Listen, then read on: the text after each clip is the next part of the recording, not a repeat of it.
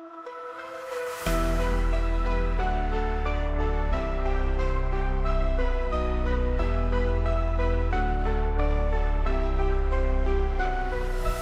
system's rigged, man, it's time to break free. Eyes wide open, gotta see what I see. Standing on the front lines, fighting for the truth. Lift the veil of lies. Exhibits, I provided them to the defense. One is a body-worn camera by Deputy Creasy, and the other one is the phone call detail records, which they've had, and we had planned on introducing. For some reason, I left it off the list. Okay. The only thing with the body cam is right now it's the 45-minute full body cam with Deputy Creasy, Yes. which we already had. We need to get their clip to be able to see what's on it first. I think they're working on that. Yeah, it's being clipped right now. Okay. Yeah. We also have photos that we've shown to defense they don't have an objection to, that we would be adding to the back of the state's composite 22 as 22FFFF. All right. Yeah. All that accurate? Correct, Judge. Okay. The only additional thing is that there was one issue with the lettering of one of the exhibits. There were two 22D DDs, and there were no 22 triple K. Yes. So that was readjusted, and we did that this morning. All right. Yeah.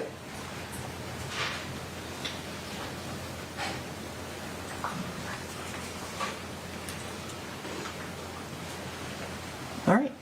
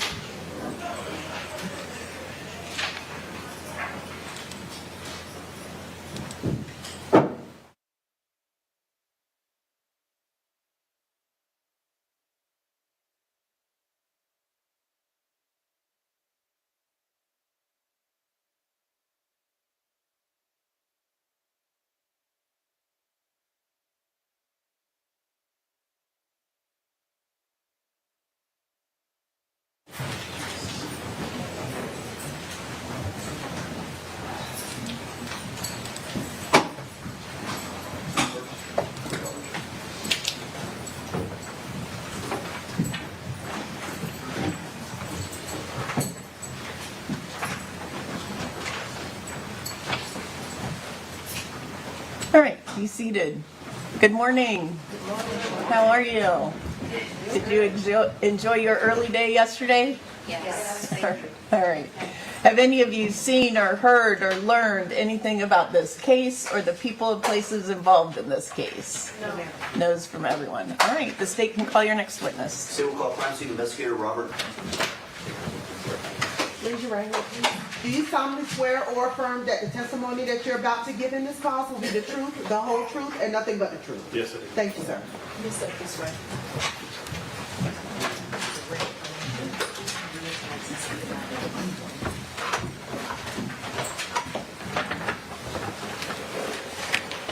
Good morning. If you Good would morning. please introduce yourself and spell your name for us. My name is Robert A. Durr III. My last name is spelled D-E-R. Thank you. Mr. Durr, how are you employed? I'm a crime scene investigator with the Hillsborough County Sheriff's Office. How long have you been working as a crime scene investigator with the Hillsborough County Sheriff's Office? Almost 18 years. All right. And what are your general typical duties as a crime scene investigator with the Sheriff's Office? So I respond to persons and property crimes where I document through photographs or other measurements possibly and collect evidence as it relates to those types of crimes. As part of those duties, do you from time to time attend autopsies as well? Yes, I do. Okay, what do you do when you attend an autopsy? I take photographs and then I collect any potential evidence that might be located by the medical examiners. And by potential evidence, you mean things like maybe clothing or objects that are removed from the body, things of that nature? Yes, sir. All right. I'm going to show you what's already been introduced as State's Exhibits 20A and B. And just if you can take a quick look at those, and you can open it. They're already open, so you can go and just see.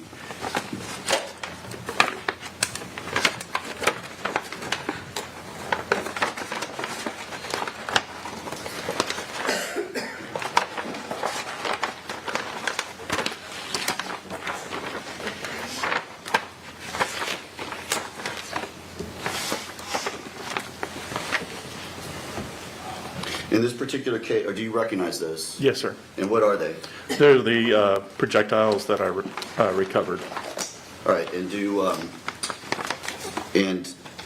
so when you were at the scene in this particular case, you took photos Yes, sir. and you collected those projectiles? Yes, sir. Were you present when those projectiles were removed from the body? Yes, sir. All right, and you observed them take them out? Yes, sir.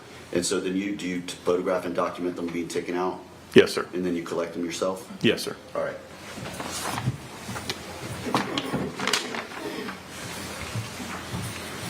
So you may publish.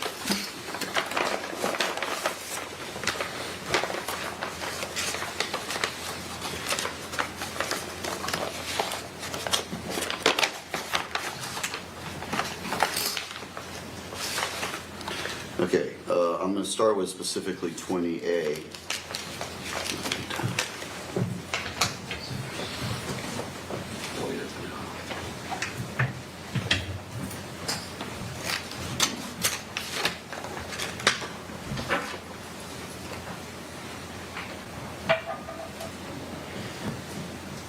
Okay, and that in fact, you were there when that was removed from the body of Jermaine Bass? Yes, sir. And you observed them and you took photos of it and then you collected it and took it into evidence? Yes, sir.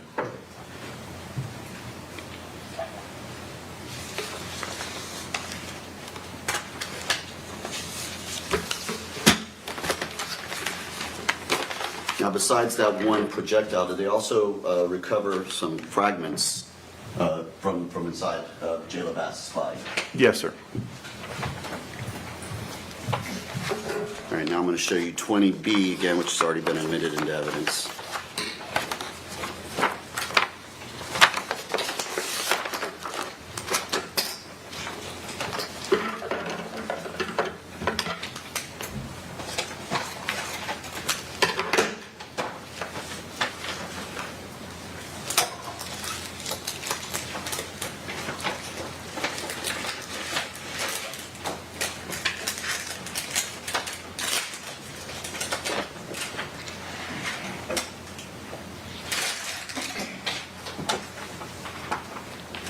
I'm just going to show them this way. So they're very small, correct? Yes, sir. And these are in fact what is taken out of the body, and they've been described as fragments of a projectile. What would that be? What are fragments? So fragments could be anything that separated off of a projectile. It could be where it was damaged or anything, maybe split apart as it was entering. Okay, this is most likely from the same projectile that came into the body? I couldn't be specific on that, but Okay.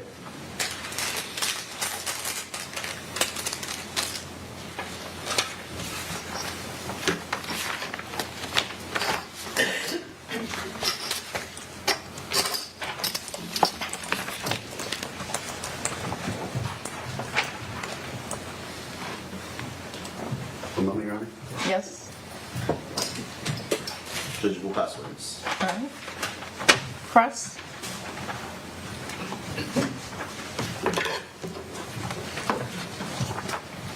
Good morning, Mr. Durr. good morning. Now, you did go out to the crime scene, right, and assist with the scene there? Yes, ma'am. Okay. But you didn't collect any evidence yourself? That's correct. And then you ended up being tasked with following up with attending the autopsy in this case? Yes, ma'am. Now, routinely, when a body is received by the medical examiner's office, the hands are typically bagged. Is that right? A lot of times, but not always. Yes, ma'am. Okay. And why are the hands bagged? To protect anything that might potentially be on there. And that is typical of what happens, like at the scenes that you've been out in, where there's been a body at the scene, that the medical examiner's office will bag the hands when they're there. Yes, ma'am.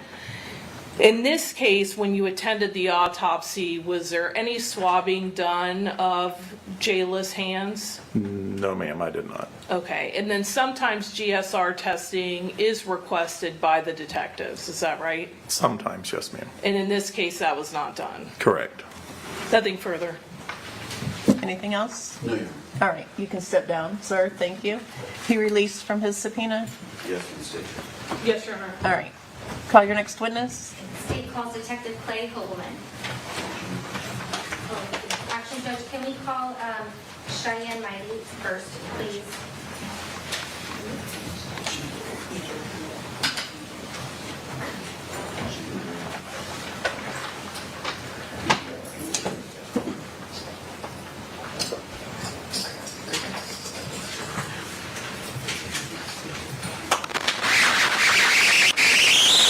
Raise your right hand, please. Do you solemnly swear or affirm that the testimony that you're about to give in this cause will be the truth, the whole truth, and nothing but the truth? I do. Thank you, ma'am. Thank you, Stephanie.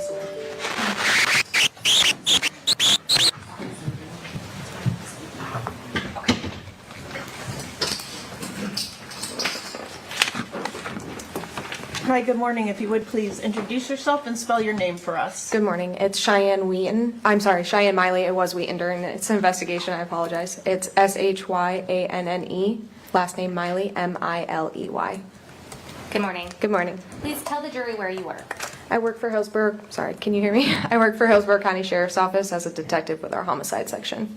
How long have you been working at the Hillsborough County Sheriff's Office? I've been with the Sheriff's Office for almost 8 years, and I've been with our homicide section for almost 3.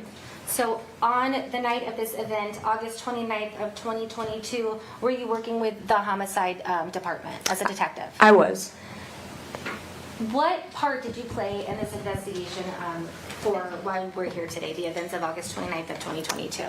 The lead detective, Detective Gabo, asked me to pick up some additional video surveillance from a residence near the incident scene. What residence did you go to? It was off Heritage Club Drive. The numerical, I believe, was 13937. Okay, and I'm showing you, it's already been entered into evidence as State's Exhibit 6, but I want you to look at it. Do you recognize it? I do. When you went and you pulled the video, help us understand what process do you go through when you're pulling a video from a surveillance camera that maybe at a residence versus maybe a business? Well, I meet with the resident, confirm that we're allowed to view their video, obtain their video, at which point she did say that she was willing to provide the video with us. I checked the date and timestamp on the live video with what I have on real time, so whether that's me checking my phone or my watch, and ensure that the date and timestamp on the video surveillance is in fact correct. So when you went to this residence in Heritage Grove Apartments and you looked at the video surveillance at the timestamp, compared it to your phone, what did you find out? I saw that the date was accurate, but the time was about 1 minute behind real time. So if the time right now is 9:33, so the time on the video surveillance was showing 9:32, just for an example. The videos that you pulled that are on what you've seen and identified as State's Exhibit 6, does it include the relevant time frame from the entire incident? Yes, it does. I don't have any further questions, Judge. All right. No question. All right. You can step down. Thank you. Thank you. She released from her subpoena. Yes, Judge. She is, Judge. All right. Thank you. Call your next witness. The state calls Detective Clay Hobelmann.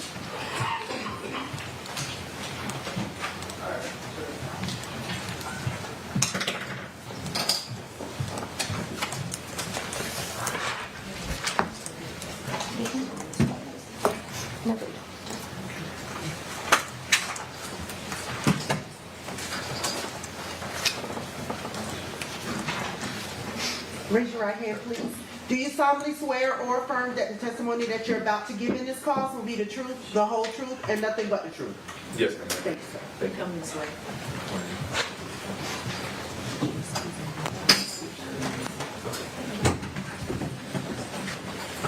Good morning again. If you would please introduce yourself and spell your name for us. Yes, ma'am. The name is Clay Hobelmann. First name is Clay, C-L-E-Y. Last name is Hobelmann, H-O-B-E-L-M-A-N-N. Good morning. Good morning, ma'am. Tell the jury where you work. I work with the Hillsborough County Sheriff's Office. How long have you worked for the Hillsborough County Sheriff's Office? I have worked there over 14 years now. What's your title now? I am a detective with the Sheriff's Office. Were you a detective on August 29th to August 30th of 2022? Yes, ma'am, I was. At that time, did you have a specific unit or department that you were working with? More broadly, I'm assigned to Criminal Investigations Division, and then more narrowly, I'm in the homicide section. Help us understand, as a detective in the homicide section, what are your duties?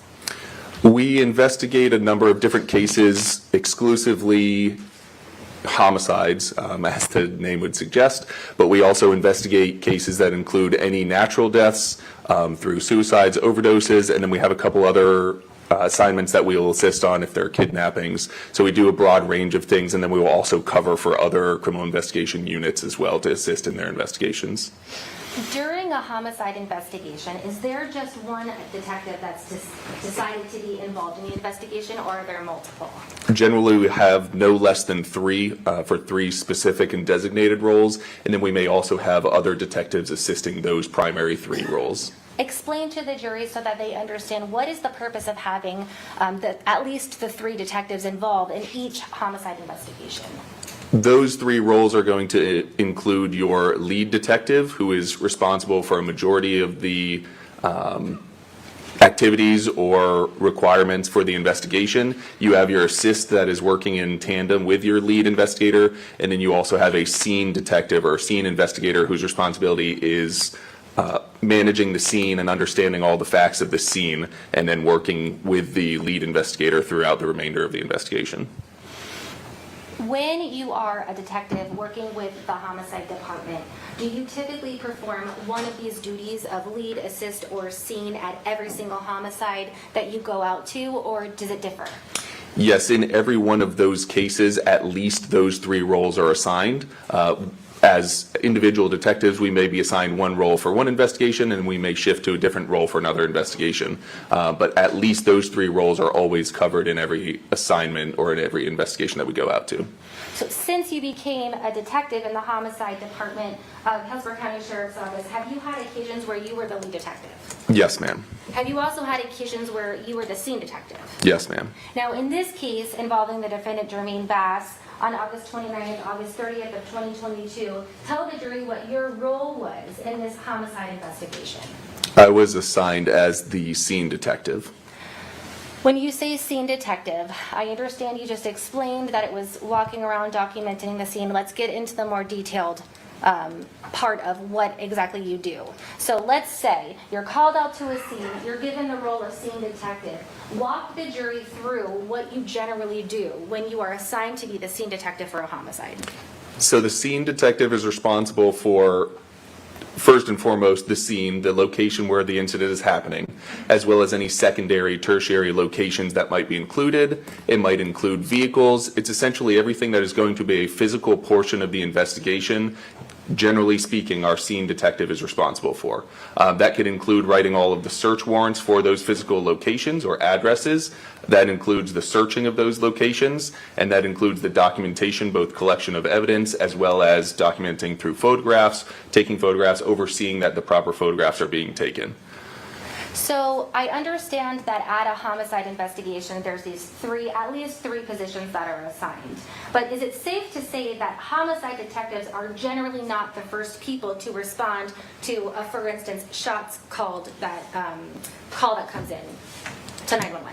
Yes, that's fair. Generally, deputies are going to be our first responding units coming to that call to kind of assess what is happening there and make a determination as to the additional investigation that is required. And at that time, then phone calls are being made to request either homicide come out or special victims units come out, whatever detectives might be an assist to that investigation. Once homicide detectives are sent to an investigation scene, are they first apprised by the deputies of what they saw when they first arrived? Yes, usually to some extent there is some foreknowledge of what is happening at the scene or what has happened or has been observed. It may come through deputies, it may come through supervisors, but generally speaking, when we do arrive at a scene, we have some idea of what has been done at the scene or what we may be facing at the scene. Based on the information that you're given, when you first arrived to a homicide scene, does that information and what you're told affect some of the decisions or the direction that you're documenting or your investigation of the scene? Does that information affect the decisions you make at the scene? Yes, I would say it does. I think that as one of the responsibilities of the scene detective, you are not only doing that documentation and trying to get an overall objective understanding of what may have happened there, but you're obviously going to be contrasting the information that you're getting. First, your initial information of what is coming through your dispatch call. Secondly, your information that you're getting once you arrive to the scene and talk to your deputies or you're talking to some of those supervisors. And then throughout the investigation, our scene detectives stay in contact with the lead investigator who's out doing their interviews, who's out collecting video surveillance, and is getting a working knowledge of what's happening outside of that house. And they are in constant communication with the scene detective to try to determine what things might be of special importance or value within that residence. When you became involved in the investigation of this case, were you given information by other deputies when you arrived about what happened? Yes, ma'am. What were you told? We were told that there... Hearsay. Its effect on the listener judge. He explained that he is given information at the scene, and from that information he makes certain decisions at the scene of what document and what not to document. Well, I have no idea what was said at this time, so sustained. Can we approach the bench and proffer, Judge? Sure.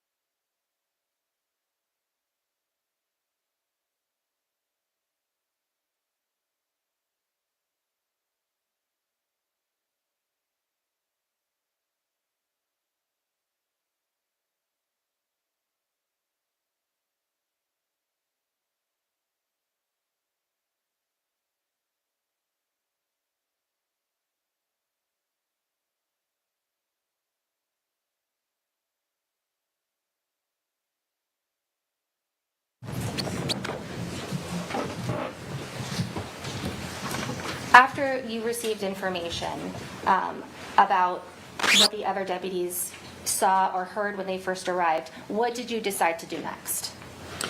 For this investigation, I collected information from the deputies that were there at the scene and used some of that information as well as some observations we were able to make just from the outside of the residence to complete a search warrant for that residence. Explain to the jury what a search warrant is and what it means. A search warrant is a document that we use in an event that we may be recovering evidence from that location or from a person or from a general area or even potentially from a cell phone in which we think that might be evidence of the case and of which somebody may not be willing or voluntarily wanting us to enter into that location or enter into that cell phone device. For a search warrant, we need probable cause, which is essentially a probability that there is evidence in that location, be it a phone, be it a residence, that we would need for our investigation.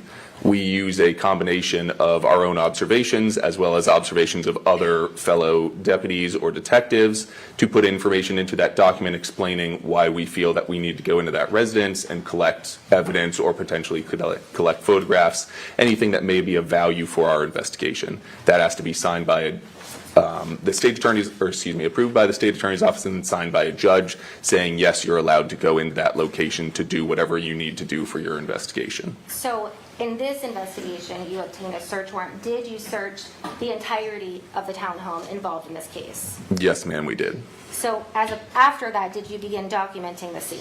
Yes, ma'am. Now, as a part of documenting the scene, are you, as the scene investigator or detective, are you responsible for actually taking the photos and actually placing the evidence markers, or do you work with someone else to help you do that? We work with our crime scene investigations department or our CSI department. Now, in this case, did that include crime scene investigator Shyanne Miley? Yes, ma'am. When you first walked into the townhome,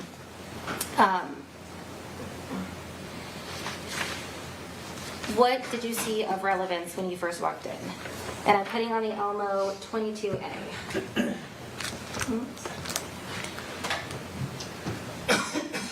Within entering the residence, the door opens inward and we come into a foyer area that has a kitchen just off to the side of it. Beyond that, there's a dining room area, and then a little further beyond that, there's a TV room area or an entertainment room, I guess, or living room space. On that location, or at that location, is a black couch, and we noted what we believed was going to be some blood on the edge of that couch, or the side cushion of that couch, as well as a small metal item that looks like a clasp or a toothed clasp that, just based on my familiarity with them, looks like the kind of clasp that's used to secure an elastic bandage or an ace bandage, with those little teeth that kind of bite into the fabric. Now, once you go up the stairs, what's the first bedroom that you see up on top of the stairs? The first bedroom you come to when you are ascending the stairs is going to be what we determined was the children's bedroom. Now, states 22R, I'm placing on the Elmo. Are we looking at the top bunk in 22R, or are we looking at the bottom bunk? This would be the top bunk, ma'am. Okay, we're looking at the back of the photo. You can see a sticker that is on the wall, right about the middle that I'm pointing to right here. It's a yellow sticker labeled Damage A. We see another sticker labeled Damage B. And we see another green sticker, which we see labeled red substance. I want to specifically talk about Damage A and Damage B.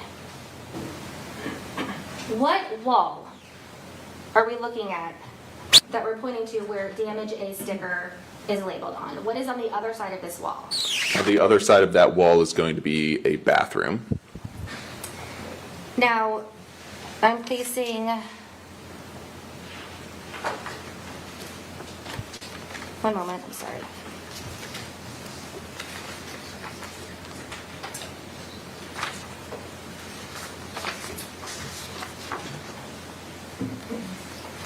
We're trying not to get the photos out of order, but I can't make any promises. I'm placing 22Z on the Elmo.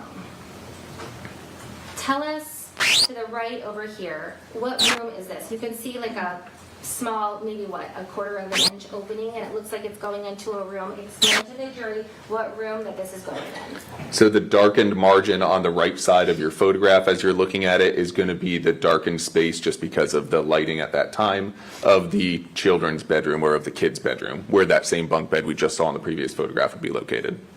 Once we're inside the bathroom that's depicted in 22Z, I'm placing 22AA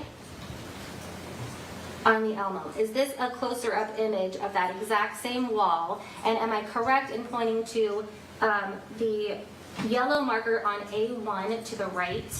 It's labeled Damage A1. Is that the same wall, the back side of the wall, belonging to Damage A? Yes, ma'am. And for reference, I'm putting back on the Elmo 22R. The Elmo is a little fuzzy, if we can give it just a minute. So the damage we're seeing right here in 22A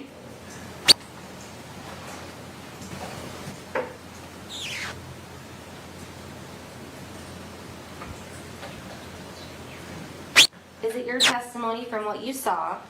It goes through the wall and exits in damage A1 that we're seeing on 22AA on the right over here. Yes, ma'am, that is our belief. There is a space in just the normal construction space between those two walls. But yes, it would appear, based on some other continued observations that we make once we get to A2 and A3, that that's going to be one continuous trajectory of a projectile going through the wall. Now, you explained earlier that you were working with the homicide unit as a detective for quite some time. About how many times at the time of this incident had you been assigned to be a scene detective? Probably in excess of 25 or 30 times for scene. Okay, and during those 25 to 30 times or other times that you've been called out to a homicide investigation, have those before included gunshots going through drywall? Yes, ma'am. Have you had an occasion in these prior scenes that you visited to notice the shape that a gunshot may make when it's going through drywall? Yes, ma'am. Describe for us the shape of 22R, where we're looking at damage A. It would appear, oh, go ahead. Well, sorry. I was specifically wanting to ask to you, based on your training and your experience, the significance of the shape of the damage A that we see depicted in this photo. With this photograph, we're seeing a rounded shape as it goes through the wall. When you're seeing the clean edges, generally speaking, that would refer to an entrance or the round coming from this side of the wall, penetrating into this wall. I think you can see slightly from A1, it's a little rougher, and that's because as it starts to come back out of the wall on the opposite side, it's pushing that material in front of it, so it fragments as it's coming out. And you'll see either the wall being pushed out in that direction, or you'll see it's a little bit rougher around those edges as the edges of those are pushed out. The damage in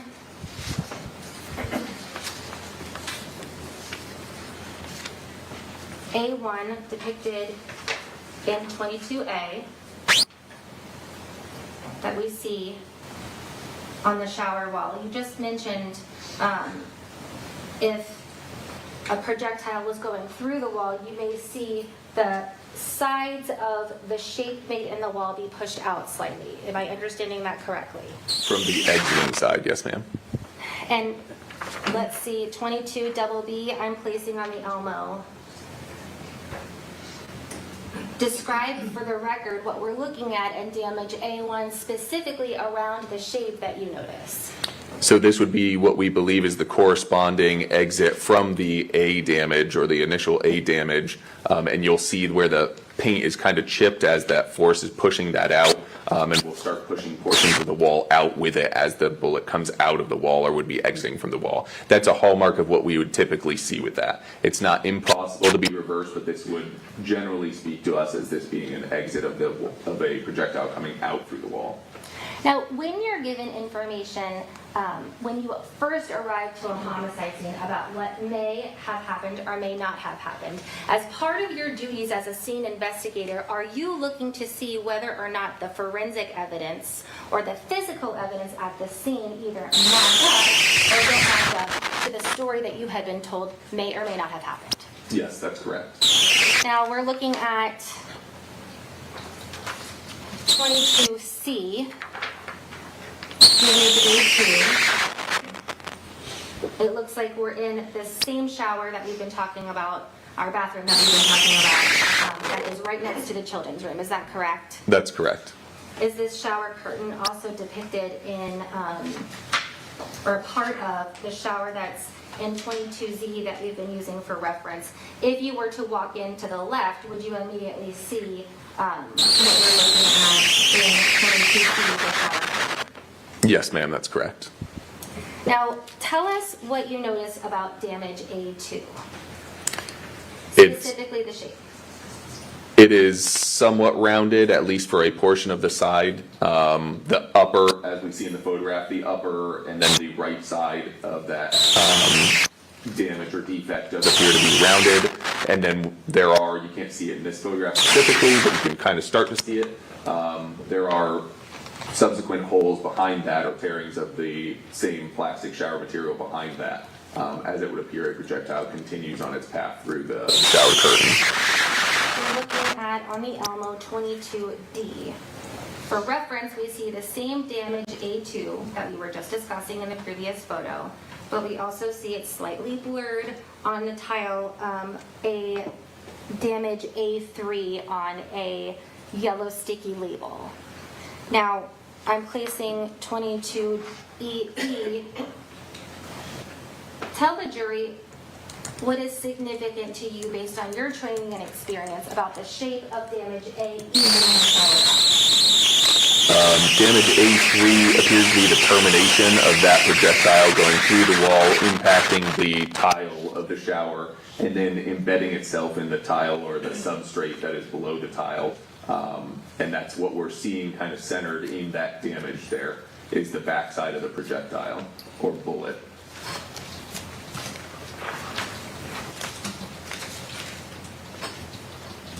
Just hang tight for one moment. I'm referencing one specific.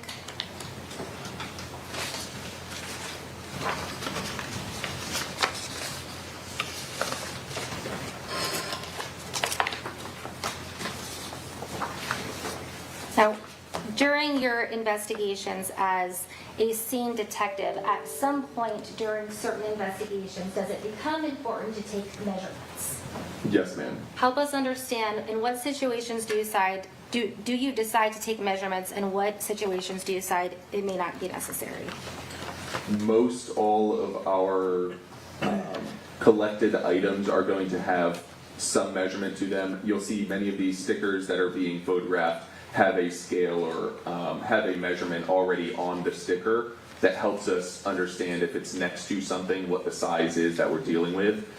If it's something that we find of specific importance that we're collecting, we may do additional measurements of it once we get back to crime scene and have more controlled environment. But generally speaking, several of our areas that are photographed will have some sort of scale to them. It's not necessarily to give you a specific measurement as to the width or the diameter of the bullet, but it is giving you some context as to how big this portion of damage is on the wall. I want to talk about trajectory rods. Yesterday we were introduced to the idea of trajectory rods. Tell us why in certain cases you may use a trajectory rod. A trajectory rod is just a tool that we're using. We have to have two solid areas that are either impacted or traversed by a bullet for us, or projectile, for us to be able to use a trajectory rod. We have to have a point A and a point B that we can pass that rod through. Generally speaking, when we do have bullet damages, we are getting some rounded areas that it's going through, as we've kind of seen through this evidence. And then the trajectory rod allows us to pass a straight implement through those holes and now look at the directionality of where that rod is pointing. Generally speaking, if we're looking back in the direction of where we believe the bullet came from, we can get some idea of where the gun would have had to have been positioned or pointed and aimed at that direction. And somewhere, if you were to draw out where that rod is pointing, somewhere along that line, a gun was pointing in that same direction and firing that bullet, which passed. Objection, or outside the scope of this witness's expertise. Overruled. You can finish. Somewhere along that line is going to be the passing of the bullet through the same location where the rod is. Now, I'm placing on the Elmo, let me move these first.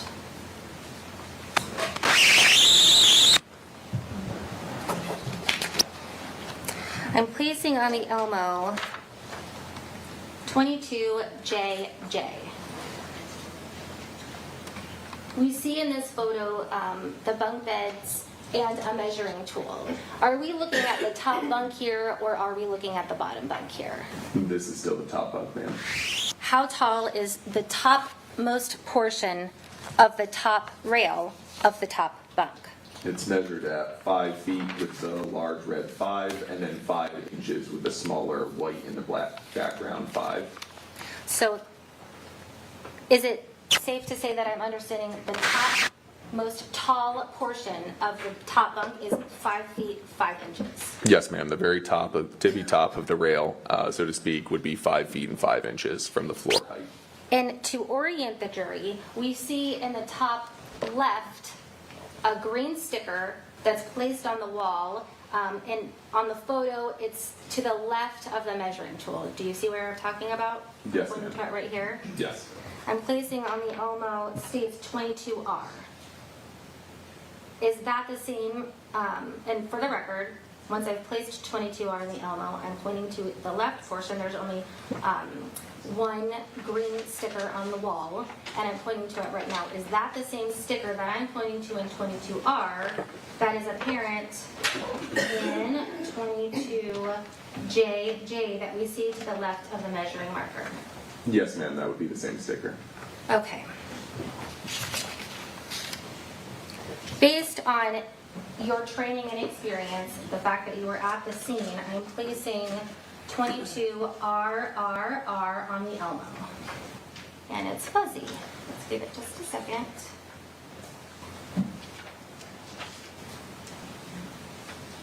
In 22 RRR, we see damage A that we've referred to before.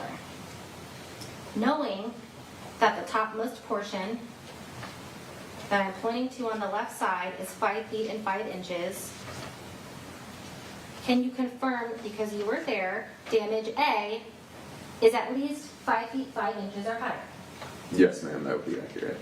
Now, I see a green pole that is extending in this photo out of damage A. We've talked about trajectory rods before, but help the jury understand. The green pole that is extending out of damage A, is that a trajectory rod? Yes, ma'am. I'm placing on the Elmo 22 LLL.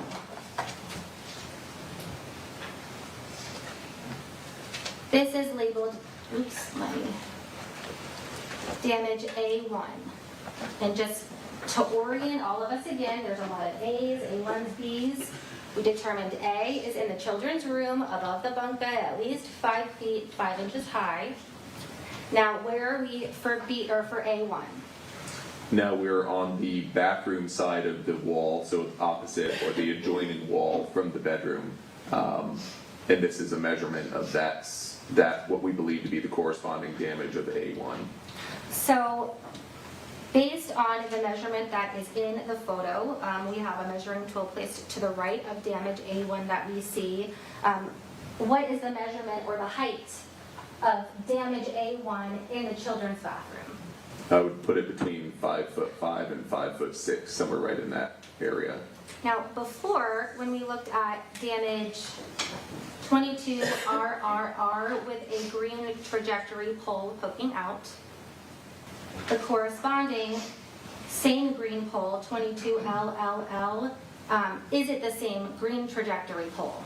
Yes, ma'am, same rod. Specifically, I want you to explain to the jury the significance of 22 RRR. I want to draw your attention. Well, let's give it a second to focus. Looks like it's... There we go. The trajectory rod, the green trajectory rod, protruding out of damage A, explain to the jury the significance of the angle that we see portrayed in this photograph. Given that we're looking at the wall from what we have interpreted as the entry point, we're dealing with a slightly downward angle, and that angle, for the purpose of this photograph, would be from a left to right I'm angle. going to object again to this witness outside his knowledge and expertise. Overruled. You can answer it. But it was essentially answered. It's a downward angle and slightly left to right as it's seen in this photograph. So based on the trajectory rod, is the angle traveling at a downward angle or an upward angle at the point in which it enters the wall marked by damage A? It's traveling at a downward angle. 22 LLL. I'm placing on the Elmo we've looked at before. We've determined the same trajectory rod in damage A is depicted here in damage A1. I want to draw your attention to the angle of the trajectory rod depicted in this photo. I want you to explain the significance of the angle of the trajectory rod depicted in this photo. It's still traveling at a downward angle. So the level, so then I want to place on the Elmo 22 MMM.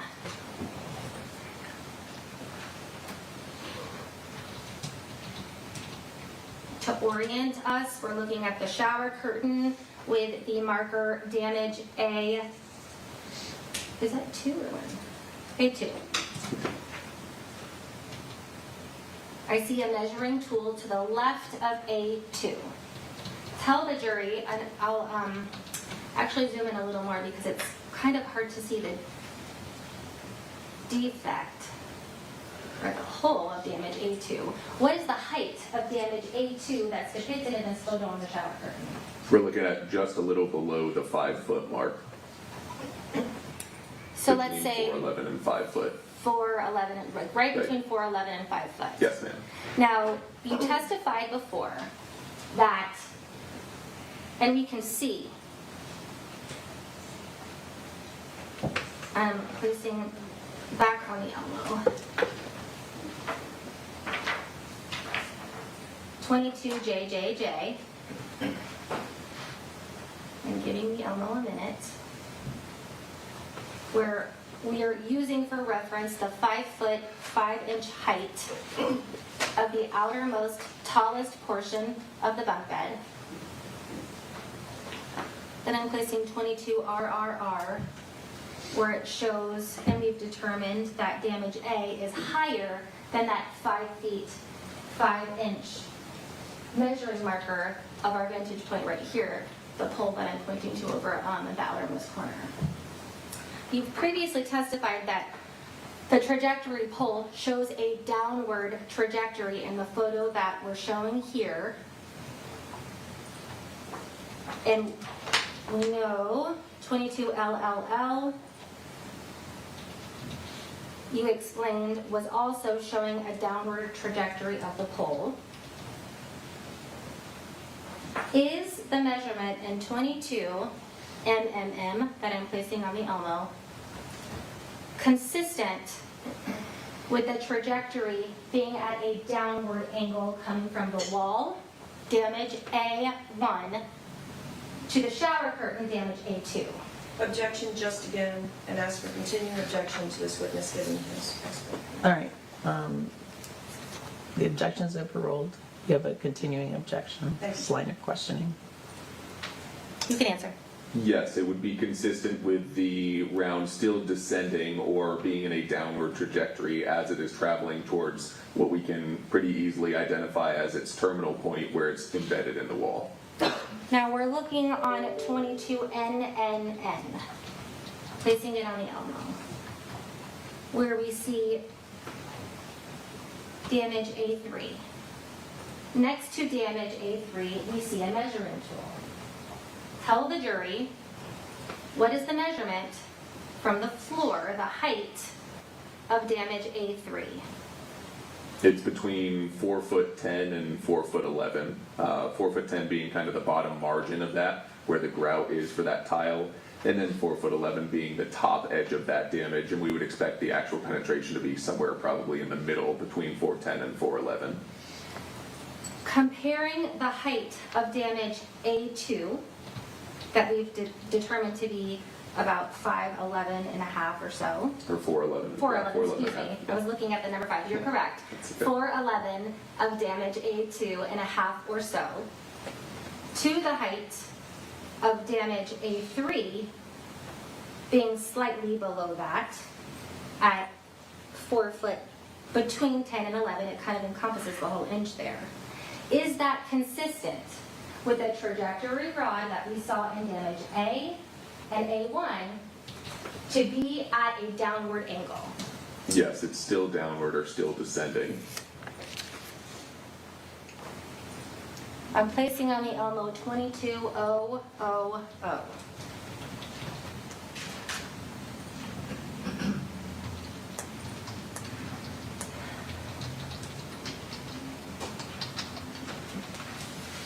The marker on the wall, is that damage A1? Yes, ma'am, on the right side wall, in the photograph just above the shower towel holder. On the shower curtain, is that damage A2? Yes, ma'am. And we can kind of see, it looks like there's, over here, there's a cabinet on the wall that's sneaking out right behind the cabinet. It looks like we have another yellow marker that goes into the shower tile. Is that damage A3? Yes, ma'am. Explain to the jury the purpose of using the trajectory rod from damage A1 in the bathroom wall to a 2 in the shower curtain, to a 3 in the shower tile.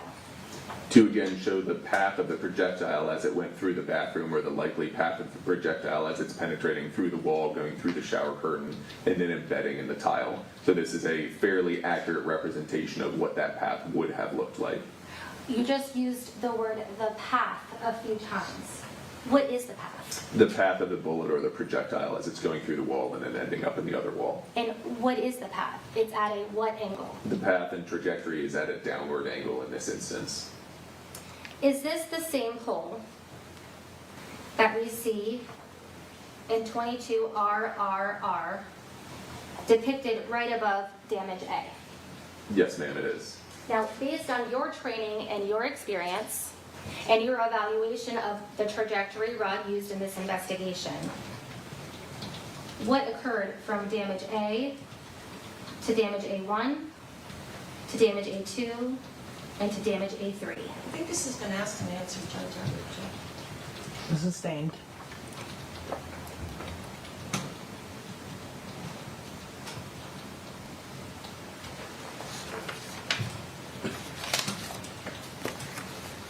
I'm placing on the Elmo 22R to reorient us. Are we looking at the top bunk or the bottom bunk? Top bunk again. I want to draw your attention to an evidence label entitled Damage B. I'm pointing to it. It's the yellow label that's closest to the bloody mattress. What does that look like to you when you were first there and you first viewed it? Our belief was that was also a bullet damage or a bullet impact location. Looking at 22FFF, what are we looking at here? Well, hold on. Let me start out with a larger view of it. And then, what's significant about this damage, specifically when you zoom in? We believed, again, this is just a zoomed in or a closer up photograph of one of the preceding photographs of the same damage at damage B. We're seeing some blood in that same area, as well as some breaking of the wood on that framework. And towards the right, I would say the right edge of that damage, there's a little bit of rounded shape to that damage that we thought might be consistent with a bullet or a projectile striking that area.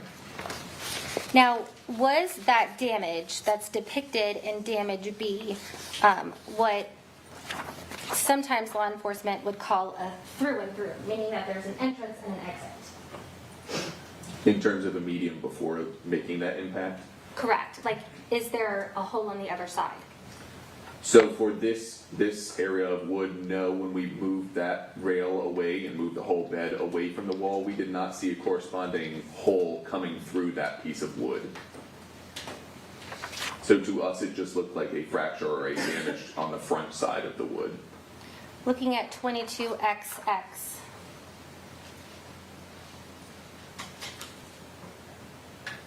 Is this another view of the damage that you're talking about? Yes, ma'am.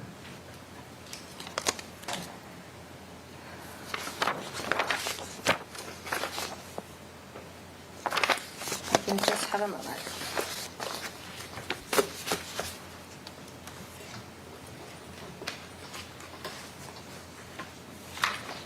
During your investigation, did you have an occasion to inspect both the top mattress and bottom mattress for places that may be of evidentiary value? Yes, ma'am, we did that. Tell us about your inspection of the top bunk mattress. In this same general vicinity of where we're looking at now, near where the damage B is, we did find a defect or what looks to be a tear or hole in the top fabric material of that same mattress. In the photo that we're looking at, 22XX, where was the defect that you noticed in the mattress? It's close to the same area where damage B is, a little bit inset from the mattress, so away from the wall, but where one of the concentrations of blood is located. Judge, can the witness stand up, please, to identify the area he's discussing? Yes. Please stand up and point to it. It would have been in this upper portion of the mattress, just forward of where damage B is, or just up for the purpose where you're viewing it on the television screen, to the left of where damage B is located. And please sing 22D, D, D on the Elmo. Point to the area so the jury understands of what you're talking about where you noticed a defect in the mattress. Can you zoom in a little bit, ma'am?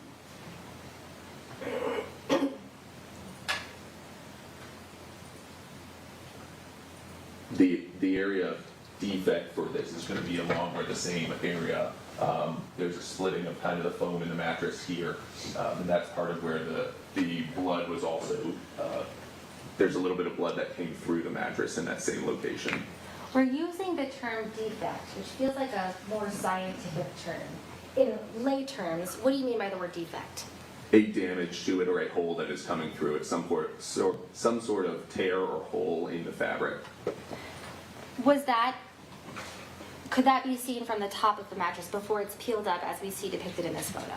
A little bit, yes. That was where we were initially drawn to the location of the hole or the torn area of the mattress from the top. So you see this on the top, this torn area, and you decide to peel it up like we see depicted in this photograph, which is 22DDD. After seeing what you see depicted in 22DDD, what did you do next? Continued to cut through that mattress to try to locate if there was an actual projectile somewhere in the mattress. I'm placing on the Elmo 22EEE. What are we looking at in 22EEE? Now we're looking at the same mattress but with the entire top layer peeled back. So now we're looking at the interior spring arrangement of the mattress. Is what we're looking at what you just described in 22EEE, is this the same mattress, 22DDD, where we see it peeled up to reveal the foam? Yes, ma'am. Is it the same mattress that we're looking at in 22X, which is the mattress depicted in this photo to be on the top bunk that has blood pooling and staining? Yes, ma'am. After peeling back to see the springs in 22EEE, tell the jury what you noticed. A projectile was located within this space where the springs were. I'm placing on the Elmo 22FFF. It is significant. Number one, what are we looking at? We're looking at a zoomed in picture, kind of a continuation of the previous picture of the spring arrangement. And I want to draw your and the jury's attention to, it looks like an item that I'm placing my finger to. It's kind of a semicircle portion of an item. What is that item? That would be a projectile, ma'am. Or a bullet. Is that consistent with the damage or defect that you saw occurred in the foam that you described before? It could be, yes, ma'am. 22GGG, I'm placing on the Elmo. What are we looking at? That would be the actual recovered bullet or projectile, just held in a palm. The recovered bullet or projectile that we're looking at in this photo, is it the same as the projectile that's depicted and that we just pointed out in 22FFF? Yes, ma'am. And the projectile that we just pointed out in 22FFF, is it found in the same area as the defect that you described in the foam depicted in 22DDD? It's actually a little bit towards the opposite side of the mattress, a little bit further in to the opposite side. It is still the same mattress, but it is not directly beneath where this damage is located, but a little bit further away within the mattress or within the spring space of the mattress. Can you stand up and show us? Yes. It would be found kind of towards the top of the screen on that side of the mattress. So help us understand. Do you believe, based on your training and experience, the location, and for the record, I have 22X on the Elmo where it depicts damage B, that damage B and the projectile found in the mattress depicted in 22GGG are related? Yes, ma'am. Tell the jury why you feel that way. It was our belief that what you're seeing at damage B is going to be a deflection point where it is impacting or coming in contact with the side rail of the bed and then deflecting back in the opposite direction into the mattress and embedding itself through the Objecting at mattress. the lack of foundation and proper opinion for All right, PSB. Everald. You can repeat it because she was talking. Where it's impacting the railing and then deflecting and coming back, or ricocheting, coming back through the mattress, and ultimately being located in the mattress through the space where the springs are located.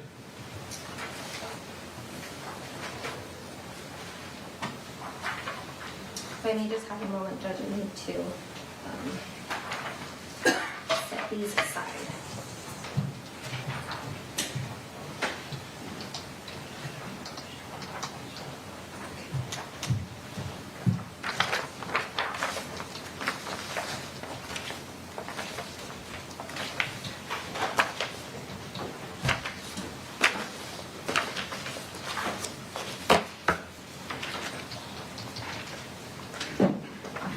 Behind the top railing of the top bunk bed, at some point we see another trajectory pole that is like a red or pink in color. You recall that? Yes, ma'am.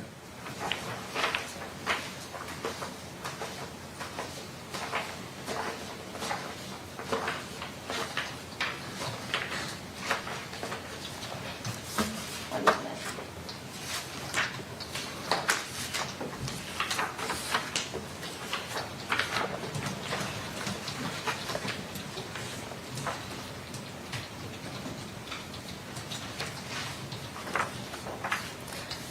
During your investigation, did you have an occasion to follow the trajectory of that damage to the wall and determine what happened at that point of entry? Yes, ma'am. As I recall, the initial entry into the wall is marked by B1. It clashes a little bit with B, but that was because at the time that we were investigating, we thought that B1 may be a continuation of the damage to B through the frame into B1. However, once the bed was removed from the wall, we realized there is no continuation or no hole on the back side of B. Therefore, B1 was identified as a separate and independent bullet damage to the wall, accounting for a different projectile. And I'm placing on the Elmo 22FF, we see damage B, but behind that on the wall, we see poking out a yellow evidence marker. Is that what you're discussing, that you thought that damage B and what's behind the evidence marker on the wall, you thought they were related? Yes, ma'am, we did. The one behind it, though you can't see it, it's going to be the same one that's going to be seen later as damage B1. Damage B1, did you determine on the other side of that wall where that projectile landed? Yes, we did. While there's not a punch through of the wall with an actual exit hole, we do see a kind of conical shape on the back side of that wall where it looks like something impacted and it just didn't come all the way through the wall. So it struck the wall from the space, the voided space in between the wall, but it didn't actually go all the way through the drywall. It just struck the bathroom side of the wall. And we're looking at 22QQQ. Damage B2 we see labeled on here. Is that what we would call the defect on the wall that you noticed that was related to damage B1? Yes, ma'am, it is. Tell the jury about the different heights of damage B1 and damage B2. Those would also be in a downward trajectory from where we think our entry point is on the bedroom side of the wall to where we see our impact point on the bathroom side of the wall. I'm placing on the Elmo 22PPP. What's the height of the damage of B2? Can you back out just a little bit? Oh, sorry. No, that's okay. I didn't realize it was still so zoomed in. So the floor is almost covered, but we're looking at 4 feet and somewhere again in between 9 and 10 inches. So 4 foot 9.5-ish on the bathroom side of the damage. And damage B1, that would be depicted in 22F. Again, we're only seeing the very edge of the marker behind here, but just for reference, is this the same top portion of the top bunk that we've measured out as 5 feet and 5 inches? Yes, the very top rail with a little bit of extra would be the 5 foot and 5 inches location. And placing on the Elmo 22C. What are we looking at here? Some poorly done demolition, and then that's going to be a projectile that was recovered from the wall.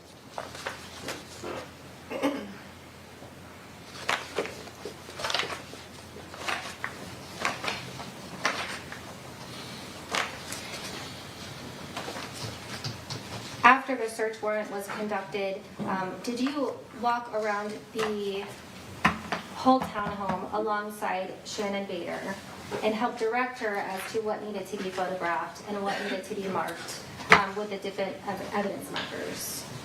Yes, I wouldn't say that we're necessarily in lockstep as we're going through, but everything that is marked as evidence is either something that was noted by her or something that was noted by myself. And then together or in tandem, we will assure each other that we are aware of everything that has been marked as evidence. Putting on the Elmo 22FFFF. This was a photo we did not have a chance to view yesterday. Can you orient us to what we're looking at in 22FFFF? This would be a picture taken from the kitchen, looking at the edge of the kitchen counter. To the left margin of the photograph, you can see a table and chairs. That's the dining room table and chairs. To the right edge, I can point this behind me, but we're seeing the slim edge of what looks like a darker colored or brown door. That would be the front door in an open position. So the front door is out on the first floor of this townhome that we've discussed. That's correct. This is the first floor. Now, throughout your investigation and in your experience as a detective or a scene detective in a homicide investigation, help us understand, are you given parameters on what needs to be swabbed and what doesn't need to be swabbed for DNA purposes?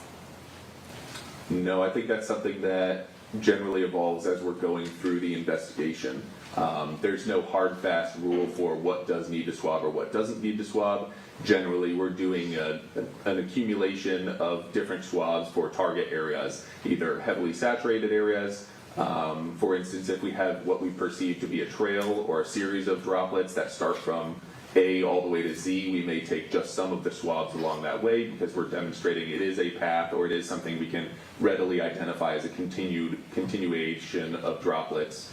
And we may swab at the first point, the last point, and 1 or 2 spots in between. So we don't always swab every single spot that we are seeing at a scene, and we don't always swab every single puddle that we see at a scene or pooling area that we see at a scene. But generally we're swabbing or looking for areas that we think are of specific interest for the investigation.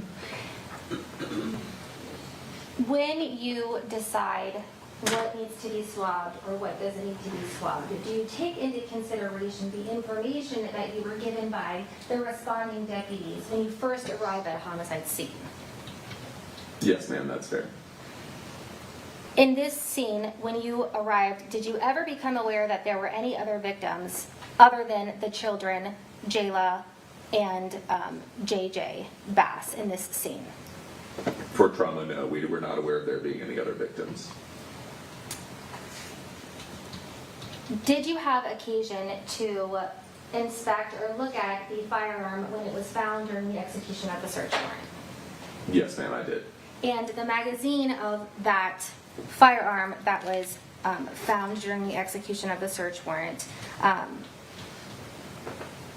did you take that information into consideration, how many bullets or projectiles it held when you were looking for things in the children's bedrooms, such as projectiles or casings? For the totality of the investigation, yes, that was considered. The number of casings that were located in the bedroom, I believe, were found before we ever even found the firearm. So when you are a scene detective at a homicide scene, we've used words such as projectiles and a word such as casing. What's the difference between a projectile and a casing? Projectile is kind of synonymous with bullet. It's the actual portion that goes out from the gun and strikes whatever it strikes. Our casing is the back portion of the entire bullet that is expelled from the firearm. In this case, if it's a semi-automatic, it's expelled out of the firearm and lands somewhere off to the side of where the firearm is at the time that the shot is fired. So we're talking about things being expelled from firearms, and someone who may not have experience could get confused. Where does a projectile expel from a firearm? When the trigger is pulled and the bullet, the entire casing is ignited, the bullet is going out of the barrel, and then the slide is sliding back, and then your casing is coming out of the side. Generally speaking, most firearms are right side ported, so you're going to have your casing coming out of the right side. And generally speaking, again, most times it comes in a slightly backwards direction off to the right side.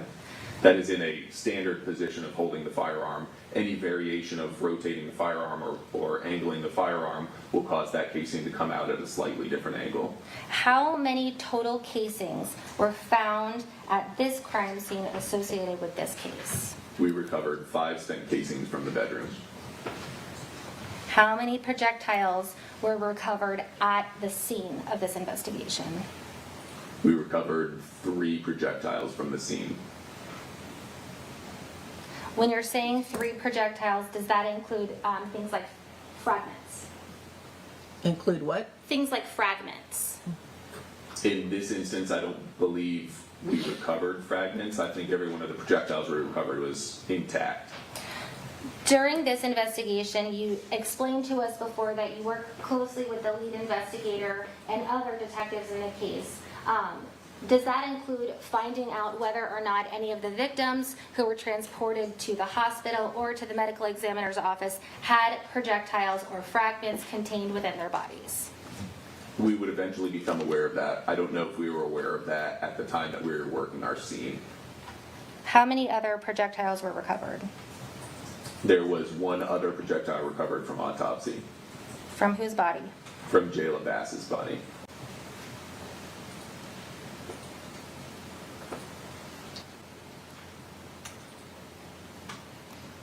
May I have just a moment, Judge? Yes.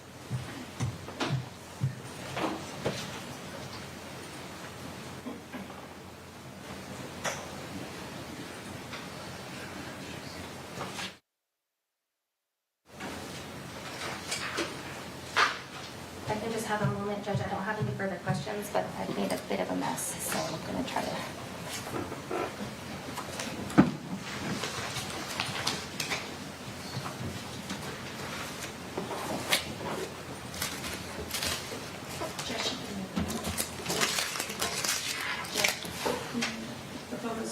Sure.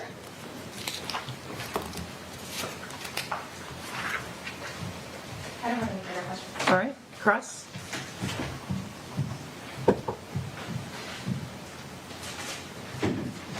Good morning. Good morning. How are you, Detective? That's fine.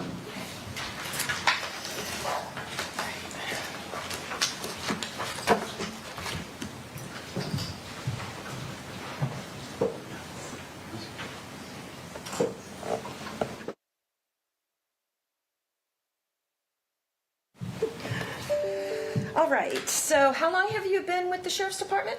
14 years, man. Alrighty, and a lot of your training for crime scene documentation is on the job, correct? Correct. You've done some outside presentations, but mainly you've received quite training during your years documenting scenes. Correct. Okay. I wanted to ask you first, you did in fact attend the autopsy, correct? Yes, ma'am. You attended it with, I believe, CSI Durham? Yes, ma'am. Okay. Now, there had been some question, had there not, concerning Jayla Bass's hands being bagged. Do you remember that? Yes, ma'am. Okay. And there was a question as to whether her hands had been bagged prior to coming to the medical examiner's office. Do you remember that? Yes, ma'am. All right.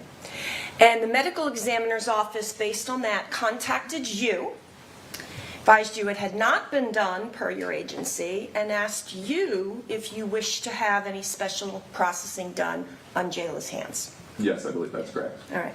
And you indicated to the medical examiner's office there was no special processing requested and no plans to swab her hands, correct? That's correct. Okay. And when a witness gets their hands bagged, that's typically done at the scene? think if we're talking about bagged hands, we're usually talking about deceased, but yes, I don't know that we bagged witnesses. If we bagged witnesses, we might be pissing people off, but yes, deceased, that's typically done at the scene if we're going to do it, yes. I apologize, I misspoke and said witnesses. So in this case, Jayla Bass's hands were bagged at the scene. They were not bagged at the scene, no. Hospital? I believe at hospital, yes. Okay, so when she arrives for the autopsy, her hands have been bagged. Yes, ma'am. Right.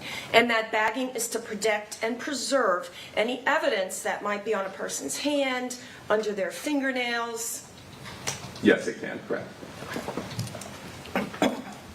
Now, you don't have any contact with any civilians in this case, Mr. Bass, Mrs. Bass. That's correct. Now, casings, since you've talked about firearms and casings, you've indicated typically casings in a normal type firearm, semi-automatic that we're talking about, typically they eject to the right. Correct. In this specific case, with the Glock 42 that we have, that's .380 caliber, do you know what side the port is on? I believe it's on the right side, ma'am. Okay, and the port's going to be the area in which that casing ejects from? Yes, it's the opening to allow that casing to eject. Okay. Now, casings are fluid. They can be moved around, they can bounce, they can be kicked around, they can fall in different places, correct? That's correct, yes. When we spoke to you, you processed this scene on August 29th into August 30th of 2022, correct? Yes, August 30th, correct. Okay. And you had no idea that responding deputies had moved blankets from around the area of Jayla more towards the eastern side in order to retrieve Jayla. You didn't know about that till we told you in deposition. That's correct, ma'am. Right. So you didn't know that at all. We advised you, let me know if this sounds accurate, about a year and 2 months later, October 17th of 2023. Yes, ma'am, that's correct. At that point, when you spoke with us and we gave you that information, had you watched any of the body cams of responders? No, I don't believe I had, ma'am. Have you to this day, in the time you've had, been able to watch any of the body cams? Yes, we've reviewed body cameras, ma'am. Okay. Now, since the blankets had been moved by first responders, you cannot give us any opinion as to the actual location of any of the casings that were located on the top bunk, correct? That's fair, yes. Now, we did in fact have one casing on the bottom bunk, correct? Yes, ma'am, we did. And since deputies had moved the bedding, certainly a casing from the top bunk could have fallen onto the bottom bunk where we saw it. Yes, it could have. Without opening either mattress, were any photographs taken of the bottom of either mattress, top or bottom bunk? No, I don't believe, other than what is already captured just in photographs of the wall, no, there's no kind of holding the camera upside down, just take a photograph of the bottom, or once it was removed, I think all the pictures are from the top and the sides of the mattress. For both top and bottom bunk? Correct, yes. Now, we've talked about A, and A is, let's say this, a little more easier to travel or to follow than B was. Is that fair? Yes, that's fair. So, and the state's already went over A with you. I'm not going to go back over A. I just want to go back over B a little bit.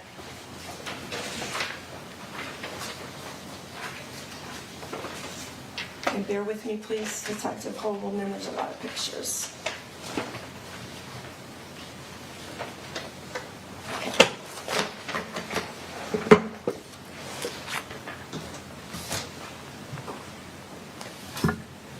All right, so we have states 22 RRR. You probably looked at this photo with Miss Reader. Do you recognize that? Yes, ma'am. All right. So now we have the yellow evidence marker placed by Shannon Bader. It is labeled damage B, correct? Correct. All right. And I think you indicated that you guys had thought something originally, but then you determined that was not correct.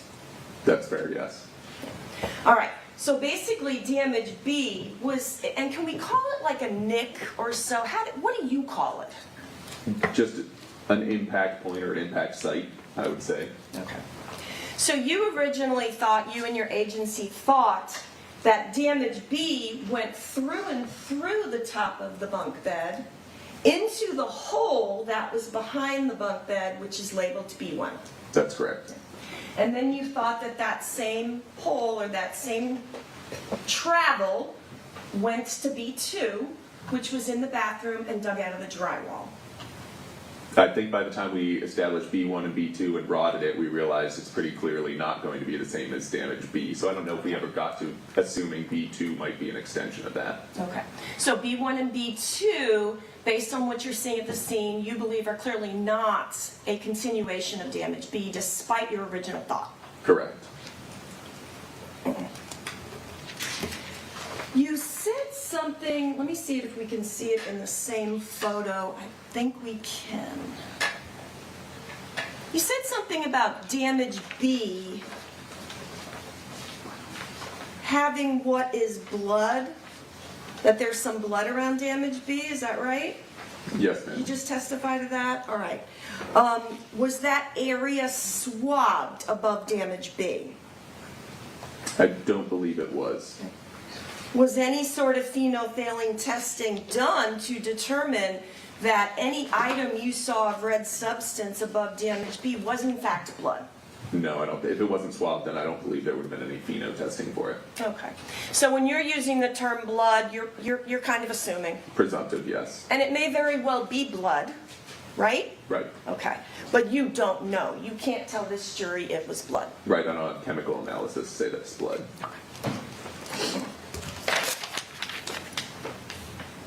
When you were continuing now and you're finding that projectile related to B1 and B2 in the wall, do you recall any debris or blood from that projectile? It would be B2 that was in the wall. Any debris or blood that you remember from that projectile? No, I don't recall seeing anything on it. Sticking with B, you gave Ms. Reeder your opinion about that potentially a bullet hitting that B frame right here and going into the mattress where the hole is, correct? Correct, ma'am. And over here, that is the area, that's the area in which the projectile, which has been fired, is found somewhere in the mattress. Yes, in the area of the mattress below damage B. Okay. Now, can you tell this jury, since you've testified to that, that that's what happened in this case? Definitively, no, I can't say because I wasn't there to see it with my own eyes. We don't have video of that. That is an inference drawn based on the other damages that we see, and then the fact that we do have a projectile in the mattress. Okay. So you drew an inference in your, is it fair to say your opinion? That's fair. Okay. That something hit damage B and then went into the mattress, but you can't tell the jury that's what happened. Definitively, no. Correct. And damage B, can you even definitively tell this jury that damage B occurred from this case? I don't, based off of what we see with the blood, well, with what you're going to say is going to be the presumed blood, yes, it would be our thought that this is going to be from this case. But definitively, no, I can't say that I absolutely have knowledge of the condition of this frame before this ever occurred. That is a conclusion that is drawn from our investigation. And it may very well be, just as I talked about the blood, but you're not telling this jury you can definitively say damage B occurred that night, it was shot that night. Yeah, I don't have any foreknowledge of or pre-existing knowledge of what the condition of the framework looked like.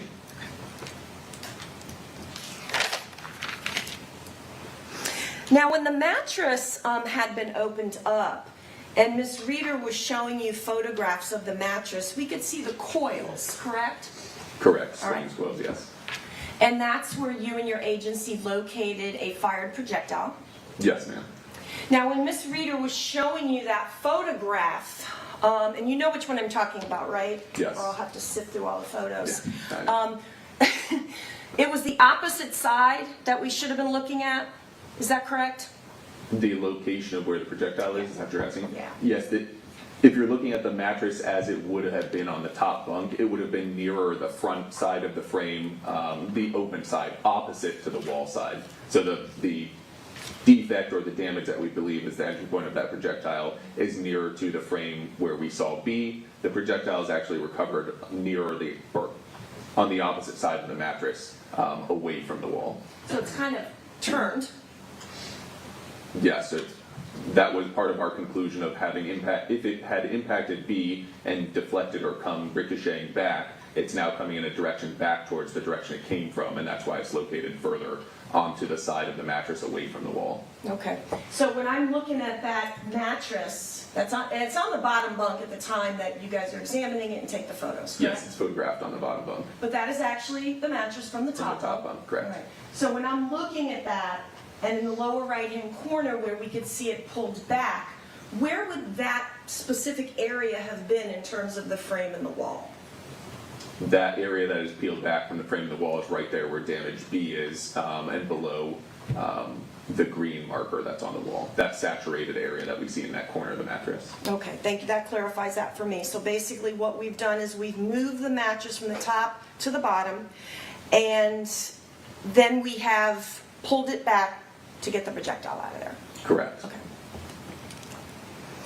Now, we also told you something else at deposition you were not aware of. Do you remember that? I'm sure you're about to tell me. If you don't worry. Didn't in fact we tell you at deposition? Your Honor, this is hearsay. World. Didn't we in fact advise you at deposition on October 17th of 23, which is about a year and 2 months later, that CSI Bader had actually documented that the projectile came from the bottom mattress? Yes, I believe that was mentioned at the meeting with us. Right.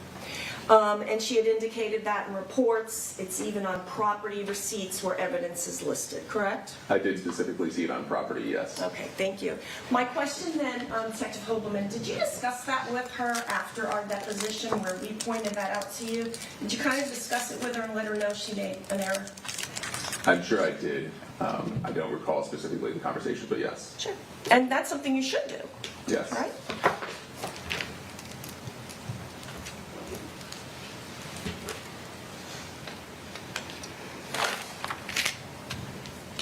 Now, we talked a little bit about potentially the red substance above B and B itself. You can't tell this jury that's specifically from this event. How about A? A could be from this event, but you cannot specifically tell this jury it definitely was. And I'm speaking of A, A1, A2, and A3. That's fair, yes. Right. And again, it very well could be, and Right. you've done the rotting, but you cannot definitively say it is related. Right, that's fair. Were the mattresses kept? No, I do not believe either mattress was retained. Okay. Do you know why? I know you have a big property department. No, just the photographs and documentation of it at the scene, I think we felt was complete at that point.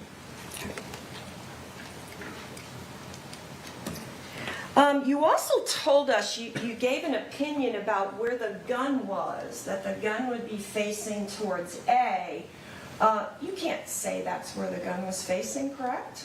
I can only say that with projectile damage, that at some point the muzzle of the gun has to be pointed in that direction for the projectile to take that path. The gun could be on the top bunk, it could be off the bunk, just pointed in that direction. Anywhere along that same line of where the rod, if you extrapolate it out the same angle that that rod is at, anywhere along that pathway, the gun could be pointed or held. Okay, that makes more sense, anywhere along that pathway. And guns move, people move, will you agree with that? That's fair, yes.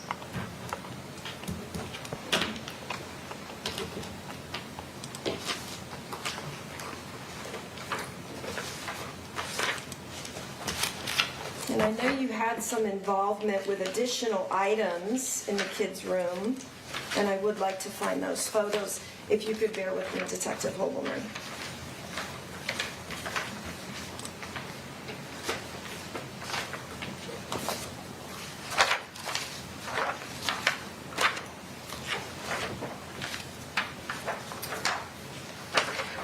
Detective Hobelmann, 22P State's Exhibit. Do you recognize this? Yes, ma'am. All right.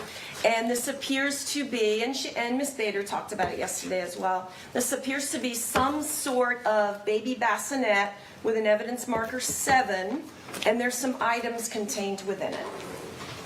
Correct. Okay. What did you determine the black item to be? So within this little toy wash tub, that item that is the black item appears to be an in-pocket holster. What does that mean? So in pocket, that settles into the trigger guard of a firearm, of a smaller compact firearm. It doesn't allow when somebody's reaching, the objective is for it, when you reach into the pocket, your finger can't incidentally brush the trigger or set the firearm off in your own pocket. So while it doesn't hold the firearm, it kind of makes the firearm safer or safe to carry within the pocket. Okay. So is it actually called a clip or a holster? What would you call it? Yeah, I keep referring to it a holster. It may be closer, you could call it a clip. It's probably closer to a clip than a holster. Okay. And do we know, does that fit any type of gun, or do you have any way of knowing? Just based off of measurements, it could be compared to see if it matches a specific gun or not. Sometimes they're made to accommodate a number of different ranges or a couple different makes or models of firearm. Okay. And did you do anything to determine that clip or that holder, whether it could have been used on the gun recovered in this case? I did not know, ma'am. Okay. And again, you're just documenting the scene. That may not have been something that you would have been tasked to do. That's fair. Right. Yes. And that is located somewhere in pretty close proximity to the bunk bed. Is that fair? Yes, ma'am. Okay. Now, that item's a little unusual there, isn't it? You find it to be a little bit unusual. It's a gun accessory in a children's room, so yes, based on that information, I would say it's a little bit unusual.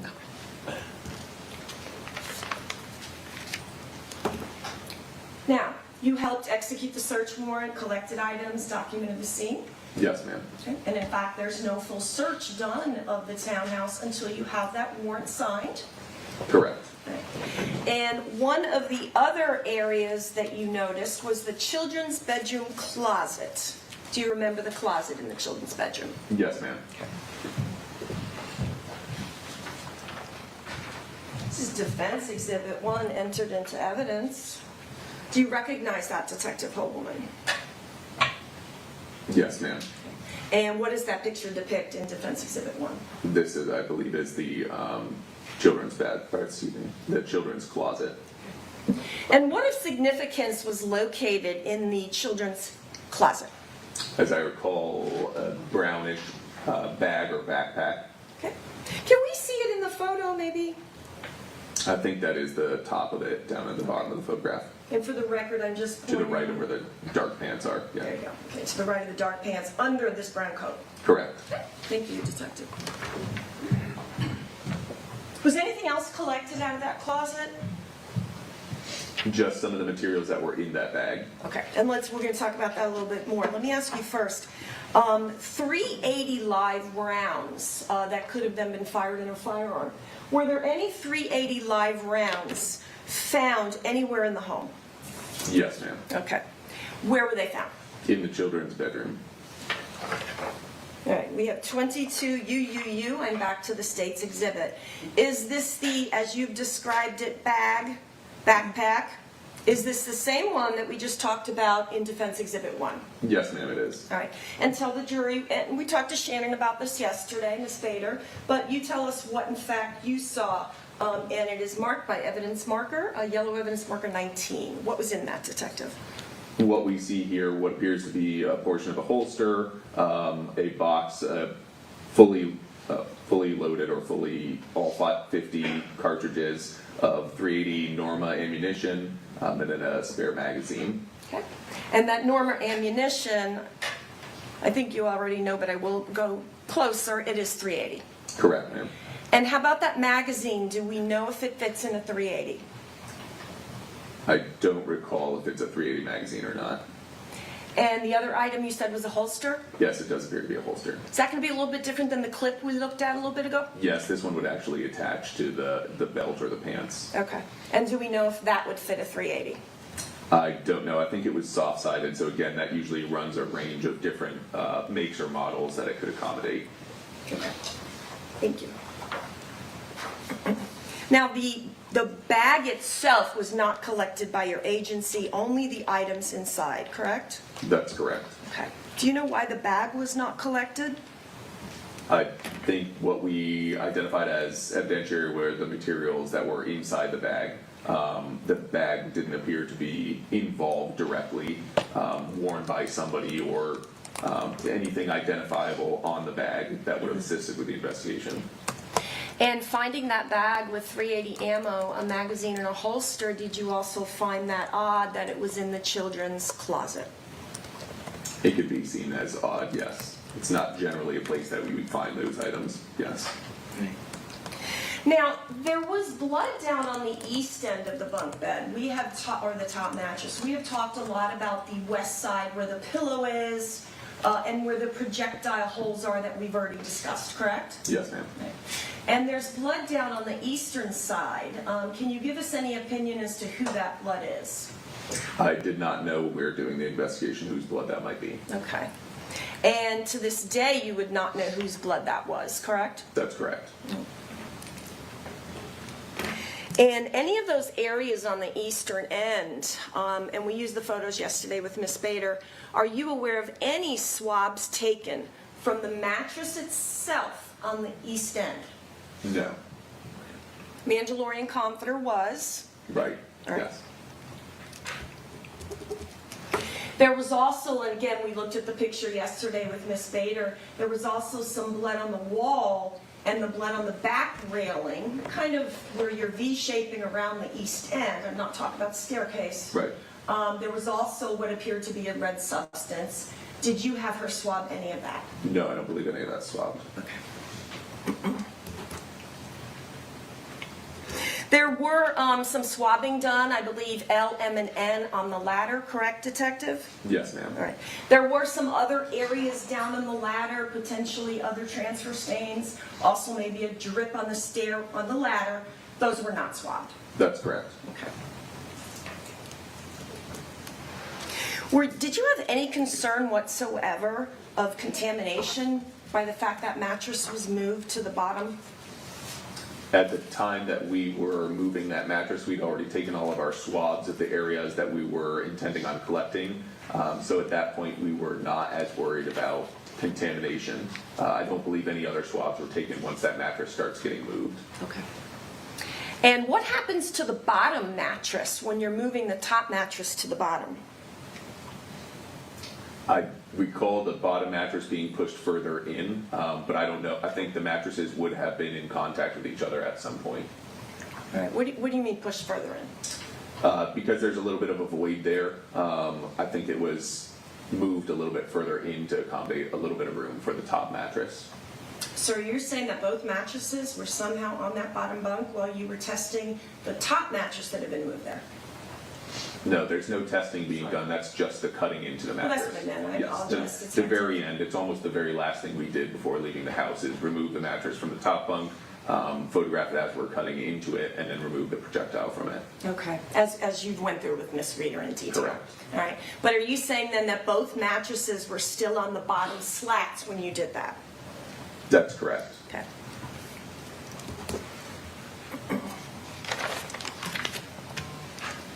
We saw some gauze that appeared to have a red substance or blood at the top of the stairs. Do you know who that belonged to, Detective? I do not, no. And the metal clip that you've even described with Miss Bader, why was that found to be of significance? As I recall, it was mentioned that there might have been a head wrapping or some sort of item on the male juvenile's head. So we weren't sure if that might have been a clip for that head wrap. Okay. So did you talk to any of the responding deputies about the fact they had wrapped his head? I talked to responding deputies. I don't recall them saying anything about the head wrap. But you've described it as something that appears to attach gauze. Correct, yes. Okay.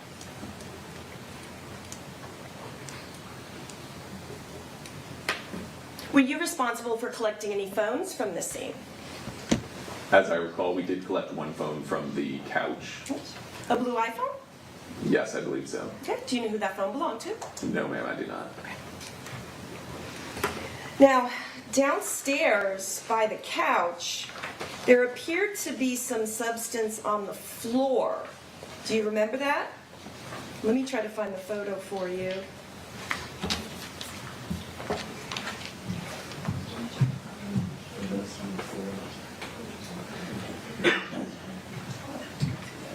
I believe you're probably referring to the area that looks a little bit like footprint. Absolutely decisive, yeah. I just want to make sure we're talking about the same thing. Yeah. I have co-counsel going through the other photos. Again, bear with me, there's a lot of photos. Okay, I actually found it. Thank you. Thank you, Ms. Spalding. Now, this is going to be States 22B, marked by red substance A. Do you recognize that? And is that what we're speaking of? Yes, ma'am. Okay. And that is in close proximity to where the couch is downstairs. Yes, that's correct. Okay. And are you aware, in fact, that that is the couch that Mr. Bass sat holding his son, JJ? Yes, I am aware. 22A, is this the couch that we're speaking of? Yes. It's marked by evidence marker 1. Yes, ma'am. Okay, didn't mean to cut you off. No, that's good. Sorry. Evidence marker 1 is actually documenting that clip. Correct. So the area, we can see it clearly in this photo that we just looked at in red substance B larger is going to be this area here. That's correct. Okay. So you would agree with me that that's in close proximity to the couch? Yes, ma'am.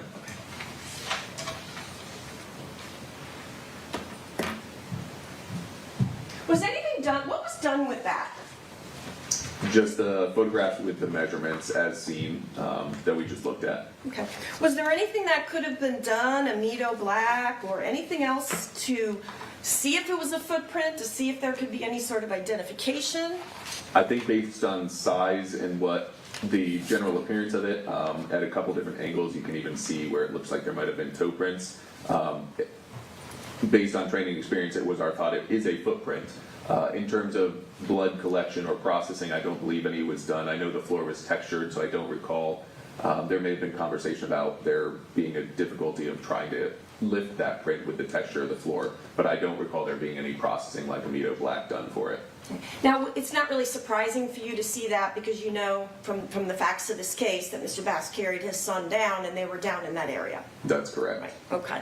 And it did appear to be, like, to you, a smaller footprint. Smaller, yes. I need to ask you about Defense Exhibit 2C. Do you recognize that, Detective? Yes, ma'am. Okay. Now, there is a pink children's car in the lower right-hand corner of that exhibit, and there appears to be some substance on it. Did you direct anybody, specifically Miss Bader or anybody else, to swab that to determine what that might have been? No, it was not swabbed. I want to talk to you about Defense 2A and B. Do you recognize this, Detective? Yes, ma'am. This is going to be the back side of the front door. That's as far as it goes. Is that all right? Can you see that okay? Yeah. It just shows the whole door there. Okay. I have a close-up, Shyanne Bader's photos, Defense Exhibit 2B. Is that just going to be a close-up of the photograph we just looked at? Yes, ma'am. And that's going to be on the back side of the front door. Correct. Okay. What was done in terms of processing of this red substance in these two defense exhibits? Just photographs were taken. Was any attempt made, even an attempt made, to potentially lift, say for example, see if there might have been some prints here, or find out whose blood it might be? No, if I it's don't. blood. Yeah, I don't believe there were. The fingerprint smudges closer to the lock area or the lower portion of the door, I believe did not appear to have any detail to them. But no, there was no additional processing done for the fingerprints or for the print areas. Gotcha. And no DNA swab, just the print, Correct. just the photographs. Okay. Thank you, Detective.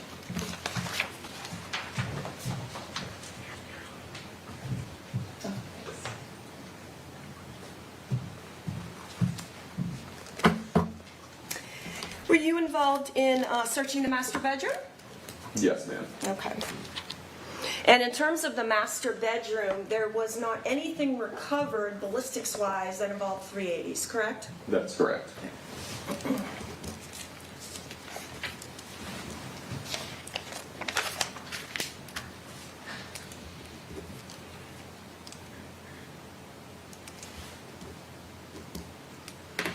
Now, what we just looked at in the Defense Exhibit 2A and B on the back of the door, would you agree with me that that would have been a pretty significant piece of evidence if somebody has their hand in blood or touches it and has blood on them? Could that be a significant piece of evidence?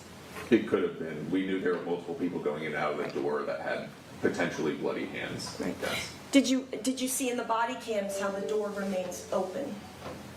I believe it is open for a period of time for some of the body camera, yes. Okay. In terms of, when I say open, the back of the front door that I just showed you where the staining is would have been up against the wall. That's correct.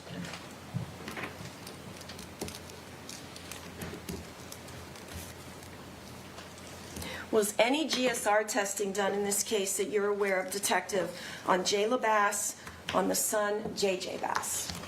No, there was none done. Okay. Did you request for any of it to be done? No. All right. I want to ask you a little bit more, and I'm wrapping up for you, Detective, on the Mandalorian Comforter. I understand there was some additional testing done by Ms. Bader. Were you involved with that? I was not present, but I was aware of what the additional work was. Okay. So there was additional testing done to take a swab of one of the red substances on the blanket. Correct. Or comforter. And in fact, there were photographs and specific infrared light used to try to lift gunshot residue. At least see if there was something that would be consistent with that, yes. And you guys can do that. You have these lights, you put it on, potentially you could see gunshot residue. You can at least see something that would be consistent with what gunshot residue would be. We can't definitively say that. We would have to send it off for additional testing to be able to say that. And my next question, was anything sent off on that Mandalorian comforter, what we just talked about, to determine if there was gunshot residue on that Mandalorian comforter? No, we did not send it to a private lab. Okay, you didn't do anything with it? That's correct. And that potentially could put that comforter in closer relation on the bed to where the shooter is, potentially. It could, yes. All right, I want to ask you just a question about, Ms. Reeder talked to you about items that were sent off, and you and I discussed areas that were not swabbed as well. You used the Florida Department of Law Enforcement to send off swabs, say from the firearm, swabs on the wall.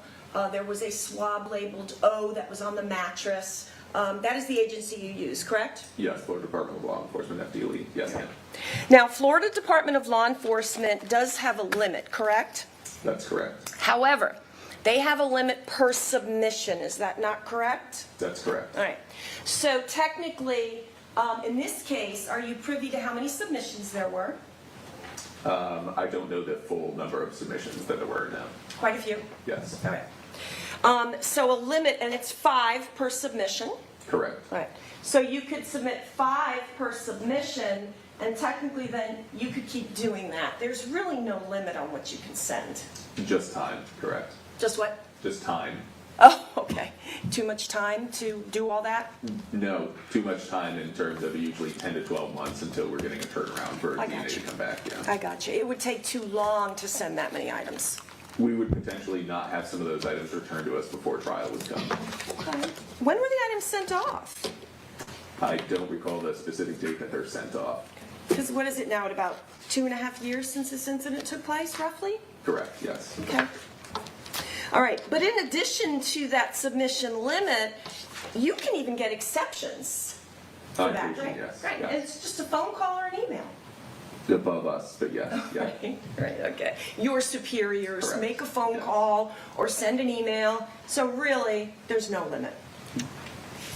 Just based off of what FDLE is willing to say yes or accept, there still has to be a cause or a reason to request additional time. And a lot of the things in this case concerning the children's bedroom and the bunk bed, that would be pretty significant, wouldn't it? It could be yes. Okay. And if FDLE refused to take additional items, there are other independent labs that can be used? Correct. Okay. But in this case, there wasn't any need to go above FDLE because the items that you wanted to send, or Detective Gabot, were sent. Correct. No other items besides the ones that got sent? That's fair, yes. Okay. May I have a moment, Judge? Yes.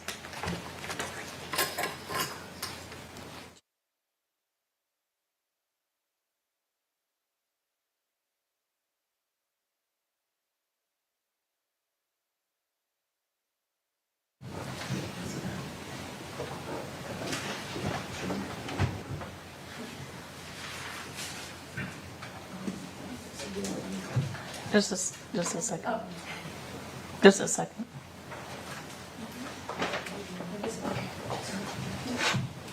I had asked you about any GSR that was done, or actually not done, on Jayla Bass or Jermaine, the son, JJ, correct? Yes, ma'am. Are you aware of any GSR done on the hands of my client, Jermaine Bass? No, I don't believe there was. Are you aware of any GSR testing done on Shirley Bass? No, ma'am, I don't believe there was. Now, does FDLE do gunshot residue testing? I don't believe they do in terms of interpretation for identifying GSR. There are other labs that do that, correct? Correct, there are private labs, yes. So technically, if your agency had taken gunshot residue of the son or Jayla or Mrs. Bass or Mr. Bass, it could have been sent off to an outside agency. Yes, if swabs are done at the scene, yes, it can be sent out. And as we've established, they were not. Correct. Okay, but it certainly could have been done had it been requested in this case. Yes, ma'am. I thank you so much, Detective Hobelmann. Thank you.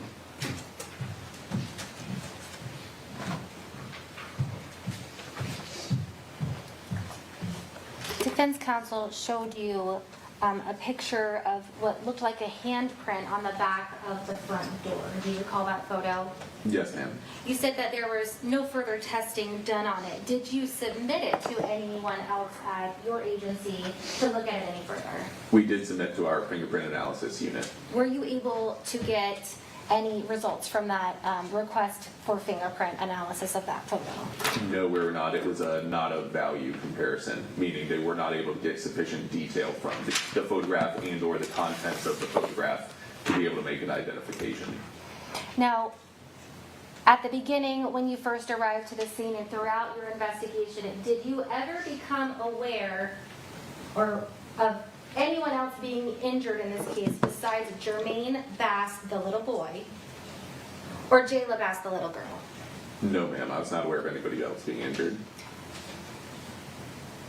Defense counsel spoke to you about swabbing and sending things off for DNA. Would the results of any swabs or DNA taken from the top mattress that we've discussed in this case help you resolve whether or not the gun going off was an accident? I don't believe I'm so. going to object to that speculation, improper opinion. Sustained. Would any DNA swabs that were taken from the top mattress discussed by defense counsel at the locations decided by defense counsel, would that have helped you decide whether or not, or who the shooter of the gun was? Same objection. Sustained. I don't have any further questions, Judge. All right. You can step down, sir. Thank you. Is he released from his subpoena? Yes. I would ask him to remain under subpoena, but he's free to leave the courthouse. All right. You're still subject to recall. Thank you. Call your next witness. Maybe your first briefly, Judge? Sure.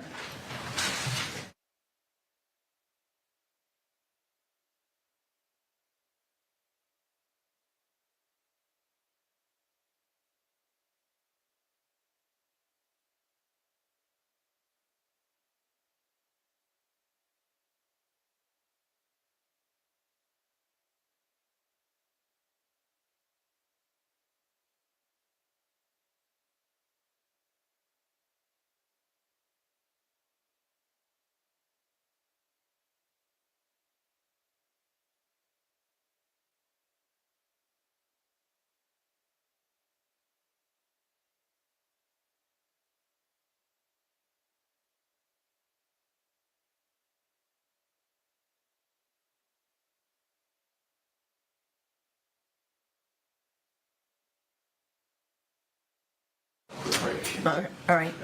All right. Who's next?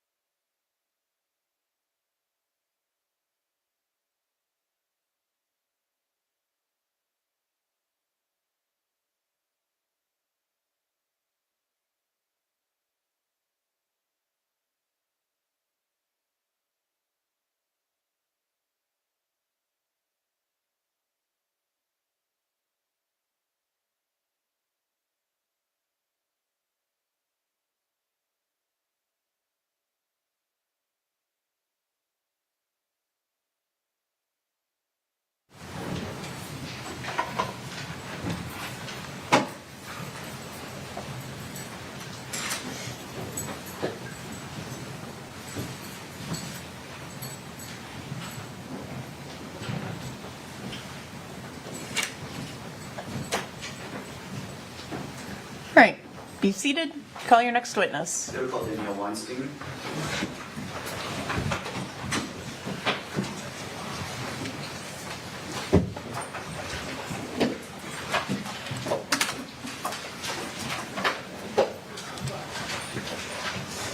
Raise your right hand, please. Do you solemnly swear or affirm that the testimony that you're about to give in this cause will be the truth, the whole truth, and nothing but the truth? Yes, I do. Thank you. You can come this way.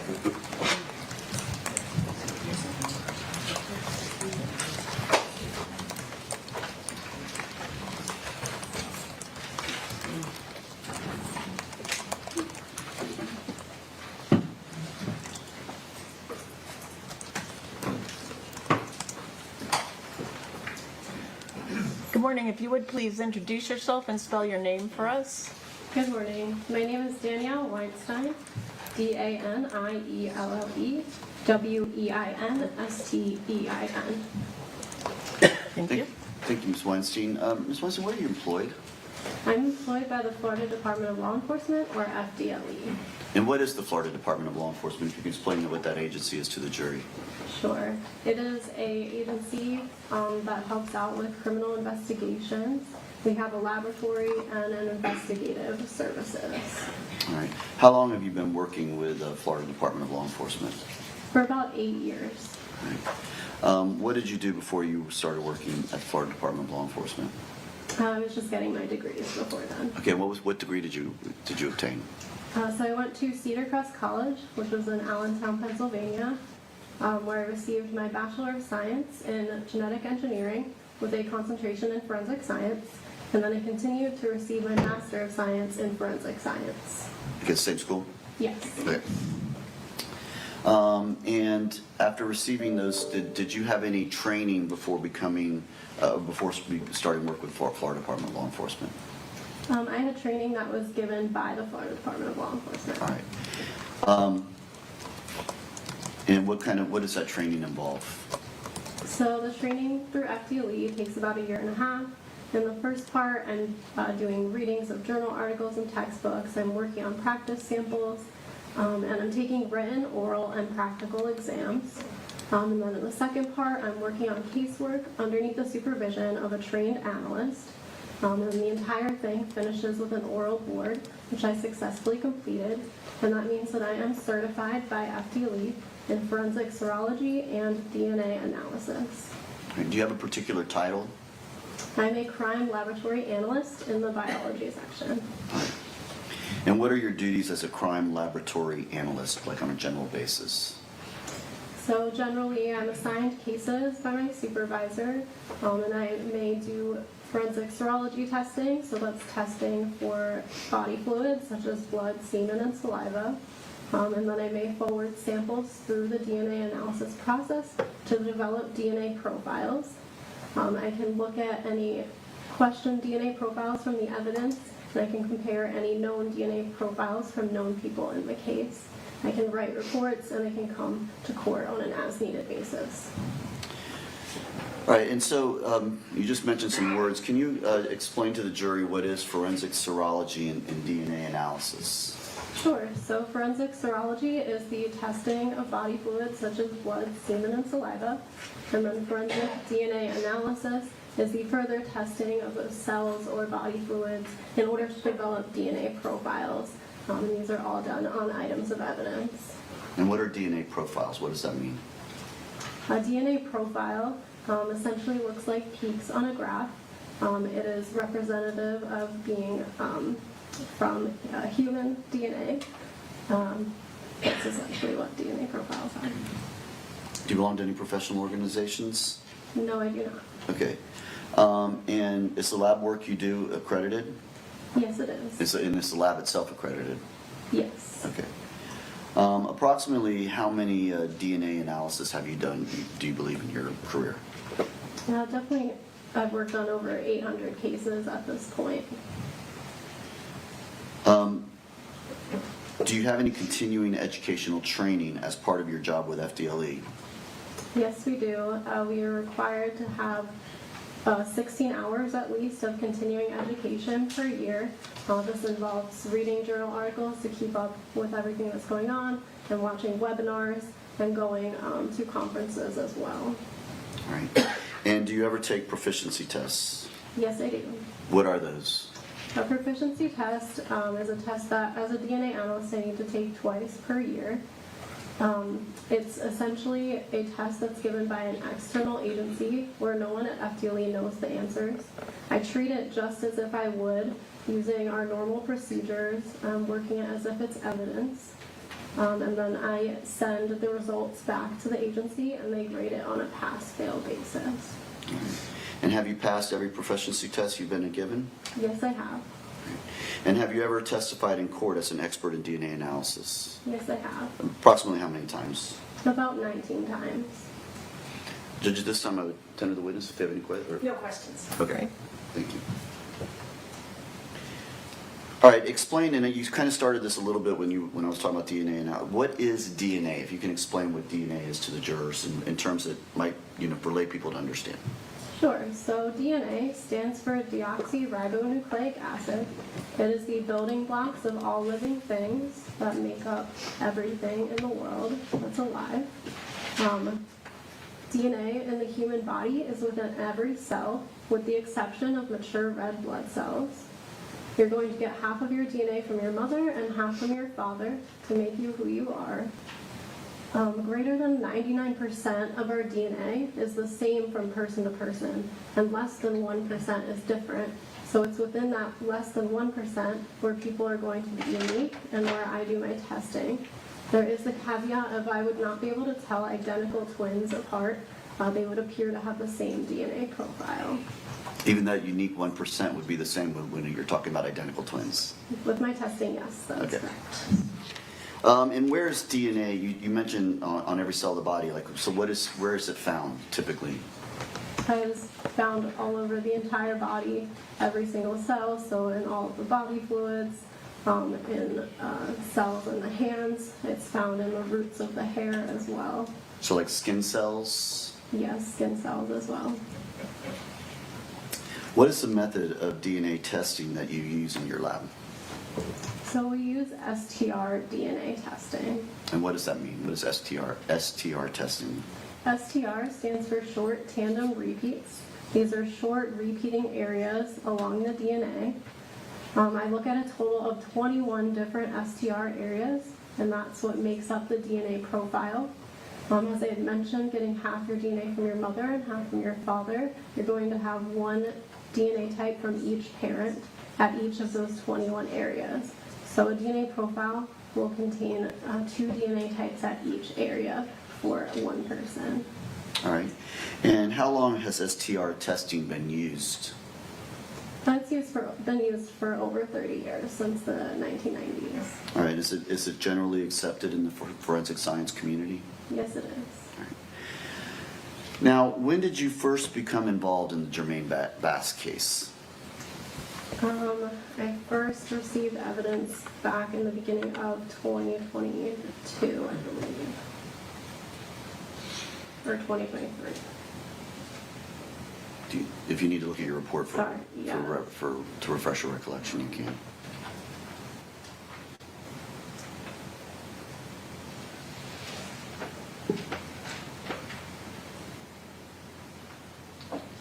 The first submission that I received was 10/19/2022. Okay, so October 19th of 2022 is when you first received a submission. Yes. All right. What item in that submission in October of 2022 were you given to analyze? I was given 4 different items. There were swabs from a magazine base, swabs from the grip and trigger, and swabs from the slide and sights. These are all from a Glock 42 firearm. And then there were also buccal swabs from Jermaine Bass Jr. And explain to the jury what buccal swabs are. So buccal swabs are a known DNA swab that's taken from the inside cheek of a person's mouth.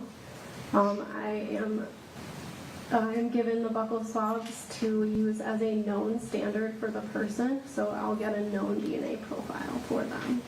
Okay, so when you get a buccal swab that's identified as being to an individual, you will break down that DNA so that you can form an entire profile to use later to compare it to other items. Is that right? Yes, I can explain our DNA analysis process if Okay. you'd like. Sure, absolutely. Sure. So for the DNA analysis process, I first cut a swab and place it into a tube, and then that goes through the process. There are 4 steps.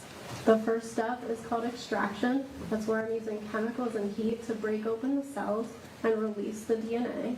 Then the second step is called quantitation. That's where I'm determining how much DNA, how much human DNA is in each of my samples. And then the third step, that's called amplification, and that's where we use another instrument that is kind of like a photocopier. It's highlighting all of those 21 areas, those STR areas that I want to look at, and it's making millions of copies of them. And then the final step is where I'm detecting that DNA. I'm running it on an instrument that's separating out the DNA, and it's translating that information into a DNA profile, which looks like peaks on a graph. All right. Now, when you receive these items, which you've described as swabs from the magazine base, swabs from grip/trigger, swabs from slide/sights, and the buccal swabs from Jermaine Bass, are each of these items packaged individually? Yes, they are. Is there any chance of contamination between any of the items? Not as far as I know. When I receive each item, and I'm working each item, I only have one item of evidence open at a time, and I clean my lab bench and all my utensils in between each item of evidence as well. Okay. And you described what type of instrument did you say you use? We use for which part? Just for the analysis part. You were saying you use an instrument that you put them in or something? Sure, we use a lot of different instruments. So we use the instrument that does our quantitation is called a 7500. The instrument that does the amplification step, so making all the copies, that's called a Verity thermal cycler. And then the final step where I was talking about separating out the DNA and translating that information, that's a 3500 genetic analyzer instrument. All right, and are these instruments inspected and certified on a regular basis? Yes, they are. All right. Now, were you able to develop a profile for comparison from the buccal swabs of Jermaine Bass Jr.? Yes, I was. All right. Did you then attempt to make a comparison with the other swabs that you received in this initial submission, which was the first submission you received, correct? Yes, so I obtained a complete DNA profile from the buccal swabs from Jermaine Bass. So that means there was DNA at all of the 21 areas I was looking at. And then I went on to look at the swabs from the magazine base and the other swabs from the grip and trigger and the slide and sights. And I determined... well, before you, I'll go through each one individually. Why don't we do that to make it a little easier? So, did you compare the known swab or the known DNA of Jermaine Bass Jr. with the swabs from the magazine base of the Glock 42 firearm? Yes, I did. So prior to my comparison, I will look at the overall DNA profile that I get from the magazine base, and I'll determine a conclusion about it. So what I first determined was that the DNA results I obtained demonstrated the presence of a mixture consistent with 2 donors, including at least 1 male contributor. So then with that mixture, I then compared Jermaine Bass Jr., and he was included as a possible contributor to the mixed DNA profile. Okay, so he was included, but were you able to make a statistical determination of the likelihood that his DNA was included in that? So the statistic that I calculated was that the observed mixed DNA profile is greater than 700 billion times more likely to occur if the sample originated from Jermaine Bass Jr. and 1 unrelated individual than from 2 unrelated individuals. So 700 billion to 1 that he would be one of the included ones, correct? Basically? No, so the statistic needs to be stated in a very specific way. Okay. You know, the observed mixed DNA profile is greater than 700 billion times more likely to occur if it originated from Jermaine Bass Jr. and 1 unrelated individual than from 2 unrelated individuals. Okay. All right, and 700 billion, how many people are there on this planet? So there's probably about 7 billion people on the planet. Our statistic, of course, is not related to the people on the planet, but it is easier to think about how 7 times 100 would give you 700 billion people. So it's just kind of a cutoff and a threshold that we use, where the actual statistic is greater than that. All right, so in that particular swab from the magazine base of the Glock, you had determined that it was that he was likely included as a contributor to the DNA on that particular swab, Jermaine Bass Jr. Jermaine Bass Jr. was included as a possible contributor, yes. Okay. What about the slide and sights of the firearm, which was the swabs from the slide sights of the Glock 42 firearm? Were you able to make any determination from that particular swab? For the swabs from the slide and sights, for that result, I got limited DNA results, so that data was not interpretable. This means in this case that there were DNA types in the profile, but there wasn't enough information for me to really determine, is it one person, is it more than one person? So I decided I can do no further interpretation on this. I can't do any comparisons to it. Okay. So no comparisons really, or nothing you could say about the slide or sights from that particular swab? It was not interpretable, no. Okay. What about the grip and the trigger, the swabs from the grip and the trigger? Now, and when you received these submissions, you're titling them swabs from grip and trigger. Did you actually make the swabs? I did not take the swabs. The swabs were taken by the agency and then sent to me. Okay, so when you write down swabs from grip/trigger, that's what you were being told was the title of the swab, correct? Yes, that's what they were labeled as. Okay. And what did you determine from the swab from the grip and trigger? For the swabs from the grip and trigger, the DNA results obtained demonstrated the presence of a mixture consistent with 2 donors, including at least 1 male contributor. And then I did my comparison, just like any other sample, where Jermaine Bass Jr. was included as a possible contributor to the mixed DNA profile. And then I continued on to calculate my statistic, which was that the observed mixed DNA profile is greater than 700 billion times more likely to occur if the sample originated from Jermaine Bass Jr. and 1 unrelated individual than from 2 unrelated individuals. When you finished these so in other words, basically you included Jermaine Bass Jr. on the grip and trigger as well as the magazine base, but you were unable to get anything from the slider sights, correct? Correct. All right. Now, when you are finished with your findings, do you submit a report? Yes, I do. Okay. When did you submit the report on these particular findings? This report was submitted on February 13th, 2023. All right. Now, after submitting this report, did you receive another submission? Yes, I did. And what submission what did you receive? In the next submission, I received buccal swabs from Shirley Bass. All right. What was the date of that submission? The date of my laboratory report, that was... Or the date it was submitted to you?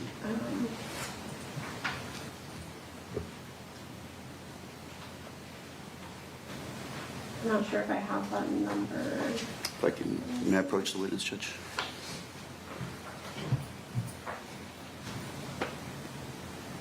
Do you just want the laboratory? Just I see. Yeah. My apologies, yes. The evidence was submitted on May 11th, 2023. Okay. So on May 11th of 2023, what were you given? I was given buccal swabs from Shirley Bass. All right. What did you do with that submission? So I ran the swab through the DNA analysis process, and I obtained a complete DNA profile from those known buccal swabs. So you obtained from this buccal swab a complete DNA profile of Shirley Bass? Correct. Okay. And what did you do with that profile? So then I compared the profile to the swabs from the magazine base and the swabs from the grip and trigger, those mixtures that I had before. And were you able to include Shirley Bass as a possible contributor for either one of those areas? No, I was not. Okay. So you did not locate the DNA of Shirley Bass on either the grip or the trigger, as well as, or the base of the magazine? Objection, that's misleading, Judge. Ask the question again. You were not able to determine or find DNA belonging to Shirley Bass to include her on either one of those submissions? Specifically for the swabs from the magazine base, when I compared the DNA profile from Shirley Bass to that mixture, there was not enough support for inclusion or exclusion. So no determination could be made to that item. So essentially there were some DNA types of hers present, but the calculation was very low. It gave a very low statistic, which is not very descriptive. It cannot tell me whether or not her DNA may or may not be present in the sample, so I cannot include or exclude her. And then as far as the swabs from the grip and trigger, Shirley Bass was excluded as a contributor, so her DNA types were not present in that mixed DNA profile. Okay. So she was specifically excluded from the grip and trigger, correct? That is correct. All right. And when was this report completed? This report was completed July 18th, 2023.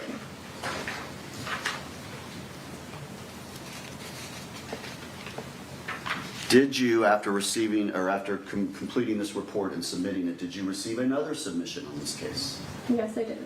And when did you receive that submission? I received this, or my lab received it on July 27th, 2023. And what was that submission? I received a blood stain card that was represented as being from Jayla Bass. All right. And were you able to obtain a DNA profile from that submission of Jayla Bass? Yes, I obtained a complete DNA profile. All right. And what did you do with that complete DNA profile that you obtained of Jayla Bass? So I then compared it to those previous mixtures that I had from the evidence. All right. And what were your results? For the magazine base, Jayla Bass, or yes, Jayla was included as a possible contributor to the mixed DNA profile. And the statistic I calculated to that was that the observed mixed DNA profile is approximately 25,000 times more likely to occur if the sample originated from Jayla Bass and one unrelated individual than from two unrelated individuals. Okay, so 25,000 versus 700 billion, that's a big difference in the statistical probability, correct? Yeah, so it's still an inclusion, it's still a higher statistic, but it's not quite to the level of greater than 700 billion. Okay. What about the grip and trigger? Were you able to obtain, or were you able to make a comparison in that particular case? Yeah, so for the swabs from the grip and trigger, Jayla Bass was excluded as a contributor to the mixed DNA profile. So her DNA was, you were not able to find her DNA at all on the grip or trigger? Her DNA types were not present. Okay.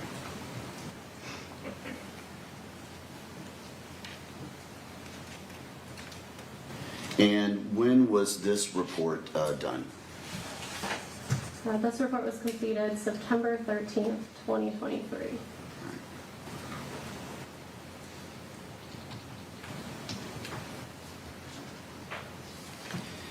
Did you at any time receive another submission from on this case? Yes, I did. And when was that submission received? This one was received October 26th, 2023. All right, and what did you receive in that submission? I received buccal swabs from Jermaine Bass, which I was told was the son. Okay. Were you able to develop a profile from that submission? Yes, I developed a complete DNA profile from those buccal swabs. And were you able to make any comparisons with that known profile? Yes, I did. I compared it to those previous mixtures. And what did you find? For the swabs from the magazine base, Jermaine Bass was included as a possible contributor to the mixed DNA profile. And the statistic I calculated was that the observed mixed DNA profile is greater than 700 billion times more likely to occur if the sample originated from Jermaine Bass and one unrelated individual than from two unrelated individuals. Yeah. Go ahead, finish. And then also compared to the swabs from the grip and trigger, for that one, Jermaine Bass was also included as a possible contributor to the mixed DNA profile. The statistic sounds the same. The observed mixed DNA profile is greater than 700 billion times more likely to occur if the sample originated from Jermaine Bass and one unrelated individual than from two unrelated individuals.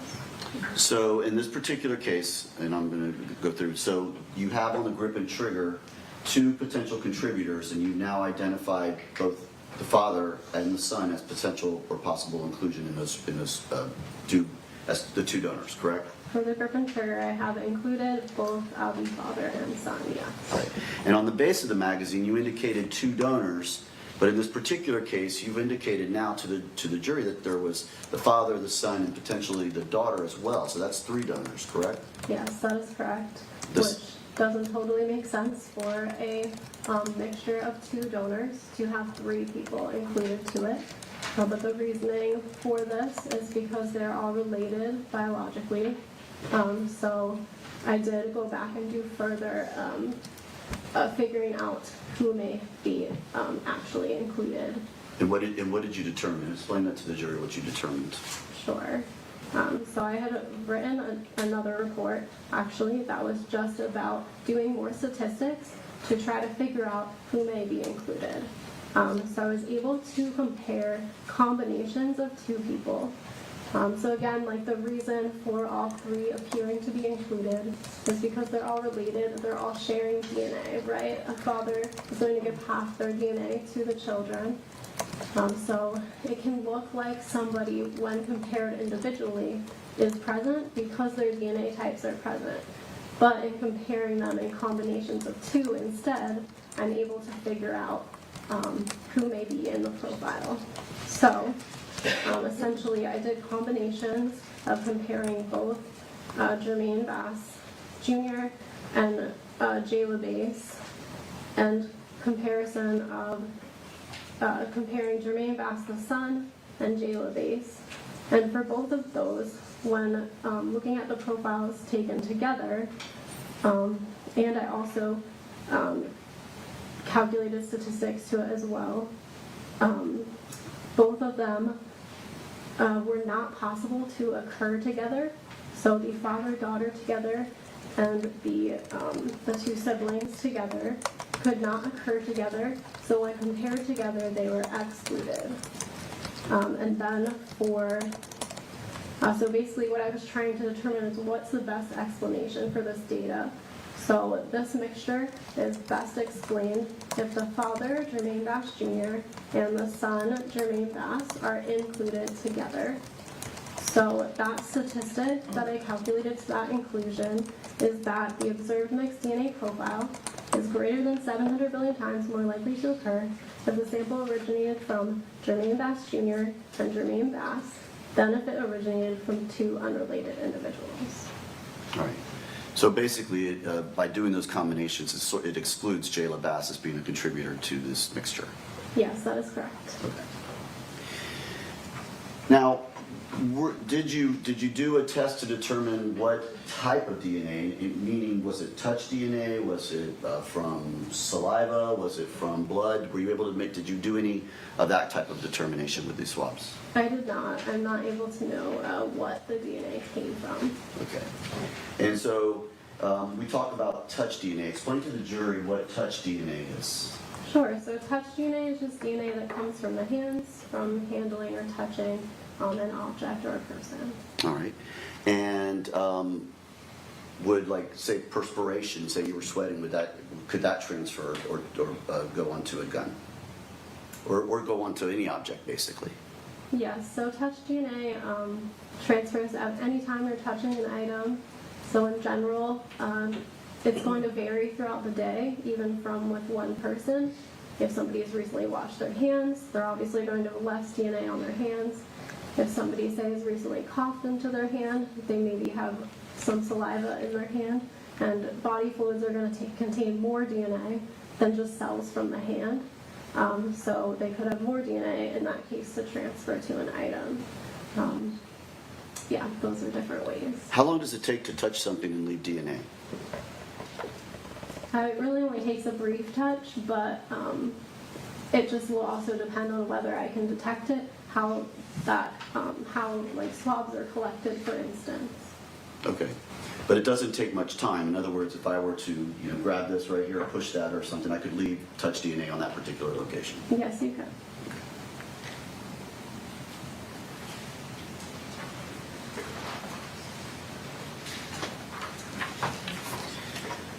Did you eventually receive a final submission in this case? Yes, I did. All right. And do you recall when that submission was?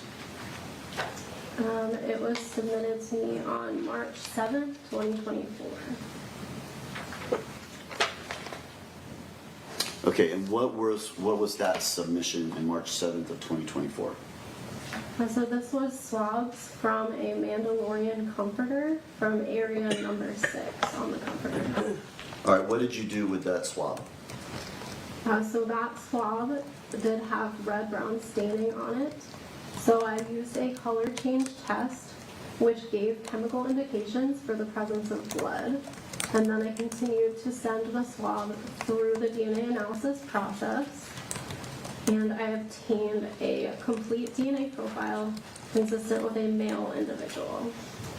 All right, and did you compare that profile with the known profiles you already had done in this case? Yes, I did. And were you able to make a match in this particular case? Yes, for this complete DNA profile from the Mandalorian comforter, this DNA profile matches the DNA profile from Jermaine Bass, so that's the son. And the statistic that I calculated was that the observed DNA profile is greater than 700 billion times more likely to occur if a sample originated from Jermaine Bass than if it originated from an unrelated individual. And was the son, Jermaine Bass, the sole contributor in this? Was there any, or were there any other donors that you located? It was just a single source, meaning it came from one person. So Jermaine Bass was the one who matched to it. All right. Did you receive any other submissions after that submission? No, I did not. All right. And did that basically conclude your work on this case as far as what you did in your lab analysis? Yes, it did. Judge, if I could have one moment. All right, Your Honor, I will pass the witness. All right. Cross. Yes, thank you. Good afternoon. Good afternoon. Now, you are aware in this case some of the alleged facts, correct? Yes, I'm given a case summary on the front end when I get every case that comes from the agency. And that's typical. Yes. And you were very careful in terms of the son and the father having the same name. Yes. And Jermaine Bass Jr., the swab you got before the other one, would be the father. Yes, that's correct. And then the son was just Jermaine Bass. Yes, that's how the swabs were labeled when they came to me. Okay. Now, it would not be at all unusual for there to be DNA of Jermaine Bass Jr., Mr. Bass, on his own firearm, correct? Yes, I would expect that to be the case. And a lot of times when you have mixtures, not necessarily even the mixtures in this case, there's typically an expected donor that you say, I expect this person to be here, and here's other people in the mix. In certain cases, we will have an expected donor. It just depends on the facts of the case that I'm given. But you are confident that you didn't mess anything up. You have the two Jermaine Basses separate for your results. Yes, I'm confident. I did speak with the agency to verify that I had the correct DNA swabs because I was concerned about the names being the same. Okay. And I looked at your reports And then I looked at the dates you received your submissions, and I saw pretty much a 3 to 4 month turnaround. Does that sound about right? Yes. Okay. So you receive the items into FDLE, but they go into an intake first, do they not? Yes, they do. They go into our secure evidence vault. They will eventually make their way to you. You work on the item, you furnish your report. Yes. And in this situation, we have from submission of items to FDLE before they even get to you, you doing your work, submitting your report, about approximately 3 to 4 months. Yes, I mean, I don't remember specific timing. You have your reports in front of you if you need to look at them to verify. Would you like to look at them too? Sure. And the one that you did the more detailed statistics on, that took a little longer. Yes, but that was also separate. There wasn't anything submitted at that time. There you go. All right. Now, did you need to look just to verify that we're talking about 3 to 4 months from submission to reports? Yes, about, and that is typical. You know, I'm working 20 to 30 cases every single month, so. All right. And FDLE has policies of limits, correct? What type of? Like limits of submission of evidence, I apologize. Oh, yes, we have an evidence submission policy that agencies must follow with respect to submitting items of evidence. Okay. And those limits are based per submission? Yes. So an agency can submit up to the limit for one submission. They then could do a second submission up to that limit, a third submission up to that limit. Yes, that's correct. There's also ways to get exceptions, just to get approval. Yes, there are. Okay. And is that as easy as a phone call or an email to get the approval to receive, your agency to receive additional items? Yes, it would be a phone call to the supervisor of the biology section. One of the supervisors will have to give permission to send more items in. Okay. Mr. Terry spoke with you a little just now. Based on what Mr. Terry talked with you about, I determined what you said was 4 known profiles you received throughout this whole case.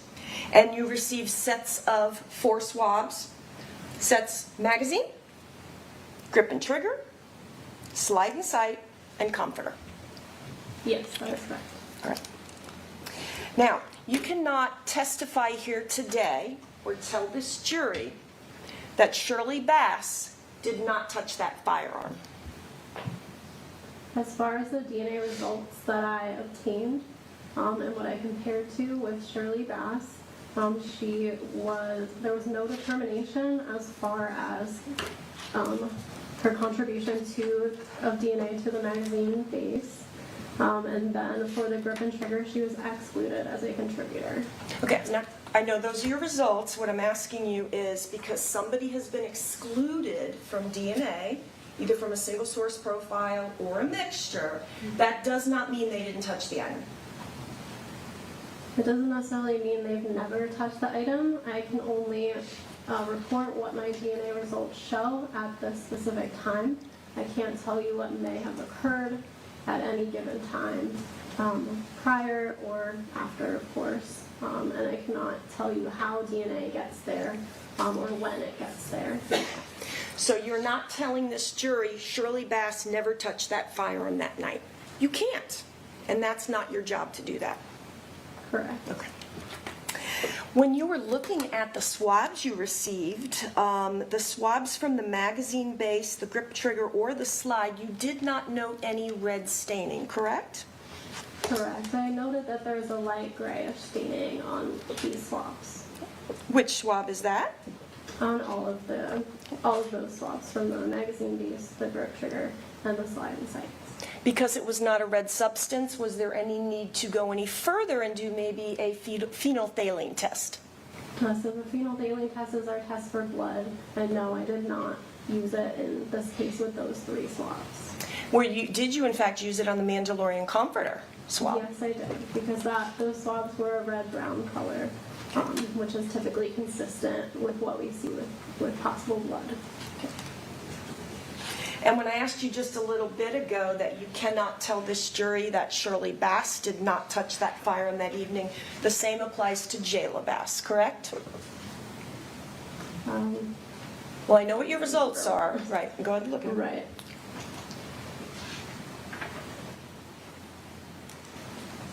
Right, so she was initially included, and then I did my further comparisons where she was excluded from the magazine base, and then from the mixture of the grip and trigger, she was also excluded as a contributor. After she had been included in the swabs from the magazine.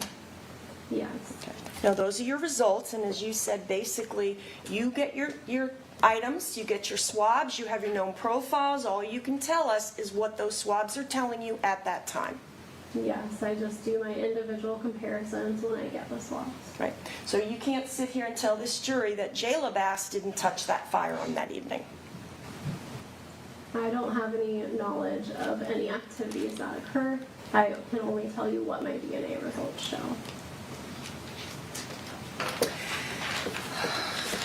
All right. Let's put aside the Mandalorian Comforter.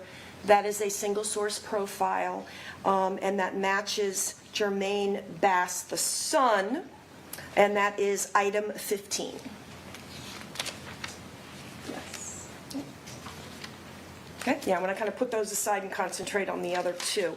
And then you've already talked with Mr. Terry about the slide and the site. You could not make any determination for anybody on that.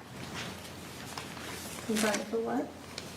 For any of the known profiles on the slide or site, which is going to be item 9. So yes, so for the slide and sites, it was a limited DNA profile. There wasn't enough information in the profile for me to do any further comparisons to it, so it just stopped there. Okay. So I'm going to concentrate on item 7, the swabs from the magazine, and item 8, and discuss those in a little bit more detail. Now, item 7, the swabs from the magazine base, you have told Mr. Terry that that was a mixture consistent with 2 contributors. Yes, that is correct. And you included both Jermaine Bass, the son, and Jermaine Bass Jr., the father. Yes, I did. They were both included with the statistic calculated being 700 billion. It was greater than 700 billion. And in fact, 700 billion, isn't that your cap or your cutoff at FDLE? Yes, that's our cutoff point. It's just used because it's an easier number to think about. So you could have somebody included in a mixture and it's even more than 700 billion, but you're going to cut it off at that 700 billion. Well, we're saying it is greater than 700 billion, and I do have the actual statistical numbers in my case file. Right.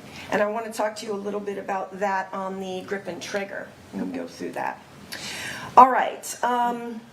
So now, did you use Star Mix with item 7? Yes, I did. Please tell the jury what Star Mix is. So StarMix is our computer software program.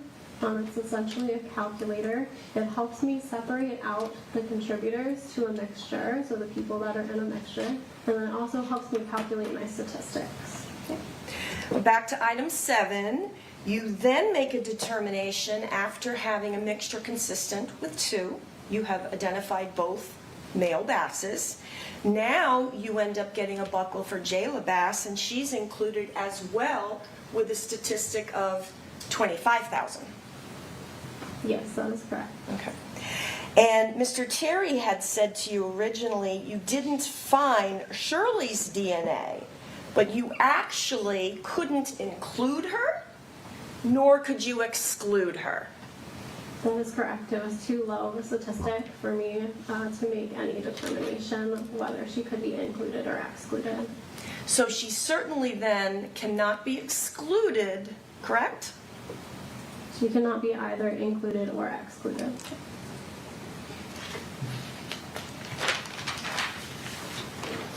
Now, not being able to make any determination as to Shirley Bass could be from a combo that the information is limited and the fact the parties were related, correct?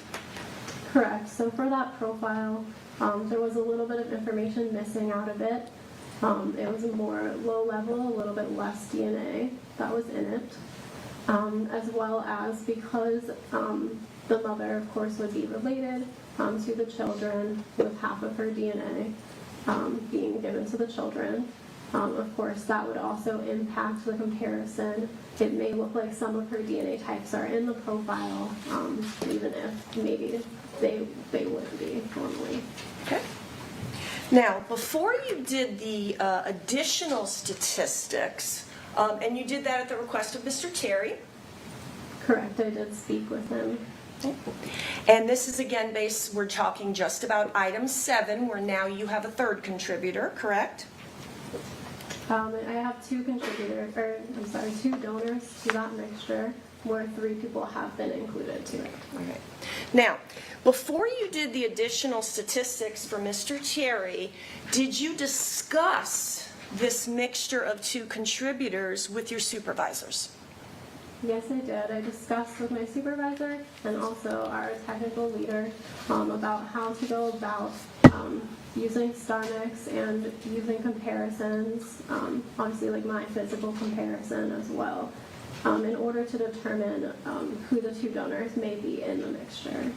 Now, in StarMix, you would have run that sample as a 2-person mixture, correct? Yes, that is correct. Okay.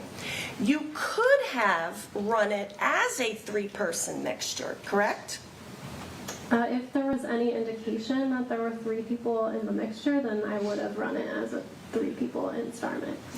And in fact, in your notes, and if you need to refer back to them to refresh your memory, you specifically discussed this with your supervisors.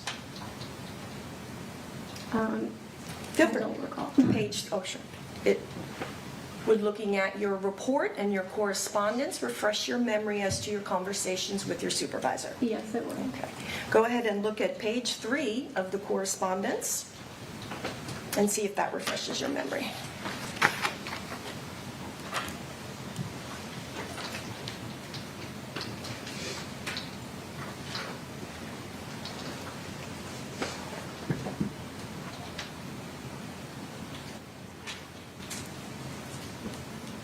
Yes, I did speak with both my supervisor and the technical leader. And you had indicated after speaking with them, you noted that, well, does that refresh your memory, first of all? Yes, it does. All right. And you put, I was thinking I want to keep my original conclusion that it's a mixture of 2 and just report the inclusion of the son. Although with the information that they're all related, that could mean it should have been 3. Even without indications of 3, what do you think? And you're talking with your supervisor. Correct. You're also advising her that you had called it and run it as a mixture of 2. Yes. All right. And after you spoke with your supervisor, a decision was made not to run it in StarMix as a 3-person mixture. Yes, I decided that my original decision and conclusion that it was a mixture of 2 donors was accurate, even despite there being 3 people seeming to be included into the mixture. And there is the capability in StarMix to change the scenarios for the program. In other words, run it as a 3-person mixture. I could have run it as a 3-person mixture, but I did not choose to do that in this case because it was consistent with a 2-person mixture. You could have, but you didn't, right? Correct. It was not necessary in this case because my original conclusion of it being 2 donors was accurate. Looks like you did have a little bit of question about it as we just reviewed and talked with your supervisor, though. Of course, if 3 people are included into a 2-person mixture, it's going to cause a little confusion. And I'm going to go back and look at that original mixture and verify that my initial thought of it being 2 donors does still make sense. Now, I wanted to ask you, when you gave Mr. Terry the statistics in this case, and that's like the 1 in 700 billion, and it said unrelated individuals, correct? Well, that is how our statistics are set up, yes. Right. Now, is there any way to develop a statistical analysis for related people? The StarMix does have that capability, however, we have not validated that at our laboratory. So it does exist. There is a way to develop statistical analysis from related people, but your FDLE office does not do it. Correct. The reasoning we have chosen to validate StarMix and use it in this specific way and not use it in comparisons to related people is because it uses census data, and after we would validate it, the census data would already be out of date, so it would actually be a less accurate calculation. It wouldn't be as accurate a calculation or as accurate a likelihood ratio, which is our statistic. So FDLE does not have the StarMix program validated to take related individuals into account. I am able to, of course, take related individuals into account. I know that people are related in this case, but that has no bearing on the statistical calculation and how it's calculated. It's going to be calculated the same way every time. Well, all I asked you about was StarMix, right? So StarMix is not validated at FDLE to take related individuals into account, correct? Correct. All right. This is a little bit different of a case than you usually have, right? Because of the related people? Yes, it made it a little bit more complicated. Okay. And in fact, you called it previously, it's a rare kind of case? Yes, I would say that. All right. All right. In terms of, and we are still on item 7, swabs from magazine base, where you have included both Jermaine Bass's.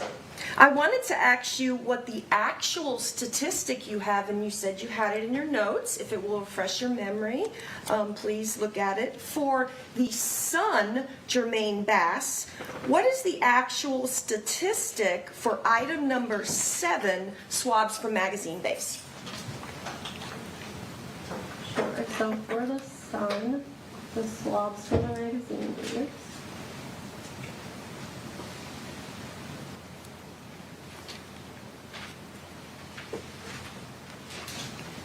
He was included to 310 trillion. Now, it's not very good at math. Is 310 trillion more than 700 billion? Yes, it is, which is why we state our statistic as greater than 700 billion.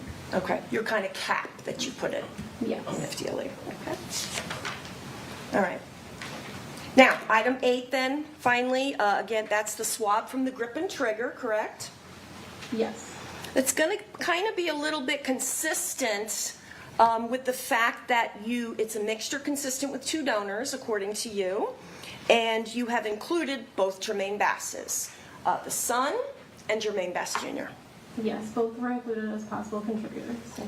And the statistical analysis for both of the Bass males is that greater than 700 billion. Yes, that's correct. Okay. Now, specifically on item 8, though, you were able to exclude Shirley Bass, correct? Yes, I was. Okay. That is different from item number 7, where you couldn't include or exclude her. That is correct, and that's because the swabs from magazine base, that mixture had a little bit less information in it. Whereas for the swabs from the grip and trigger, there was a lot more information, nearly complete information at all of the 21 areas. And for item 8, Shirley being excluded, that does not mean she did not touch that item, correct? I cannot determine what activities may have occurred. Yeah. Same thing with Jayla Bass. She is excluded, correct, from item 8? Correct. Okay. You cannot say she did not touch that firearm, correct? I cannot tell you what activities may have occurred, only what my DNA results show. Exactly. You can only testify to the DNA results that were found. That is correct. Now, in terms of the son, Jermaine Bass, could you give us the statistical analysis now for the grip and trigger, item 8? Sure, so the number calculated for item 8 was he was included to 640 quintillion. How many zeros are in quintillion? So 1 quintillion has 20 zeros. 20 zeros? Yes. Right. So it is way above the cap that FDLE uses, greater than 700 billion. Yes, it is.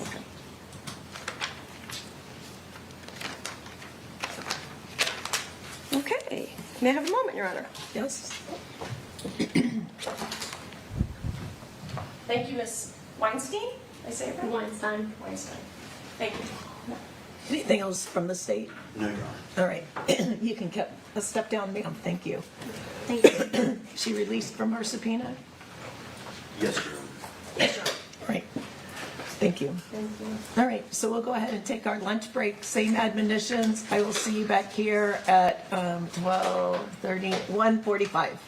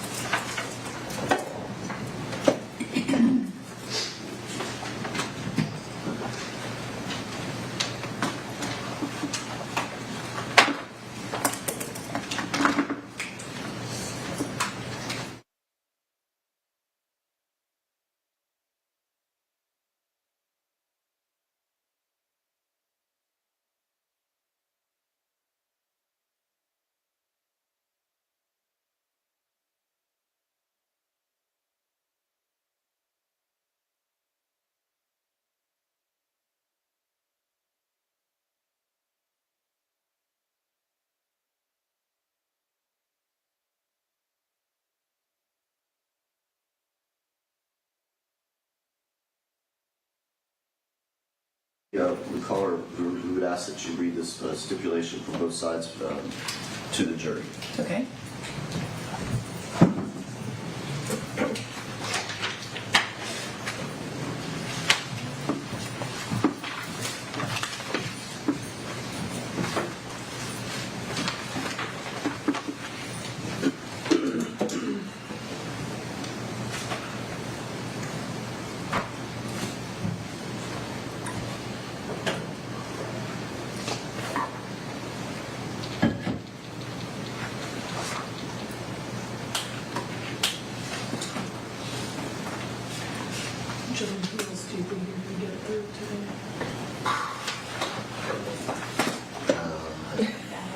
That means, oh, we have no videos.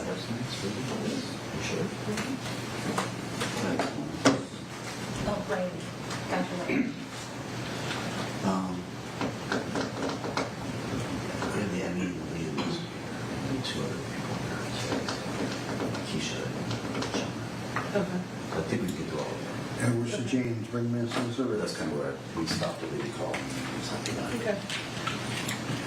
Bring them in as soon as they're ready. And Judge, just so the court's aware, this next witness has prepared a couple PowerPoints to assist in the presentation. Okay. It's loaded in here. I'm going to go along with it, and as my part of my presentation it'd be following through here. When we're done, we have agreed with the defense that we are going to take the thumb drive and provide it to the clerk as a court exhibit, not to go back to the jury, just as a court exhibit. Okay. Okay. Fine.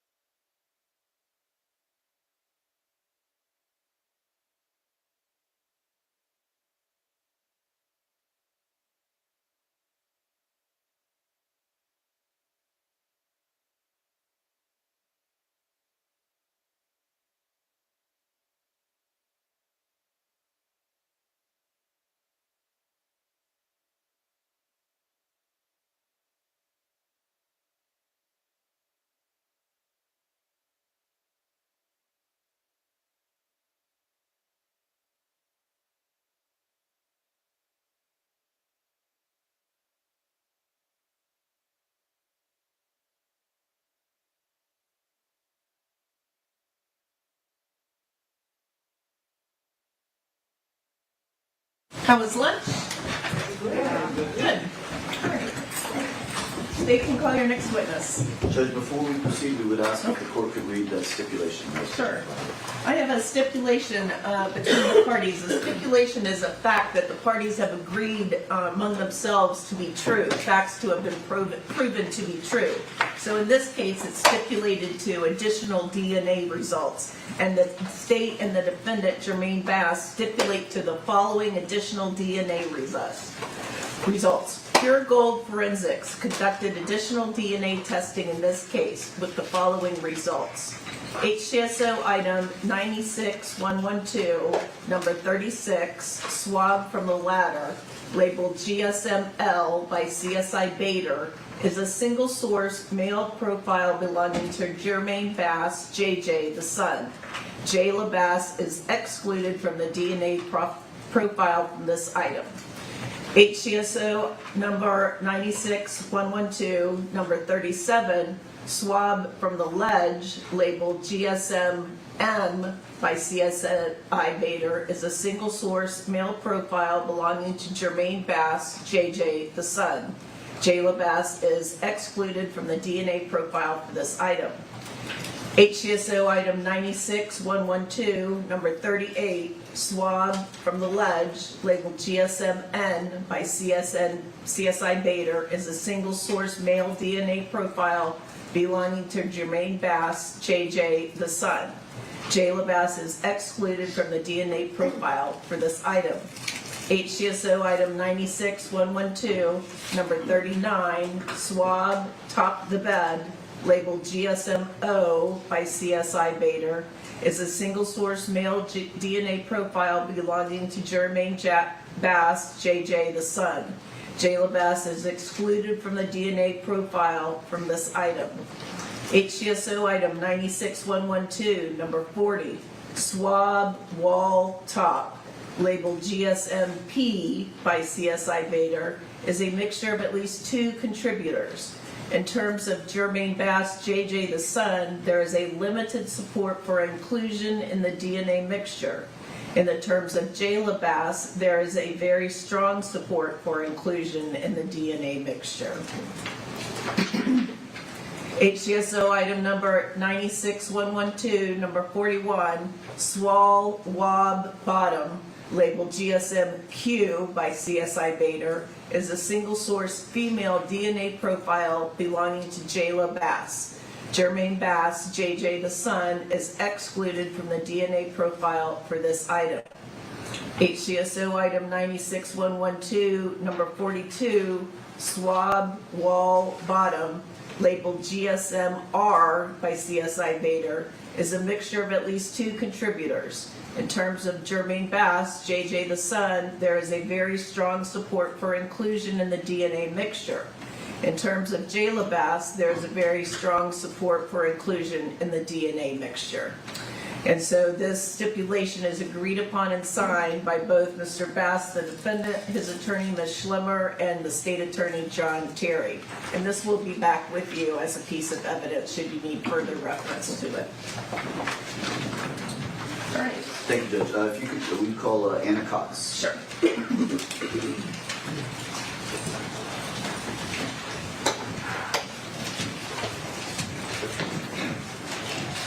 Raise your right hand, please.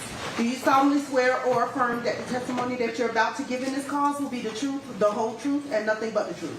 I do. Thank you, ma'am. Thank you so much.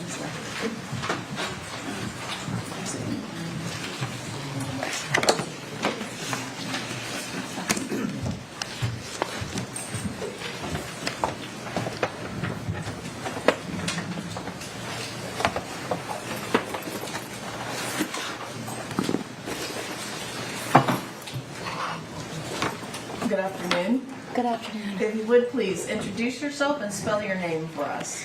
My name is Anna Cox, and it's spelled A-N-N-A, and Cox is spelled C-O-X. Thank you, Ms. Cox. Ms. Cox, what do you do for a living? I own my own private forensic consulting and training business. And what does that entail? If you can explain that to the jury. For the consulting part, I am contacted to either respond to active crime scenes to assist law enforcement agencies in processing and documenting the scene for bloodstain pattern analysis. I am also contacted for case file reviews by law enforcement attorneys or civil attorneys to provide a case file analysis regarding bloodstain pattern analysis if I am not requested to respond to the scene. For the training portion of my business, I provide bloodstain pattern analysis training throughout the state of Florida, as well as I have also taught in Illinois, providing agencies and attorneys with coursework on bloodstain pattern analysis. What sort of prior education do you have? For my brick and mortar education, I have a Bachelor of Science degree with my coursework in chemistry, biology, physics, their laboratory components, as well as calculus. I have a certificate in crime scene technology, which encompassed 10 courses for responding to crime scenes, such as photography, crime scene safety, fingerprint processing, chemical enhancement, etc. I have a certificate, graduate certificate in death investigation, and that included DNA serology, forensic anthropology, and forensic medicine 1, forensic medicine 2. I have a master's degree of forensic science with an emphasis in investigation. So that is also a field-based master's degree with additional coursework in photography, processing, chemical enhancement, crime scene investigation. As far as professional practitioner coursework, I have over 450 hours of practitioner coursework, which includes crime scene reconstruction, bloodstain analysis, fingerprint processing, response to domestic incidents, etc. And I have since, I would say 2013, I have actually taught over 1,000 hours of bloodstain pattern analysis and processing techniques. How long have you been doing these type of analysis? Well, I began my career as an autopsy technician, as a volunteer autopsy technician at the Hillsborough County Medical Examiners, and I began that in July of 2000. So my forensic career began back then. I was hired at the Pinellas County Sheriff's Office as a forensic science specialist, which is just a fancy term for a crime scene investigator. And my primary responsibilities there were to respond to crime scenes, to document, identify, collect, preserve, and process evidence. However, about a year and a half into the beginning of my career at Pinellas, I was approached by my section manager, who recognized my science background and asked me if I wanted to go into bloodstain pattern analysis.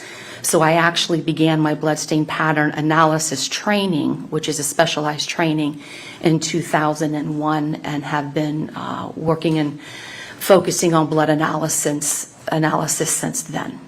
All right. Have you ever testified as an expert on bloodstain analysis in court? I have. Approximately how many times? And where? I've testified in 11 counties in Florida. I've testified in federal court, civil court, as well as Terrebonne Parish in Louisiana. I've testified as an expert in blood analysis, I want to say approximately at least over 50 times. Okay. Judge, at this time, I don't know if the defense has any questions. No questions. All right. Okay, thank you. Now, explain to the jury, what is a bloodstain pattern analysis? Bloodstain pattern analysis is a discipline of forensic science where we focus on identifying, defining, documenting, and analyzing bloodstains that are present at a particular crime scene in order to provide an interpretation of the events and the mechanisms that has caused their distribution. So Another way to put it is I analyze the blood to try to figure out how the blood was deposited, and sometimes we can sequence when the blood was deposited as opposed to other blood stains or patterns at the scene. Did you prepare, in preparation for today, a PowerPoint to kind of describe to the jury what bloodstain pattern analysis means and how you do it? I did. All right. And would that assist you, you think, in explaining to the jury what your role and what you do in these kind of cases? Yes. All right. I'm going to put it on the screen here. Judge, this is going to be a court exhibit that we were placing up here.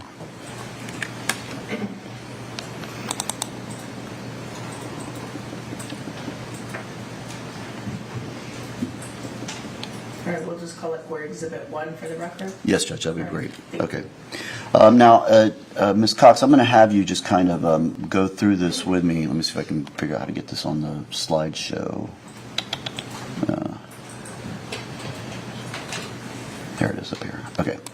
So I'm going to have you kind of explain to me. So obviously this first page is just the your title for this definition. If you can go ahead and explain what this is here. So when we do bloodstain pattern analysis, there are a lot of things that we have to consider. The first thing is what we consider is the physical characteristics of the bloodstains. And that is going to be your physics component of blood analysis. So that is going to be the size, the shape, and the distribution of the bloodstains at the scene. We also take a look at the number of bloodstains in order to determine is it a pattern? Or is it a single deposition, or were there multiple depositions, multiple activities that have occurred in this particular area or location? We also have to look at the location and the surface itself that the blood stains are on. And that is because different surfaces can have a different effect on the blood stain pattern. For example, smooth surfaces obviously receive blood stains differently than coarse or porous surfaces would. We also look at the relationship of the blood stains to other evidence, and that is where my background as a crime scene investigator and the fact that I do still respond to active crime scenes comes into play, because I understand the following two variables that can also have an effect on blood distribution.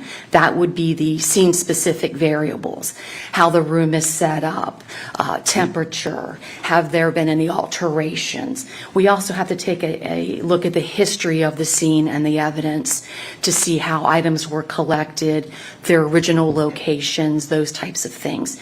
So bloodstain pattern analysis encompasses analyzing not just the actual physical visual blood at the scene, but all of the other dynamics related to that particular scene. So, and I guess the next slide, so there is a scientific basis for this bloodstain pattern analysis, is that correct? Yes. Bloodstain pattern analysis is entrenched in the natural sciences. Biology is an important component of bloodstain pattern analysis. And as an analyst, one of the things I have to understand is how the body reacts to the infliction of an injury. So, for example, an artery has a different purpose inside your body than your vein does. So I have to have a fundamental knowledge of that, as well as once the blood has left the human body, it can undergo decomposition due to environmental factors. So I have to take into consideration that when I view blood stains, they may not always be a bright, vibrant red, and that can be due to some of the conditions at the actual scene. The other component that was especially evident in this particular incident was the physics. And blood, we have two different types of activities that can cause a distribution of blood. One is the natural science or the natural laws of physics, and that would be the natural laws of gravity. For example, if you had cut your hand and you were standing over the sink and the blood was just allowed to drip down off your hand, that is what we consider to be a passive action. There's no real external force that's coming in to override the body's natural function of bleeding or the natural laws of physics of gravity. Another type of mechanism that does disrupt the natural laws of physics or does disrupt the natural function of the human body would be something called the introduction of a mechanism such as force. So that would be kicking, stomping, stabbing, beating, shootings, something where a force is actually introduced to the blood, causing it to be disrupted and distributed in a completely different manner than the natural laws of physics. All right. So your next slide it talks about identifying blood stains and pattern. Are the following examples some ideas or some samples of some patterns that you use? Yes, the following examples are examples of blood stains and patterns that were visible in this particular incident, but the ones for this particular slideshow are from training materials. Okay, so the following slides we're about to see were not taken from this case at all, correct? Correct. Okay. All right, what does this slide show, or what is this slide demonstrating? So this slide demonstrates what can occur when an outside force comes in and disrupts the natural laws of physics. The amount of force introduced to the blood stain, the more energy or the more force impacted onto the blood, the smaller the stains will be.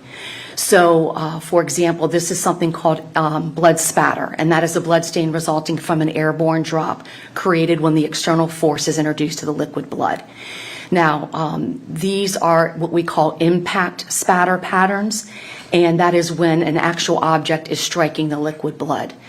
The interesting thing, or the demonstrative thing about these two slides is if you look at the slide on the left, you see it kind of forms a conical formation, almost like a cone, where towards the bottom of the photograph, the stains are a little bit more dense. Some of them are circular in formation, and that is because the actual source of blood was in very close proximity to that area of that particular cardboard surface.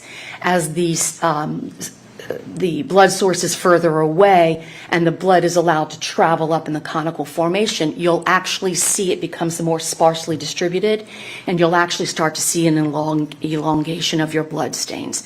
And that becomes relative or important when I'm attempting to approximately determine the possible location of the blood source when it was impacted. Okay. So what is directionality?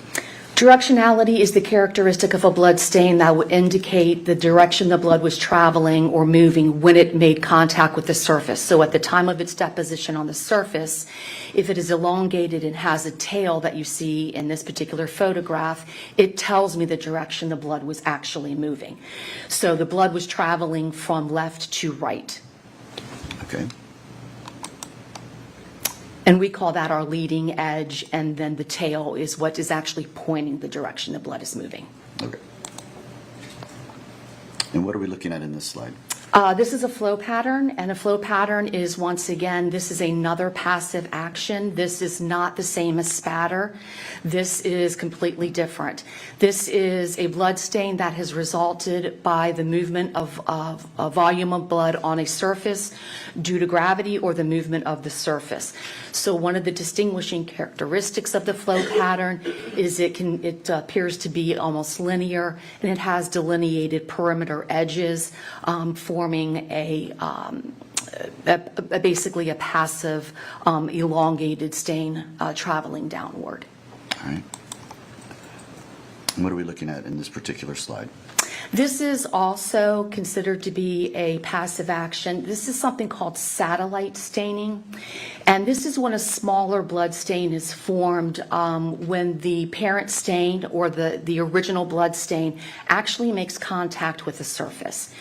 So what happens is, and the perfect example of this is if you watch a Florida thunderstorm.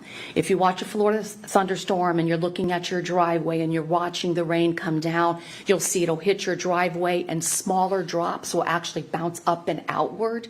That is exactly what satellite staining is.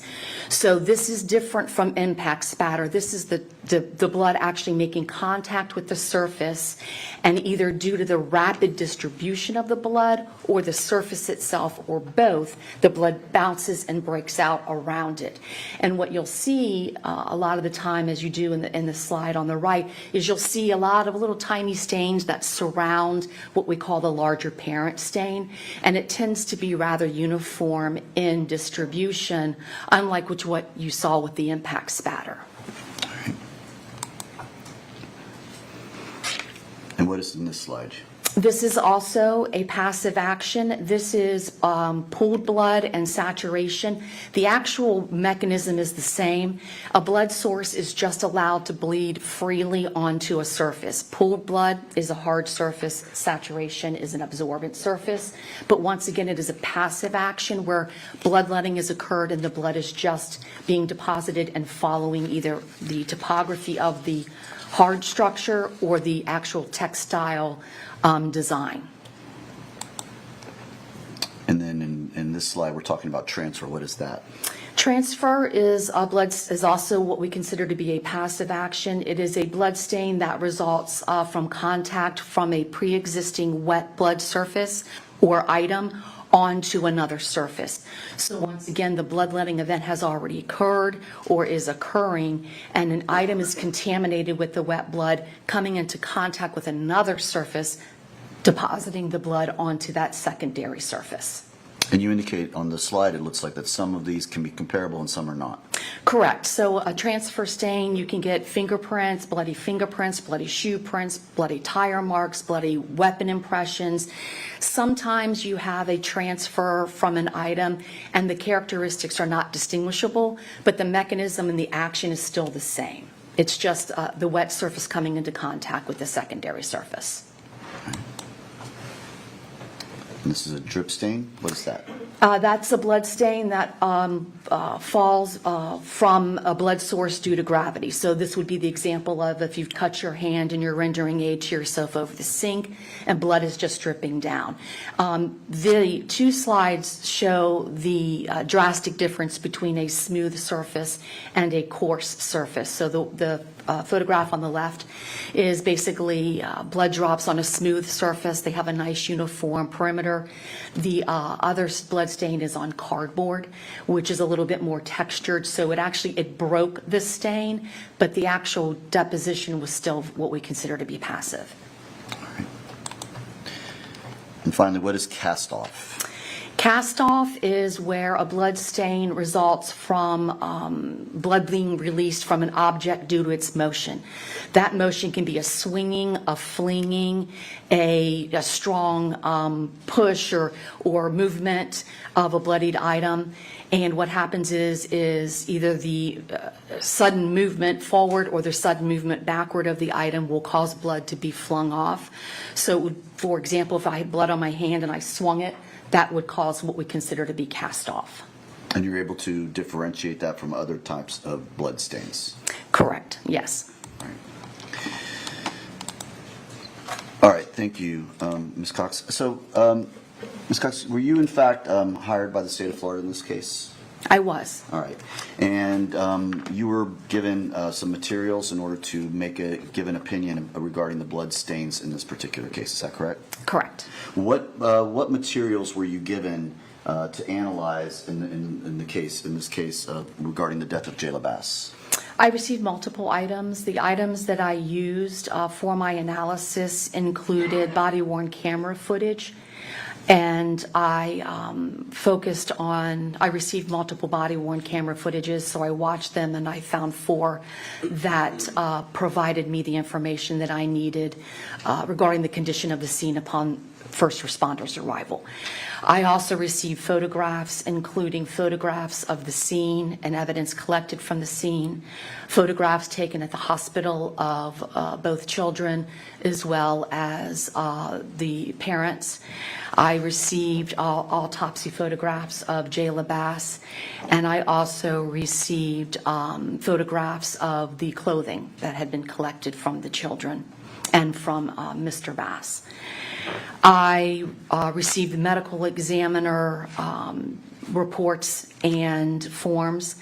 I received the Hillsborough County Sheriff's Office crime scene reports. I received the Hillsborough County Sheriff's Office reports authored by the first responders and detectives. I received property and evidence lists, 911 phone call, a Florida Department of Law Enforcement biology report, and a Pure Gold forensic report as well. There were other items that I received that were not utilized in my analysis. All right. And so what do you do when you start to make analysis? If you can kind of explain to the jury what your process is. If I'm afforded the opportunity, the first thing that I like to do is I like to look at the body-worn camera footage, and that is because that is the scene as it was when the actual first responders arrived. So that would be even before the arrival of the crime scene unit, which is called after the scene has been secured and the scene is ready to be processed by the crime scene unit. So I like to look at the body-worn camera footage, and I watch that with the sound off. So I'm just interested in watching the movements of the first responders, the movements of anybody in the scene, the location of people in the scene, the location of blood evidence in relationship to the people at the scene. It also provides me the opportunity, especially if the individuals who were injured at the scene are not present at the scene when the crime scene unit responds, it allows me to see the condition of those individuals prior to the transport. So I like to look at that first. And as I'm going through, what I'm doing is I'm looking at the crime, at the blood evidence. I'm starting to apply the definition to them based on their characteristics. And then I like to look at the crime scene photographs because they're a little more deliberate.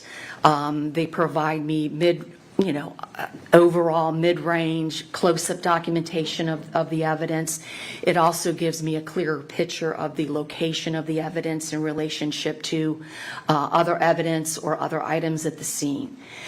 The next thing I like to do is I will continue to watch the body cam video. I will also continue to look at the photos, but now I'll look at what I consider to be the technical reports first. So I'll look at the technical reports, which included the autopsy report, because that is going to be my medical report regarding Jayla Bass. Then I will go and I will read the crime scene technician reports because those are also technical reports. That provides me information that I may not be able to see in crime scene photographs. So it provides me, also provides me information of the condition of items that were collected, whether areas were tested to determine whether or not it was possibly blood, what items, what are they going to be categorized under in property and evidence lists. So I like to read those reports. And then I'll read the property and evidence lists. I'll listen to the 911 call, and then I'll proceed to read through the first responder reports to see if they include any technical information related to the physical evidence that may be pertinent to my analysis and review. All right. So, for instance, in this case, you mentioned body-worn cameras. I'm just going to use this as an example. Did you receive the body-worn camera of Deputy Nathaniel Jones showing him taking the child, Jayla Bass, off from her position and putting her on the ground? I did. Okay. So, as a result of that, you were able to see the positioning of Miss Jayla Bass when she was first observed, correct? Correct. And did that help you in your analysis? Very much. Okay. Now, prior to trial, you and I have spoken, correct? Correct. All right. And were you asked to provide a grouping of photographs that would help you and assist you in explaining to the jury your findings in this case? Yes. Okay. I'm showing what's already been admitted into evidence of State's Exhibits 24A through LL. Do these appear to be the photographs that you wanted to use in your PowerPoint? Can I remove Yes. this?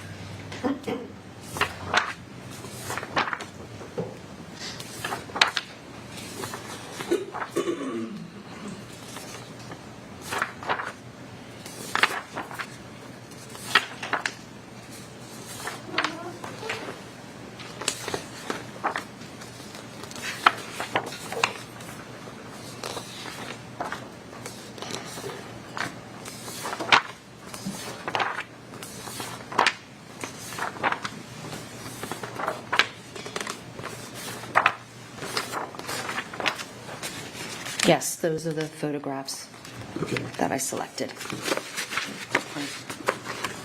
And you use these particular photographs that are in State's exhibit that's already been admitted in evidence 24A through LL.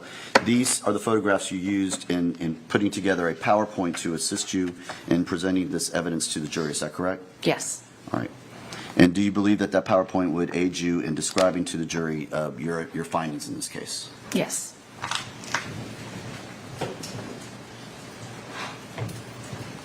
And Judge, I am now going to be going back to the court exhibit and showing the second PowerPoint presentation contained on the thumb drive. All right.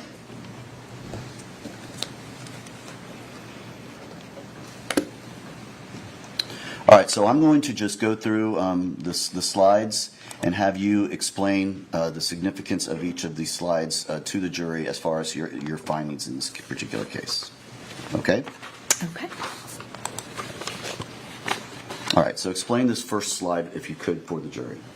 So the one of the first conclusions that I came to was one of the first things that I attempted to do with my blood analysis was to identify the location of Jayla Bass and Jermaine Bass when the actual gunshot wounds occurred. So what I'm looking for is going to be impact spatter. So that would be the spatter that takes on the conical nature, and that is going to be from the actual gunshot wounds themselves. So when I review all the blood stains and patterns, the only area that I identified where there was impact spatter that would be consistent with receiving the gunshot wounds is the northwest corner of the top bunk bed. And so what I did, now there's multiple photographs from multiple angles of that particular area. So I used all of the photographs that were provided to me, but these are the ones that best allow me to describe my findings. So the first thing that I looked at the top left corner, which is the SLB_105 photograph. That is what would be considered to be a mid-range photograph of the west end of the bed, including the northwest corner. So the northwest corner is going to be that corner of the bed that the pillow is not in. So what I identified in that particular area is on the railing that faces inward toward the mattress, the west side, which would be the short side that the pillow's up against, that has impact spatter on it. The other area that was of interest was the actual corner where the two railings meet. That has impact spatter on it as well. Then you also have a little bit of impact spatter on the long railing at the corner, but you have the conical impact spatter that actually radiates upward from that corner, upward in that conical fashion onto the wall above the bed. So that indicated to me that understanding the location of the gunshot wounds, that there were 3 to the head of Jayla and 1 to the head of Jermaine and 1 to the hand of Jermaine, that those areas of their person, their heads and his hand, needed to be in that corner. And they also have to be relatively either on the mattress or on the pillow and on the mattress in order for the blood to have the target of the bed frame as well as the wall to have received the blood spatter. So that tells me that their heads are low, either immediately on or just right above the mattress. Okay. And the area that's circled on the bottom photograph, there's a green marker in there, and you're familiar with crime scene investigations and stuff. Were you familiar with the fact, or did you know that that was an area that was swabbed for DNA? Yes, that's a very traditional form of crime scene documentation. You do your overall photographs first, document the scene as it was upon your arrival, and then as a crime scene investigator, we are trained to let the scene tell us what needs to be documented with scales and what warrants more and more detailed documentation. Very traditional crime scene documentation. I understood exactly what those scales meant. They used 2 different colors, very traditional way of distinguishing between 2 types of evidence, I understood that the green scale was for the impact spatter that was on the wall, and the yellow scale was for the defect to the bed frame. Absolutely understood that. All right, and what was the results of the DNA on that bloodstained spatter on area P? That resulted in a mixture of both children. Okay, and so is it your opinion, Ms. Cox, that both the individuals both received their injuries on this corner of the bed? Yes. Okay. And so it's your opinion then that their heads were both close together to that side and that area of the bed? When each of them received the gunshot wounds, their heads and possibly Jermaine Bass's hand were in that corner. Is there anything else from these slides that you feel like you need to talk about, or can we go to the next slide? Go to the next slide. Okay. All right, and what are we looking at in this slide, second slide? So this is just what would be considered a close-up photograph, and this is a photograph facing the actual north wall. So the corner's kind of off to the left-hand side. You can see the saturated pillow, but you can see how the blood stains radiate upward, not only from on the frame, but also up onto the wall.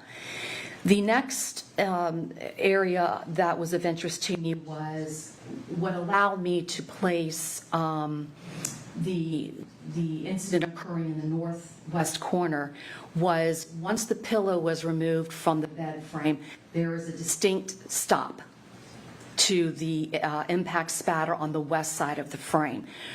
Blood follows the laws of physics. So blood is going to travel and attach itself to something until it either can no longer do so or it's already attached itself to something.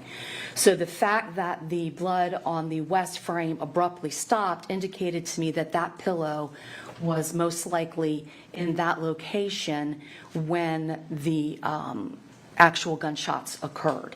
So that is just me being able to apply the other evidence in order to allow me to be a little bit more defined with my conclusions.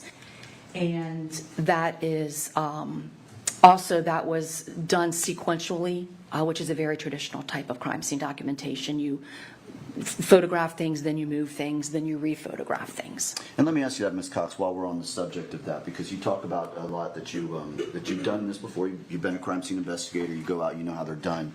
Do you swab every single piece of blood that you see anywhere at every crime scene? No, it's very customary to take representative swabbings. Okay. And when you take representative swabbings, do you look for areas that you believe are relevant based on the bloodstain pattern and things of that sort?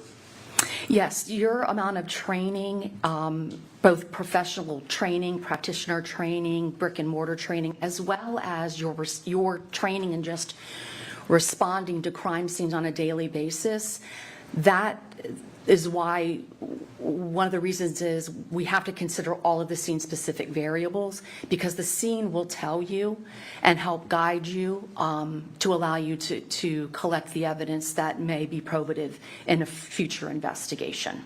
Okay. So it's very common to have a crime scene with, bloodstains all scattered throughout, but you would only swab specific areas that you believed were pertinent. Objection leading. Sustained. Okay. So in an area with numerous blood stains throughout, you would not scrub all of or swab all of them? You would pick certain ones? Correct. Okay. And I still do. Okay. What are we looking at in this slide here? This is, as soon as you enter the south bedroom, the children's bedroom, as soon as you look over to where the bunk beds are, this is, you can see like it's either a dollhouse or a makeshift kitchen toy that's up against the west side of the bed.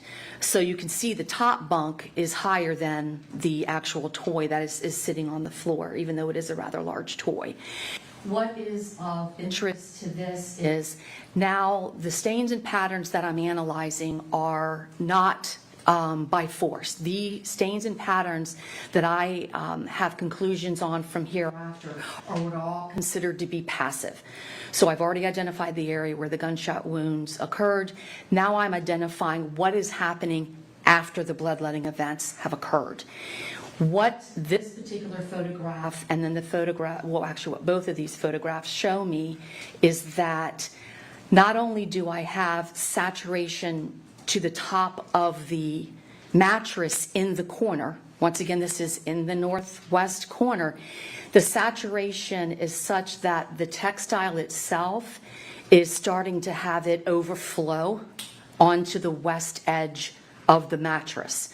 So what's happening is the blood is continuing to be deposited in this area from the gunshot injuries, and the blood is actually coming up over and cascading down the side of the mattress, and it actually cascades all the way down to where it starts to drip on the slats of the bed below. It also continues to do that on the north side of the mattress on the other side. So what that tells me is that the bleeding that is occurring after the gunshot injuries is being confined to that particular area as the bloodletting injuries are being allowed to flow freely and flowing down over the mattress and onto the wall and the bed below. Okay, and you mentioned something a minute ago that brought up a point that I hadn't asked you yet. That area that you described in the first slide, where you said this is where they were shot, that was blood spatter that you said was from a bloodletting event, right? Is that how you describe it? Correct. Okay. That was the only place in all of this areas that you were able to analyze that you found that occurred, correct? Correct. All right, did you find anywhere else where there could have been potentially a gunshot? There was no other impact spatter other than the northwest corner. All right, thank you. All right, what are, in this slide here, with SLB 348 and SLB 347, what are we looking at of these in these pictures? This is, once again, further on in the documentation process. You can see that the toy that was originally up against the west end of the bed has been moved, and they're just taking additional photographs. So it's a sequential processing technique that's very common.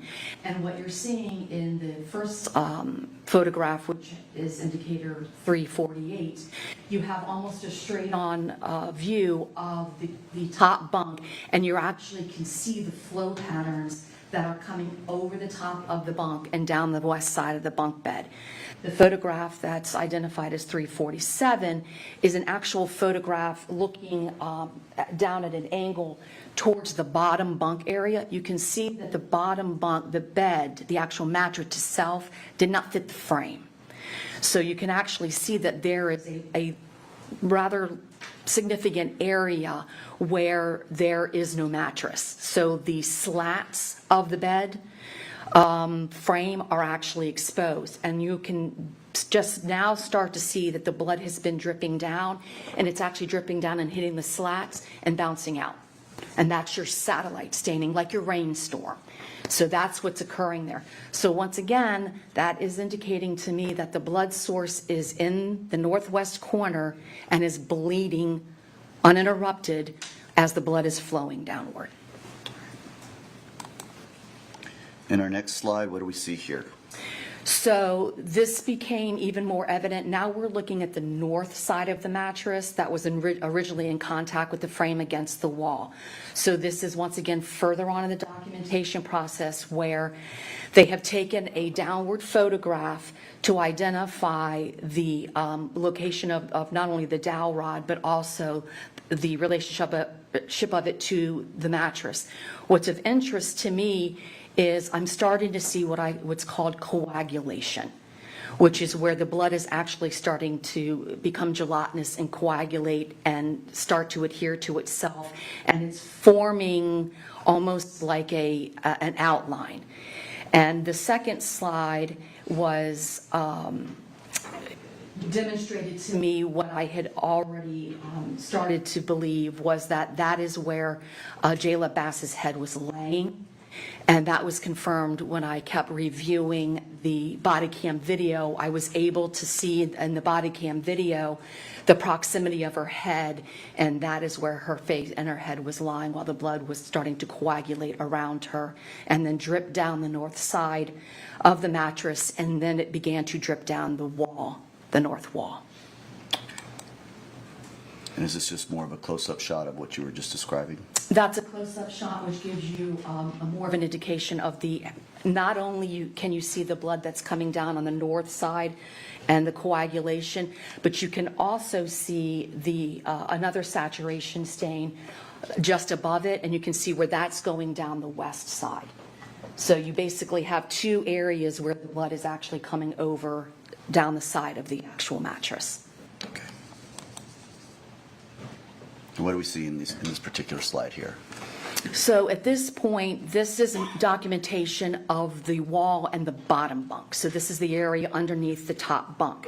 Once again, what was significance to me is if you look at where the flow pattern is on the wall and the satellite staining on the wall, as well as the pooled blood on the wooden slats and all that, that is all also in the northwest corner, which is at this point now everything that is related to this particular, the impact spatter and then the individuals laying on the mattress and bleeding downward is all in the northwest corner.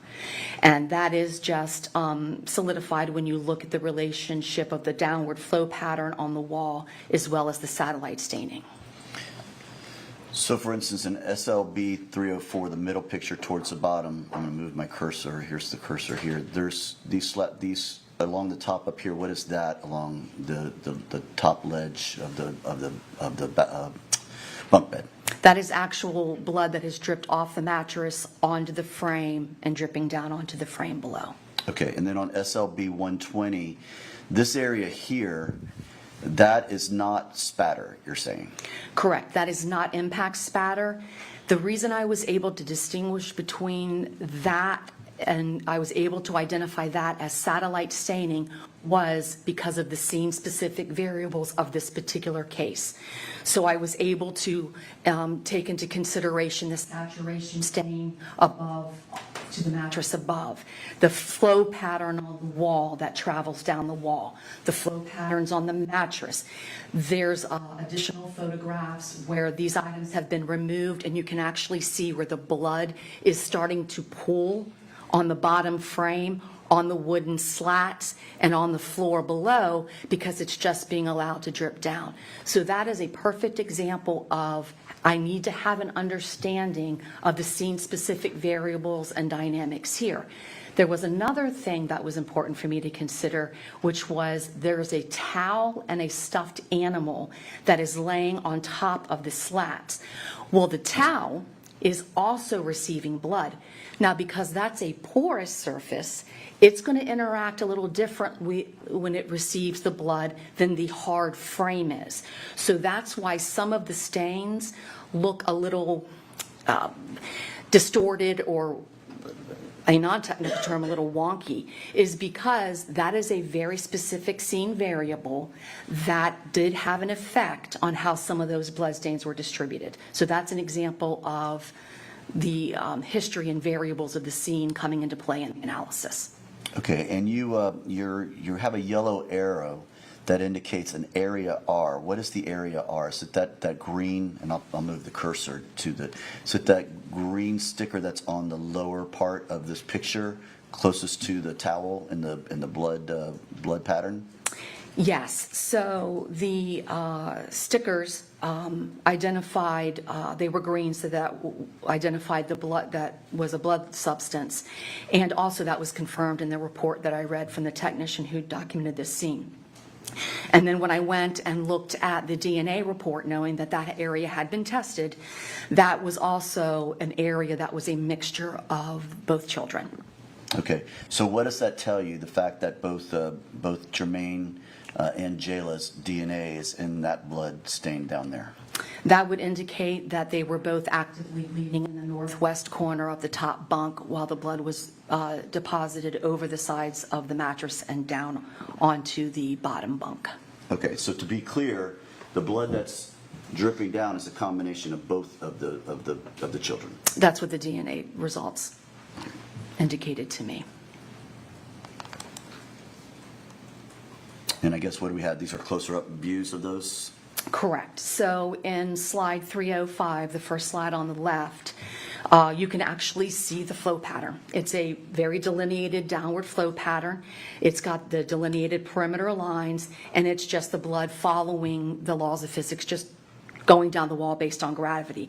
The secondary photograph, identified as 307, that shows you not only do I have different surfaces, so I have a hard, like painted wood frame, which is a little bit smoother. I have the towel, which is an absorbent surface, which is going to react differently to the blood. Then I have the wooden slats that are part of the frame for the mattress that aren't necessarily as smooth as the actual gray frame. So those are three different surfaces that I have to take into consideration, and that explained to me why I have such a variety of the satellite stains and why some of them are in different locations than others. Because, and not only that, I have different levels. So the gray wooden frame is higher than the wooden slat frames, and then you have the towel, which is higher than the wooden frame, but then drooping down between the frames. So those are all variables that I have to consider. All right. And the blood on the slats, would that blood have come all the way through the mattress, or would it have been still from the ones that were coming over the side? It would be the ones coming over the side, and I actually considered that. And so what I did was I looked at the photographs where the mattress had been cut and one of the projectiles removed, because that is something that I had to consider, and so I was able to exclude that. Okay, so it just came from the side and then just dripped down into there? Correct. All right. And what do we see in this one, in this particular photo? This is a photograph which is demonstrating the distance from the wall to the mattress that did not fit the frame. And it's also just giving a downward perspective of the stains and patterns in relationship to each other, showing the different elevations as well as the different locations of the blood on the different areas. And again, this area towards the left of the picture, where the cursor is right now, that is satellite staining. That is not from a shot or anything like that. Correct. That is not impact spatter. Okay. So what is this slide demonstrating here? So on this slide, the sketch at the bottom is mine. I am a very visual person. It's easier for me to put words into a picture. And so what I did was I made my own computer aid sketch to allow me to articulate my findings a little bit more clearly. So what I did was I took not only the photographs and the body-worn camera information, but I also took the information from the DNA reports regarding the blood evidence, and I put together that sketch. And what that sketch allowed me to do was to confirm what I had already spoken about earlier, which was the gunshot injuries occurred in the northwest corner, and then both children are laying in the northwest corner. And that is reflected, as you can see on the sketch. You can see the overall, all of the evidence together. So you can see P is the impact spatter on the top bunk, and R is the satellite staining on the bottom bunk, and they are both in the northwest corner. And those are the two areas that are the mixture. Okay. And did you consider N, M, and L as far as your analysis? Those, because each of those came back to Jermaine Bass, the son, correct, JJ? As did O? As did O. Yes. Okay.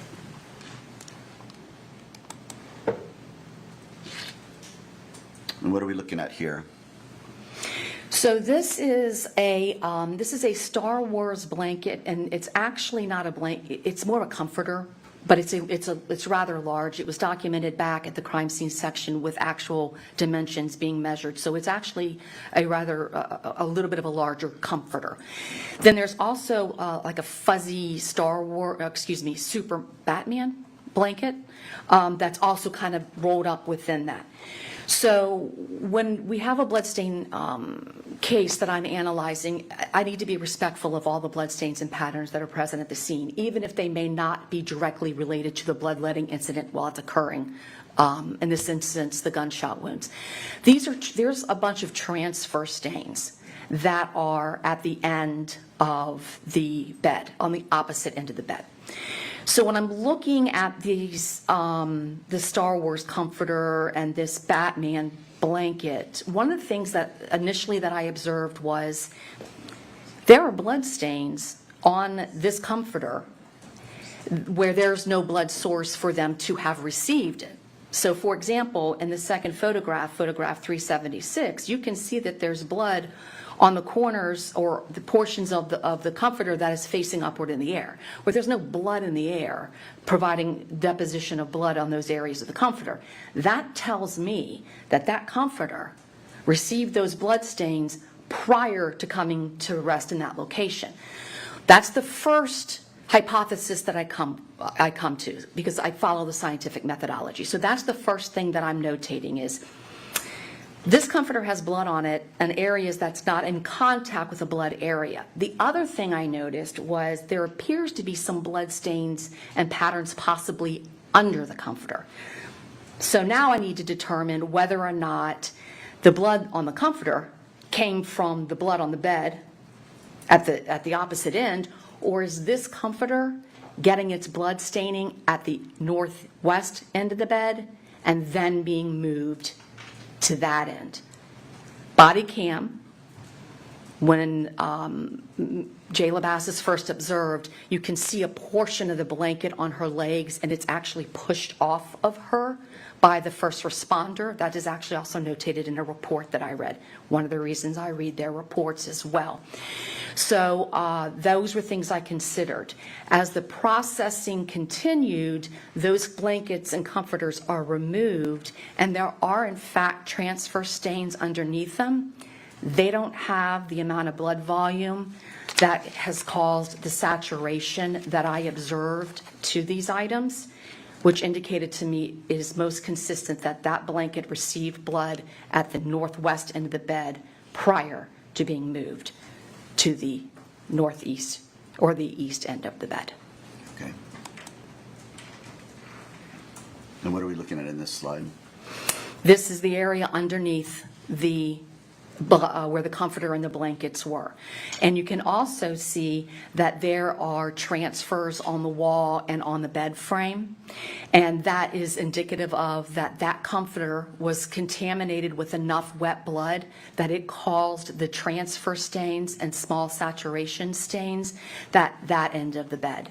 So that is how I had formulated a hypothesis and then came to the conclusion that it's most consistent with those items being further west on the bed prior to coming to rest there. All right. And then SLB 004, this is just the blanket laid out? This is the blanket that was actually laid out, and there are yellow defect circles that encased some areas of on the blanket. So I was originally interested in how much saturation or how much blood was in fact on these blankets to determine if I could just take it one step further to confirm my findings that the blanket was the most consistent cause of the transfer stains down at the east end. But then something else caught my eye. And so I requested testing on this item. All right. And so what we're talking about here in SLB 19 and 21. Yes, so I'm looking at the blood on the item that was documented back at their crime lab in their controlled environment. And, you know, you have some defects to the blanket and there's no blood around them. What was interesting to me on this particular area of the blanket, I have a saturation stain and it's encased as number 6 with a defect. One of the things I do, I request photographs be given to me on a digital medium so that I can look at them close up. I can zoom in, I can focus on certain areas if I need to. And as I was looking at area 5 and 6, what was really interesting to me was area 6 was a defect, and right next to it was an area of dark saturation that had a foreign substance mixed in with it. And I thought that looked a lot like possible biological tissue. So I requested that the blood from area 6, that general area, be tested to determine whose it possibly could be. And was it in fact tested? It was. And were you given the results? I was. And whose blood was it? Jermaine Bass's. The Junior, the son. The son. Yes, it's confusing sometimes because they're both named Jermaine, so sometimes I have to clear that up. Okay, yes. So is this what you're talking about when you talk about being able to zoom in? These are more zoomed Correct. zoomed in photos? Yes, so you can see that in, right adjacent to the defect that has saturation not only around it, but inside the fibers of the hole, you can see the possible biological material that is right next to it. Is that in number 5? Correct. All right. And what does that tell you, or what does that help you form as an opinion with regards to that piece of evidence? That defect, a projectile, was in close enough proximity to possible biological material when those were deposited. Okay. Now, you can't say specifically what biological material. No. Okay, so it could be from his hand, that his hand was shot? Correct. He did have a gaping wound to hit his right palm area by his pinky. Yes. Or possibly his head? Or possibly his head. His head was bandaged in all the documentation that I saw. Okay. But it's your opinion, though, that the substance in number 5 is some sort of biological material? I believe it is consistent with that, with the experiences that I've had and the numerous amounts of bloodshedding events that I've worked. Okay. Now, what are we looking at in this particular slide that talks about the movement of Jermaine Bass? So, because I was able to see how Jayla Bass was removed from the bed, there was additional documentation of additional bloodstains and patterns on the mattress that I could not necessarily attribute to her. So, not seeing Jermaine Bass, the son, until the first place I observed him was on body cam, sitting on the adult Jermaine Bass's lap. So what I observed was that there are transfer stains that are along the south rail of the bed. So this is the side of the railing that is opposite the side of the wall. And there's a bunch of transfer stains over in that area as well. And what was interesting is in the second slide, 473, the transfer stains continue over towards the ladder, and then they continue down the ladder. So you also have stains on the ladder itself. So that being consistent with possibly the son being removed from the bed, moving himself or being moved from the bed and down the railing. Now, I do want to make it clear that another person contaminated with the son's blood could have also deposited those blood stains while moving him. I can't exclude either one, so both of those are included. Okay. And you determined that it was Jermaine Bass that was moved because obviously Jayla was still found where she was, but also based on the DNA results of O and the ones along the band or along the ladder. Is that right? Correct. Okay. And what are we looking at in these particular pictures, 267, 268, and 266? Those are actual cast-off stains. Okay, and what does that mean? That is where an item that is contaminated with blood is swung or moved, and the blood is being swung or flung off that item due to its movement. Not at all surprised to see those, knowing that both children had bleeding injuries and had been removed from the bedroom. And so those cast-off stains were exactly where I would have anticipated they might have been. So there was nothing that I found inconsistent with the activity of removing them from the room. Okay, so it'd be consistent if, say, they had them in the arms and they moved around like this, and some of the blood that's maybe starting to drip just kind of gets thrown to the side and lands on that stuff. Correct. Okay, all right. And on the stairs, this is similarly what you're notating here, or what are you looking at? On the stairwell walls, you had a couple transfer stains, and you also had passive drip stains coming down the stairwell. Once again, very consistent with the action of the children being removed from the beds or being removed from the bedroom and being taken down the stairs and then being removed from the residence out the front door. Now, it may seem like that's obvious, but I have to be respectful of the fact that if there's bloodstains and patterns there that can be analyzed, I need to do that. So what I'm also showing is that the actions that I saw by first responders in removing Jayla was consistent with the blood that I saw there. There's nothing here that I found to be inconsistent with what the scene was already telling me. All right. And then finally, I believe this may be your SLB 218 and 231. What are we seeing here? There are some passive drip stains on the floor by the edge of the couch. There's also a transfer stain on the floor. There's transfer stain on the couch. Once again, I originally observed body-worn video showing adult Mr. Bass holding the child, Jermaine Bass, in that proximity of the couch. So once again, none of those stains to me were inconsistent or caused alarm for me. Was consistent with what I had seen on body-worn camera and the other dynamics of the scene. But once again, they needed to be identified and recognized for the analysis. All right. I believe that's it.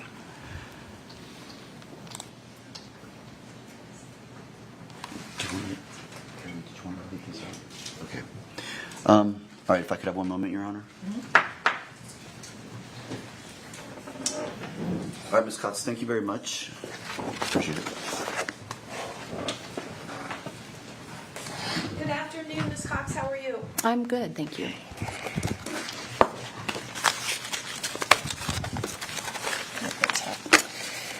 All right, so you were hired by the state of Florida in this case? I was. And specifically Mr. Terry, who works for the state attorney's office?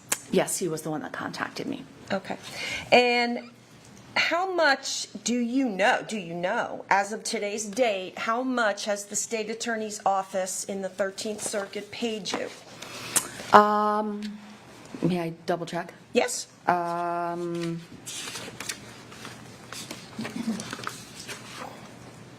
$760. Okay. Now, when we took your deposition, they had paid, at that point, $760. Is that correct? Correct. All right. So since that time, you gave a deposition. That's correct. Okay. And that bill had to go to my office, even Correct. though it's you're a state witness. Correct. All right. And you would have had depo prep. I did. Okay. You're being paid for your testimony today by the state of Florida. I am being paid for my time. Okay. Your time. Prep for your testimony with Mr. Terry. He even said that y'all had met and looked at the PowerPoint. You get paid for that time. Yes. You also are going to get paid for the PowerPoint that you put together that we just reviewed with Mr. Terry, correct? For the time that it took me to put it together, yes. Okay. So then, since it was already $760 before we took the depo, it's going to be above that at this point, correct? Yes. All right. And now the opinions that you have testified here today, those are your opinions and your conclusions, correct? Correct. All right. And you cannot tell this jury who pulled that trigger, correct? I cannot. All right. Just a little bit about the work that you do. Your percentage in terms of working for the police officers, their offices, the state of Florida, versus the defense. Give me an idea what the percentage or breakdown would be of how much you do for, say, state attorneys' offices and police agencies versus a defense hiring you. I would say it's about 70% state or law enforcement and about 30% defense. Okay. So 70% of your work are police agencies, law enforcement, and state attorney's office, such as Mr. Terry's office. I do get contacted by the state frequently, yes. Okay. 70%. Approximately. That's okay. Yeah. All right. Now, based on the findings, you cannot say Mr. Bass discharged the firearm, correct? I have no opinion on who actually pulled the trigger. Okay. You cannot say whether the son pulled the trigger at any point. You cannot say Jayla pulled the trigger. You cannot say Shirley Bass pulled the trigger. You can't tell us who pulled the trigger. I cannot. Okay. Now, you are aware of the fact, and I think you just testified to it, that EMS brings Jayla down the stairs and out the front door? Yes, I observed that. Right, okay, and that's on body cam, I believe, correct? Yes. Right. And then you're aware from people telling you that Mr. Bass had brought his son down the stairs and over to the couch, because the coming down the stairs is not on the body cam, correct? No, I observe the young son on the father's lap. That's the first time I see the son. Okay, and you were advised he would have taken him down that staircase? I cannot exclude that. That would be the most probable. Okay, all right. Well, somehow he got from the top floor down. I agree. Okay, all right. And in terms of the staircase, there's nothing inconsistent with the fact that either child was carried, lifted, and moved down the staircase. Oh, no, the blood's all very consistent with that. And also consistent with the fact that Mr. Bass would be over on the couch holding his son, as you saw in the body cams. Yes, the blood that I saw outside the bedroom was consistent with that, yes. Okay. All right. Now, you also have no opinion on which child may have been shot first, correct? That's correct. All right. Now, I want to just talk to you a little bit more. Mr. Terry, I thought, was making a comment and had asked you about that both children's heads are together, and I might have misunderstood what he said. You're not testifying that these two, Miss Bass and Jermaine Bass, the son, that their heads are together when they're shot, correct? Their heads are in the northwest corner. Okay, that's what I wanted to clarify. So you're not saying head, they're together, they're right next to each other. You're not saying that. I'm just saying they're in the northwest corner. Okay. And in fact, you cannot give an exact position of Jayla Bass, correct? I can give you the approximate location of her head, but the rest of her body I can't, except for what I observed on body cam. Okay. So let me ask you the question again. You cannot give us an exact position of the children and where they are, correct? Their heads are in the northwest corner when the gunshots are inflicted. Jayla's head was in close proximity to the northwest corner and north railing, correct? Yes. That is your opinion? That is the northwest corner, yes. Okay. And again, that is her head being in close proximity to that corner, correct? That is correct. Okay. Do you remember testifying in deposition that you cannot give an exact position of the children? Can you tell me exactly what page you're talking Yes. about? Okay.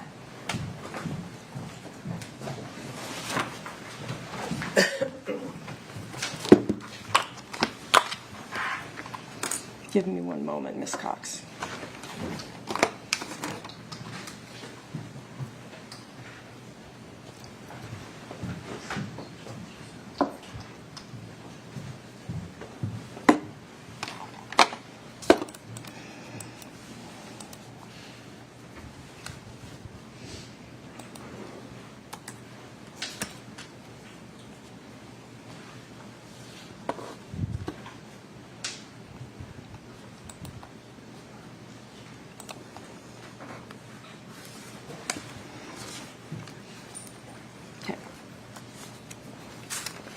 Ms. Cox, if you could refer to your deposition taken in late December of last year, bottom of page 24.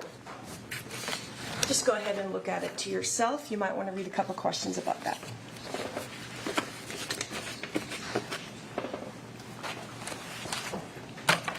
Okay, I'm here.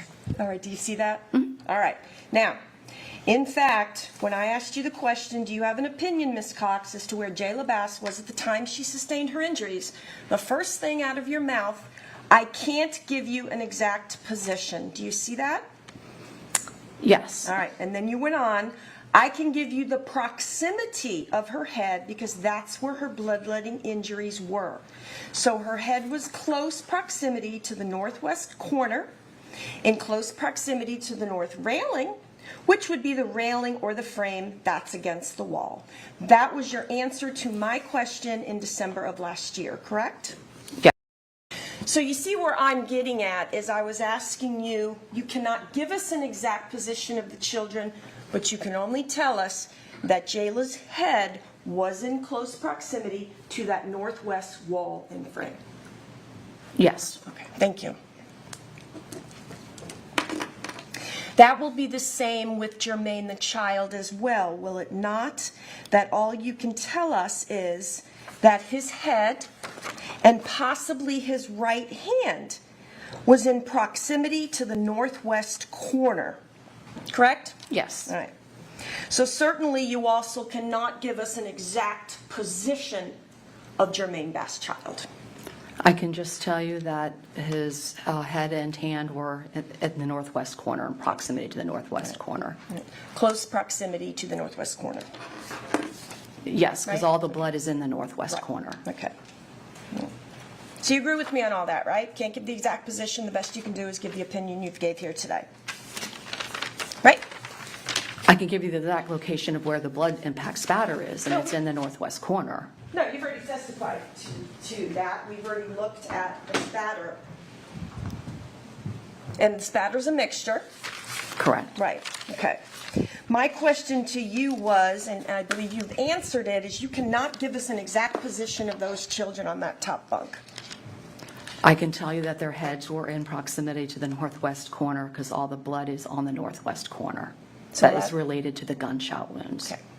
I'll ask you again. You cannot give us an exact position of where those children were.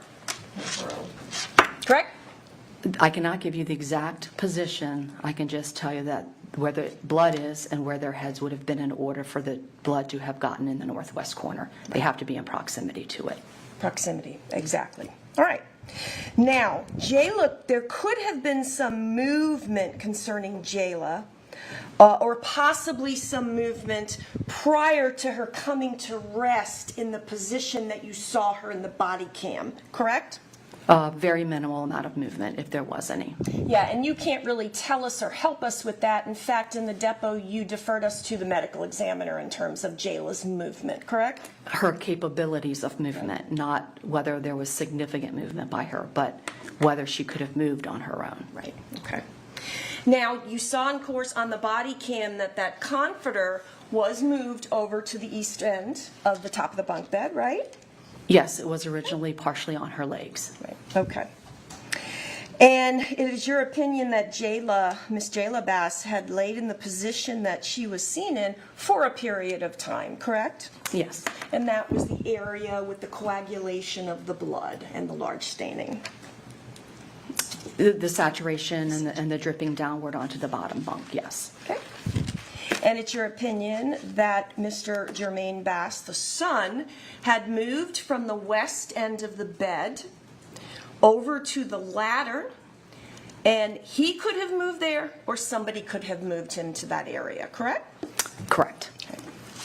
So basically, Jermaine Bass, the son, his head is in close proximity, and maybe his hand, to the northwest corner. He's then coming to the west middle area of the bed and then moved, and again, either himself or someone else, down the ladder. Correct? That's consistent, yes. Okay.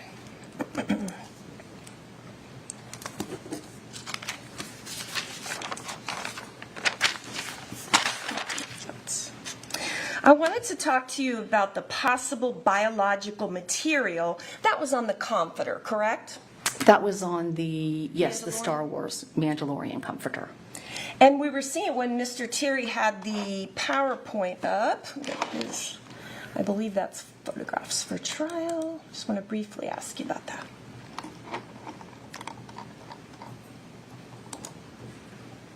See if is that one helpful there?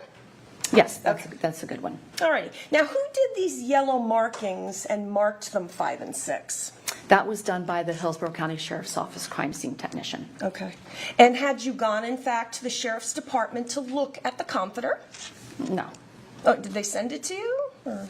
I didn't request to see it. I didn't need to. Her documentation was very, very good, actually, so I could work off of her work.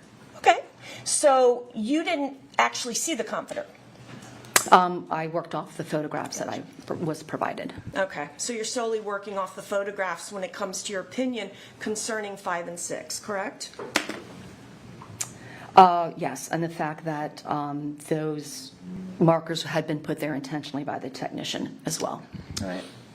And you, in fact, had asked for the DNA testing to be done on that one spot, which is 6. Correct, adjacent to the blood, the possible tissue. That is correct. Okay. And that was the DNA that came back to the son, Jermaine Bass? Correct. All right. Did anybody ever tell you that item 5 was, in fact, biological material? I didn't ask anybody. I am basing that on my experience, both in working crime scenes, having assisted in autopsies, and been to an extraordinary amount of bloodletting events where tissue and other foreign biological material has been expelled. Okay. Did you ever discuss this biological material area with the Hillsborough County Sheriff's Office? I've had no discussions with the Hillsborough County Sheriff's Office. Okay. And are you aware of any DNA testing for the area depicted by number 5 that you believe is possible biological material? I requested the area around the actual projectile defect be tested because that's directly related to the shooting itself. So you asked for the DNA testing. I think we already established that for 6. Are you aware of any DNA results of the possible biological material you believe you see in the photographs in item 5? Based on the dynamics, I believe it is most consistent with being from Jermaine Bass. Okay. I asked Junior. you, my question just was, are you aware of any DNA results from the Florida Department of Law Enforcement or Pure Gold Forensics of DNA results that tell you who number 5 belongs to? I didn't request it. Okay. And you're not aware of any, correct? I didn't request any, and I haven't been provided any. Okay. Because you have the results from FDLE and Pure Gold Forensics. Yes, I have those reports. I do. All right.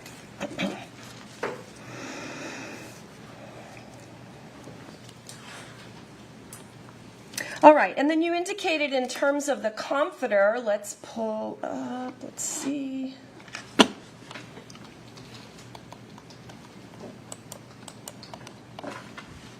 Nope, that's my mouse, that's why it's not working.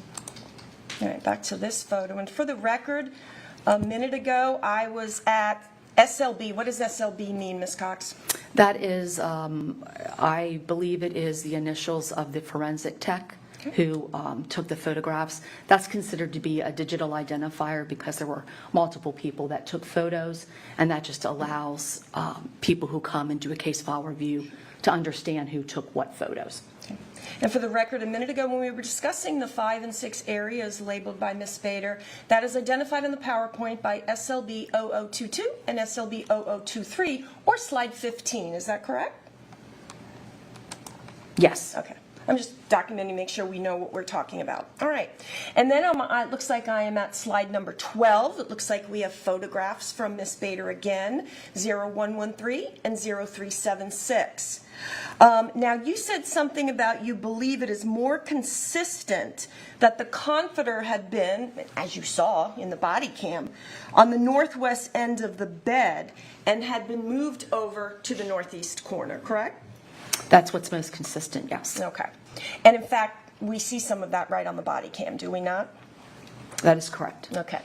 So is it your testimony that any blood that's on the east end, which we have on the railing, we have on the wall, and we have on the mattress itself, any blood I see came specifically from that comforter? Is that your testimony?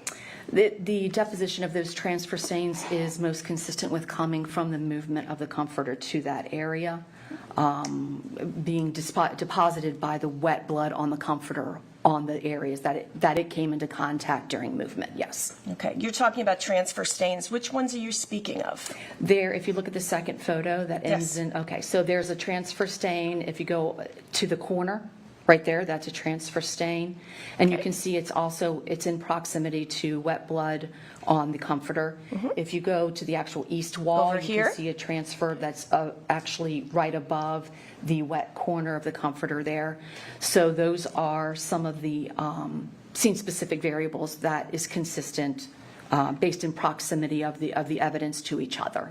Okay, and you say consistent, so you can't say for sure, but that's most consistent to you. Correct. Right.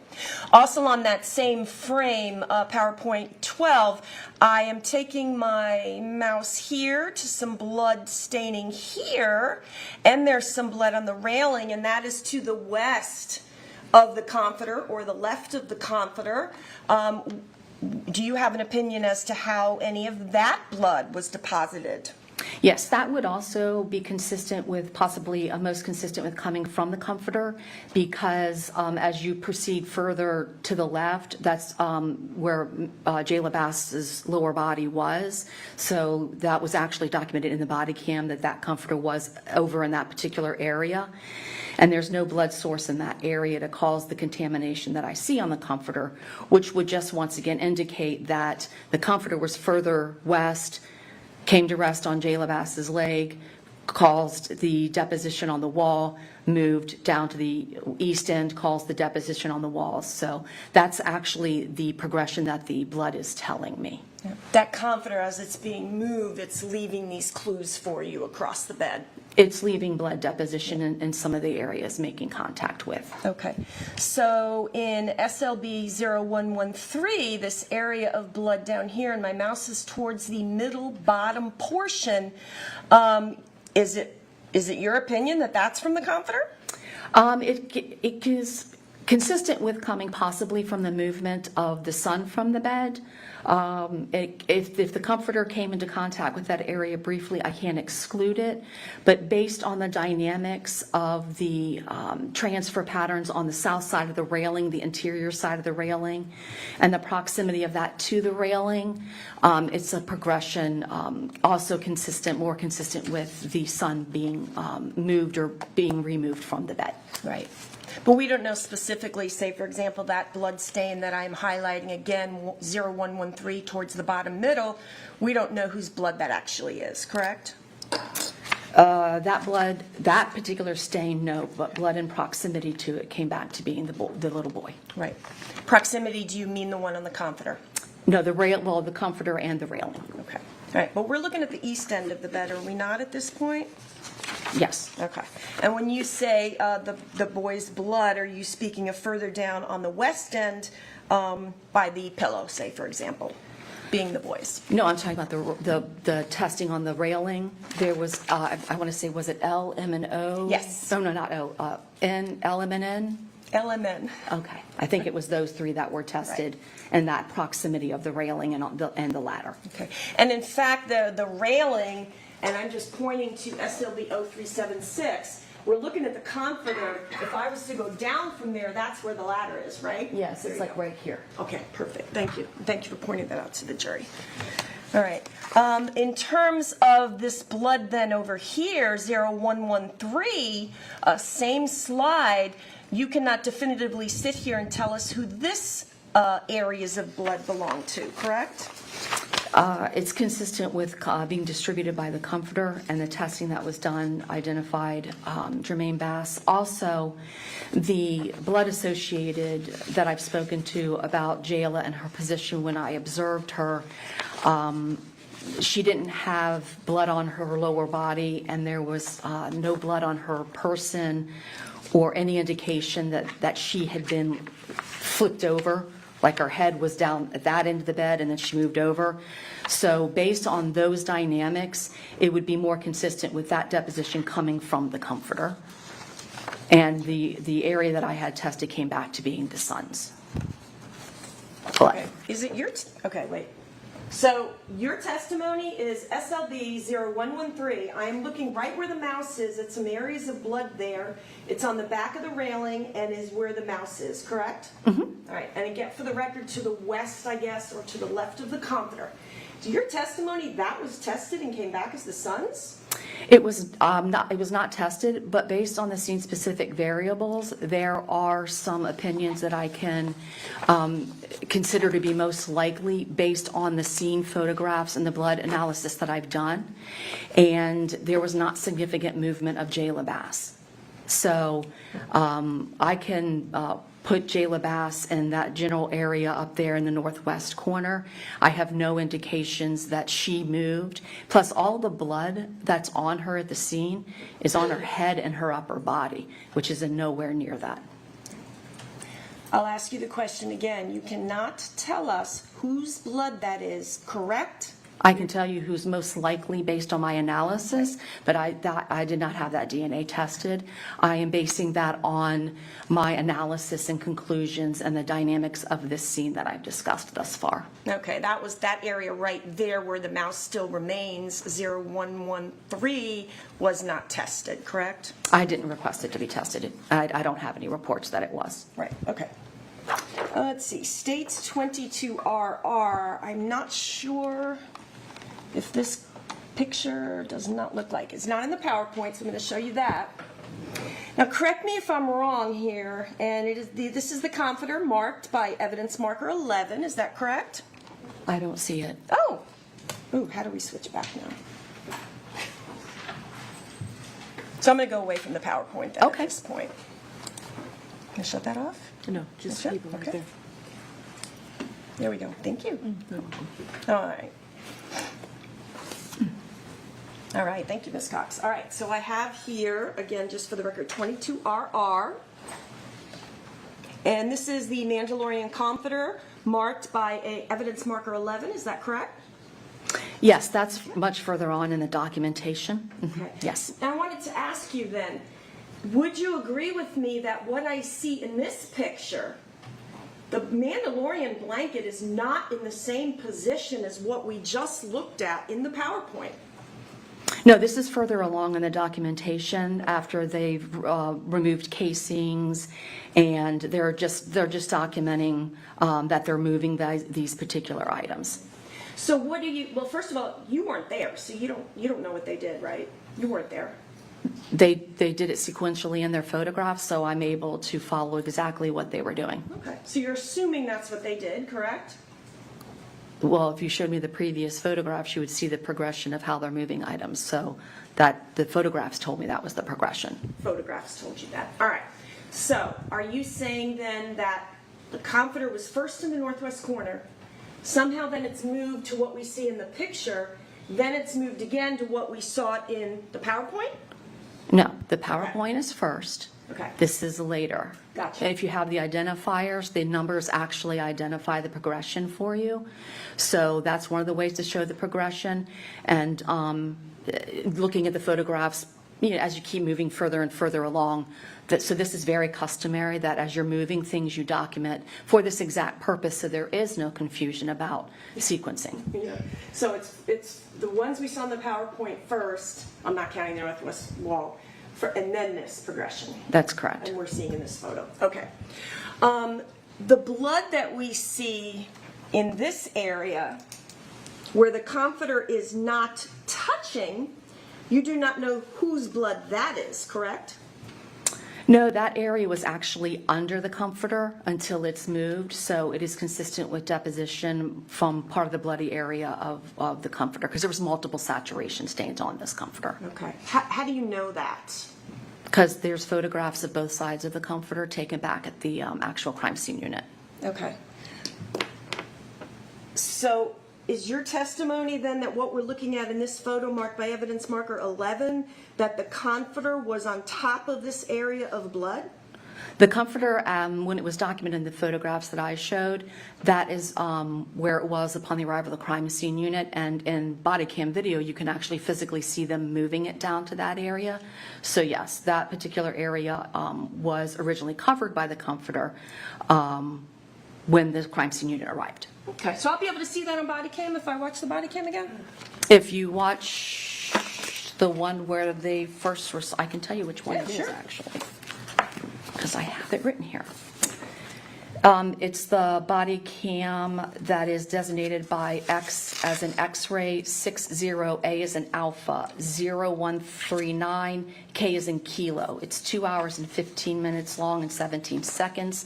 That is the first responder when he goes into the room and he makes contact with the Jayla Bass, and you can actually see him get up on the lower bunk, and he gets up and he moves. You see him move his right hand, and then you see him move Jayla towards him. I believe it's also in his report that he indicates he moved the comforter. So there's two forms of documentation of that. Okay. Do you remember the name of that officer that moved that comforter to that position? I only have I use, when I do my reports, I use the actual time stamp from the actual body cam, because that is a actual stamp that's part of the actual physical tangible evidence when I do my report. So that's why I refer to it that way. Okay. In terms of any testing towards the middle of the top bunk or to the eastern corner, none of that, like where we're seeing the comforter right now and any blood underneath it, none of that is actually tested though, correct? I didn't request any of it to be tested, and I don't have any reports of it being tested. As the same as when it's going further down onto the eastern corner where we looked at in the PowerPoint, same thing again, no testing on any of that blood except the comforter part that you asked for. Well, on the east end, the ladder's on the east end, so there was testing done on the south rail at the east end, but these stains here, I didn't request any testing, and I didn't receive any reports of testing. Okay. Yeah, I was talking just about the mattress Oh, itself. okay. That's sort of, all right. Take that off there.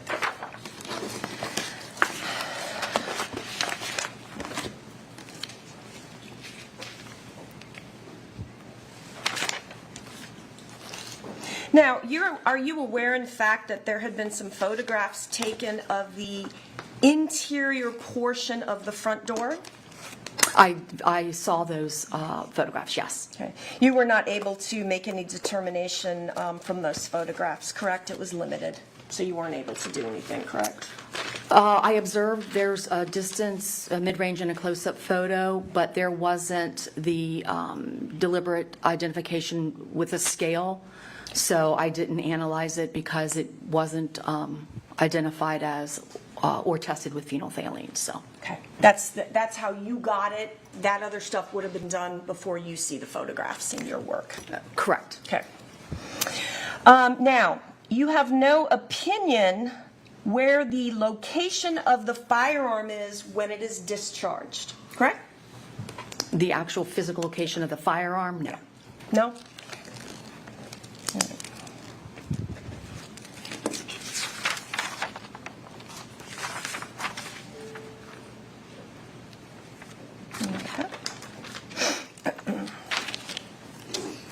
All right, and then finally I just want to go back to the spatter mixture that we know contains the mixture of the two children, labeled P, the one on the back wall. Okay. Right above the bunk bed. You know what I'm speaking of, right? I do. Okay. I don't want to have to, oh, here we go. Just so we make sure there's no issue. Here is State's Exhibit 22 RRR. We are speaking and agreeing that this is P over here, green scale marker P, and this is the area you're speaking of, correct? That's the area that was identified as the area that was tested, but that's not all of the impact spatter in that northwest corner. Okay. The impact spatter is also on the north railing, the actual physical corner, and on the west railing. Okay. So the actual spatter encompasses how it's. May I stand? Yeah. It's Try to zoom it in for you a little bit. Does that help? You have all this spatter here, but you can also see the spatter's all here. It's on this back wall. It's all here, and it's around here, and then it abruptly ends here. So when this is the northwest corner, and you can see that the spatter encompasses this particular area, as well as it rises up in a conical formation over in this particular area. So in this area right here, the northwest corner is where the impact spatter is. And you're taking, just for the record, you're taking your hand. We have the northwest corner where we have the large area of coagulated blood. You're taking your hand and going around above it and onto green scale marker P. Yes, and so the impact spatter is also in proximity to this damage defect that was identified and the trajectory rod. So this particular area, so it's this northwest corner is where the spatter is. Right. Wall and the railing is discussed. Correct. Okay. Do you happen to know where the exact droplet was of blood that was tested or swabbed by CSI Bader? No, it was identified as area P, so it's going to be that particular area. What did you take that to mean? Which part of this that you've talked about, since it's on the frame and it's near damage B, what did you take it as? That it's, the swabbing was taken in proximity to scale P, as that is customary, but Ms. Bader would be better to answer the exact location. Okay, so you don't know the exact location, correct? Just that it was in proximity to scale P, because that's how it was identified. Okay, all right. So now, you're not testifying, are you, that that area right there is the only spot that this gun was fired? You're not saying that, right? I don't have an opinion as to where the gun was when it was fired. I have an opinion as to where the children's heads were when they received the injuries, which was in proximity to that northwest corner, because the impact spatter is in the northwest corner. Which we've already talked about the proximity and all that. Right? Correct. Now, a gunshot wound does not always leave impact spatter, correct? There have been situations where the scene-specific variables have prohibited it based on, each scene is going to be different. Okay. So typically, does a gunshot wound, maybe one that doesn't even have an exit, that's going to leave spatter somewhere? Are you asking me? I prefer just to give you the opinions regarding this particular case and this situation, of which the gunshot injuries did produce impact spatter in this particular case. Okay. And we've discussed that. But certainly, just because you see impact spatter, that does not limit shots to right there, correct? In this particular case, the impact spatter is in the northwest corner. That would indicate the location of the injuries was in the northwest corner, proximity to the northwest corner. Very consistent with all the other evidence I reviewed and all the other bloodstains and patterns. So in this particular case, it would appear as though those were where the actual injuries were inflicted, and that's where the children laid as their injuries bled freely. It will appear as if. Is that the term Yes. you just used? Most consistent with, yes. Okay. Do you have any kind of percentage, you think, when you have a gunshot wound of just any type of person? How many are going to leave impact spatter on something? There's been a lot of studies, but those are done in sterile environments, so they're not relevant to individual case work. What I can do is provide you the opinion based on the evidence that I did observe in this case, which is I do have impact spatter, and I do have multiple gunshot injuries to the children's head and heads, so that produced impact spatter. That's the opinion that I have for this particular case. Okay. May I have a moment? Yes. Thank you.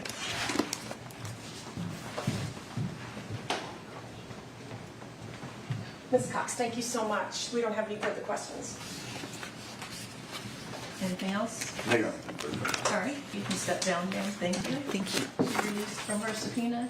Yes, Your Honor. She is. All right. Thank you.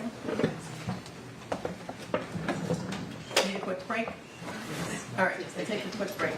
All rise.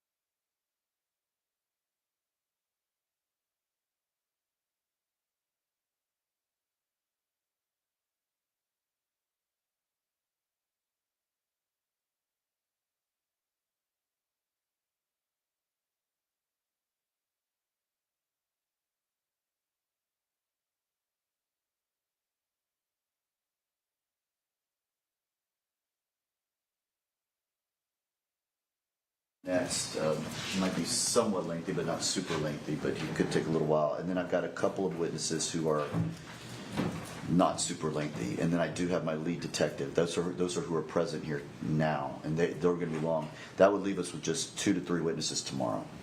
Okay. If we were able to just to get through those. I don't know that we can. The lead detective will probably be long, I'm guessing. I don't know what your cross is like. Maybe not. Not too long. I know I'm putting in some evidence through him that could take a little while as far as like showing to the video or producing it. All right.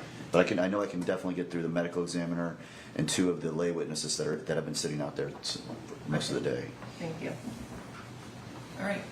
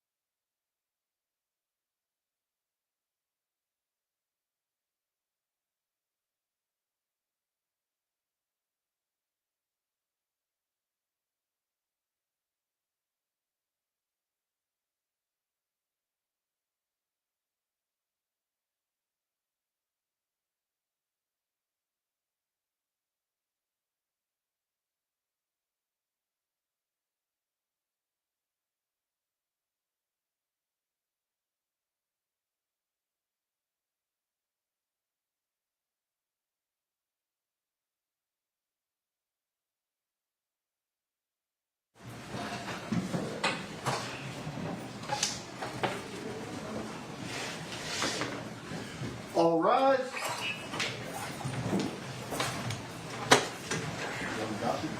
Yeah.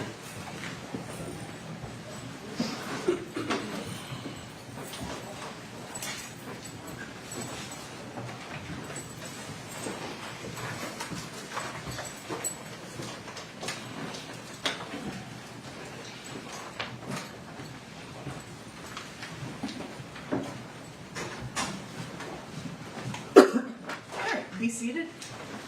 Call your next witness. State will call Dr. Noah Reyley.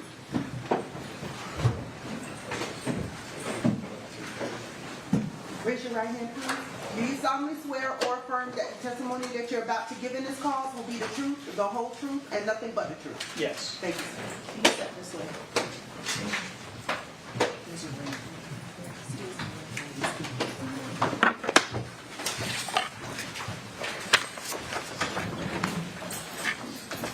Good afternoon. Hello. And you would please introduce yourself and spell your name for us. I'm Dr. Noah Reyley, Noahreilly. Thank you. Doctor, how are you employed? I'm an associate medical examiner for the Hillsborough County Medical Examiner's Office. And what is an associate medical examiner for the jurors? I am a forensic pathologist who is trained to perform autopsies that fall under the state of Florida jurisprudence. Okay. And how long have you been employed with the Hillsborough County Medical Examiner's Office? 2.5 years. All right. And prior to employment with the Hillsborough County Medical Examiners, did you work anywhere else as a medical examiner? I was in training in Houston, Texas. All right. And so tell me a little bit about that. Well, first of all, what is your specific title with the Medical Examiner's Office? Associate medical examiner. Okay. And what are your duties as an associate medical examiner? I perform autopsies. Okay. Generally, that's pretty much it. And Yeah. yes. What sort of training and education have you had in order to become a medical examiner? I have a bachelor's of science in microbiology from Arizona State University.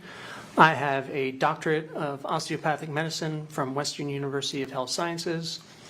I did an internship year in pathology at the Louisiana State University of New Orleans.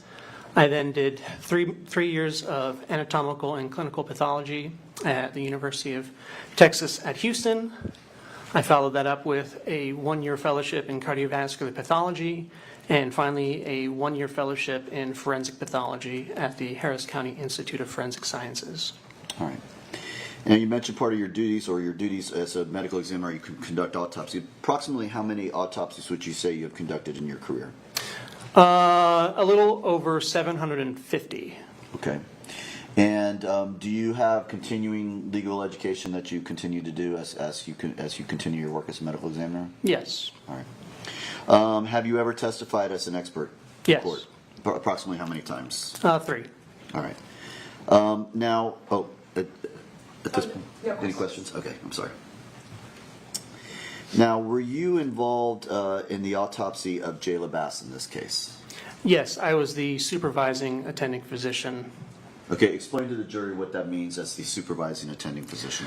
So we have a fellowship program at the Hillsborough County Medical Examiner's Office where we train physicians that have graduated and are now subspecializing in forensic pathology.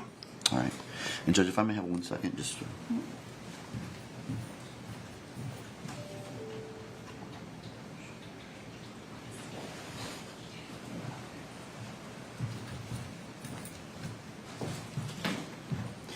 So as a supervisor, were you present at the time this autopsy was conducted? Yes. Who actually did the actual cutting, the autopsy itself? Dr. Paul McGowan. All right.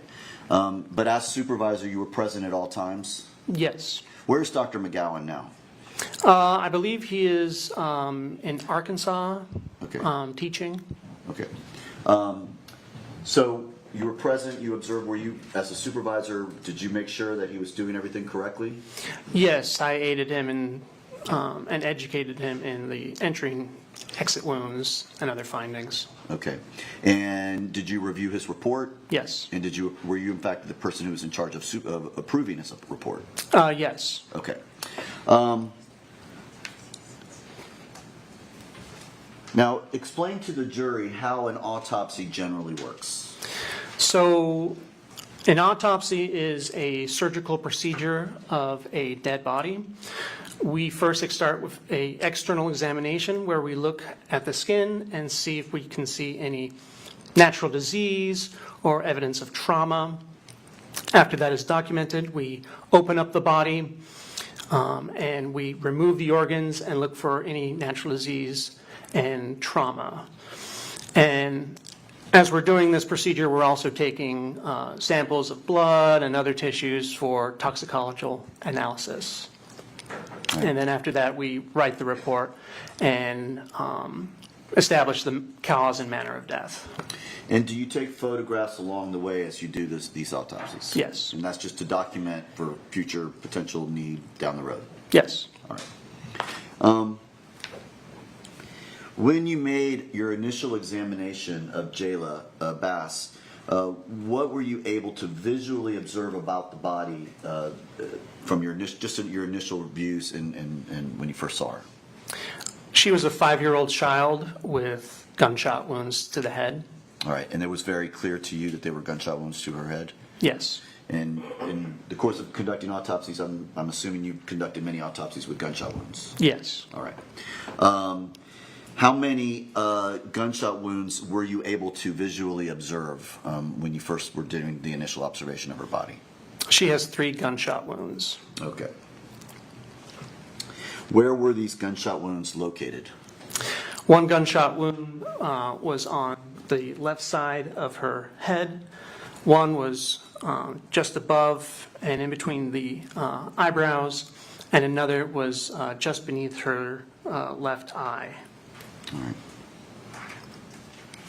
Now, when you are looking at these wounds, do you clean them up? Yes, with gunshot wounds, we take photographs as is to see if there is any soot that's present on the body that would be washed away once we clean the wounds.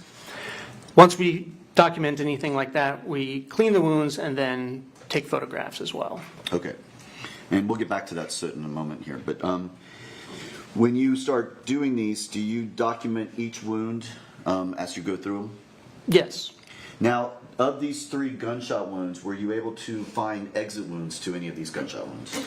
Yes, the one in between the eyebrows and the other that was on the left side of the scalp. Okay, and they each had a corresponding exit wound? Yes. And so those are called, or what are those called when the bullet goes into the body and then also exits the body? A perforating gunshot. Okay. And one of the wounds, you found the bullet inside the body, correct? Correct. All right. And then what is that one called? That is a penetrating gunshot wound. All right. Now, how do you label these particular wounds so that we can kind of explain them to the jury about where they were located and how they occurred?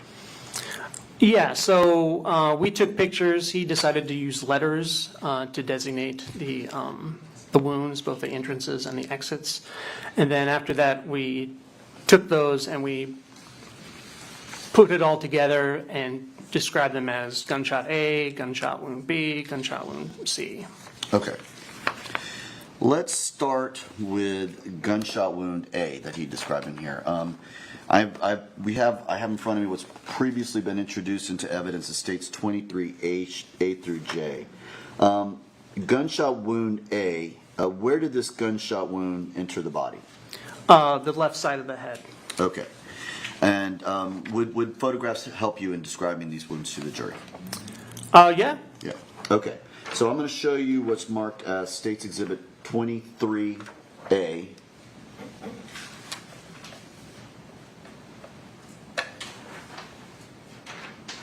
Is this in fact the gunshot wound that you just described to the temple of the body of the head? Yes. All right. Now this wound at this point in time looks like it's been like the hair around it has been shaved. Is that accurate? Yes. All right.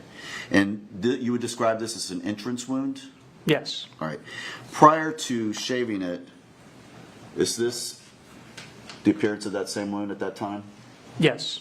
All right. And that's how you saw it, because you just indicated you take pictures of the wound before, you shave it, and then after, correct? Correct. And this would be before. This is how it looked when you first observed it. Yes. All right. That's exhibit number? I'm sorry, that is exhibit number 23B. Thank you, Your Honor. All right, going back, we'll go back to 23A now. Was there any evidence, let me go back to 23B. Was there any evidence that this was a close-range shot? No. Okay. Explain to the jury how you determine when there is a close-range shot. We look for the presence of soot or gunpowder stippling. Okay. So when a bullet is fired from a gun, what happens to the bullet in the stippling? So the gun will take a hammer and hit a primer in the casing of the gun in the bullet, and that primer will ignite the gunpowder within the casing.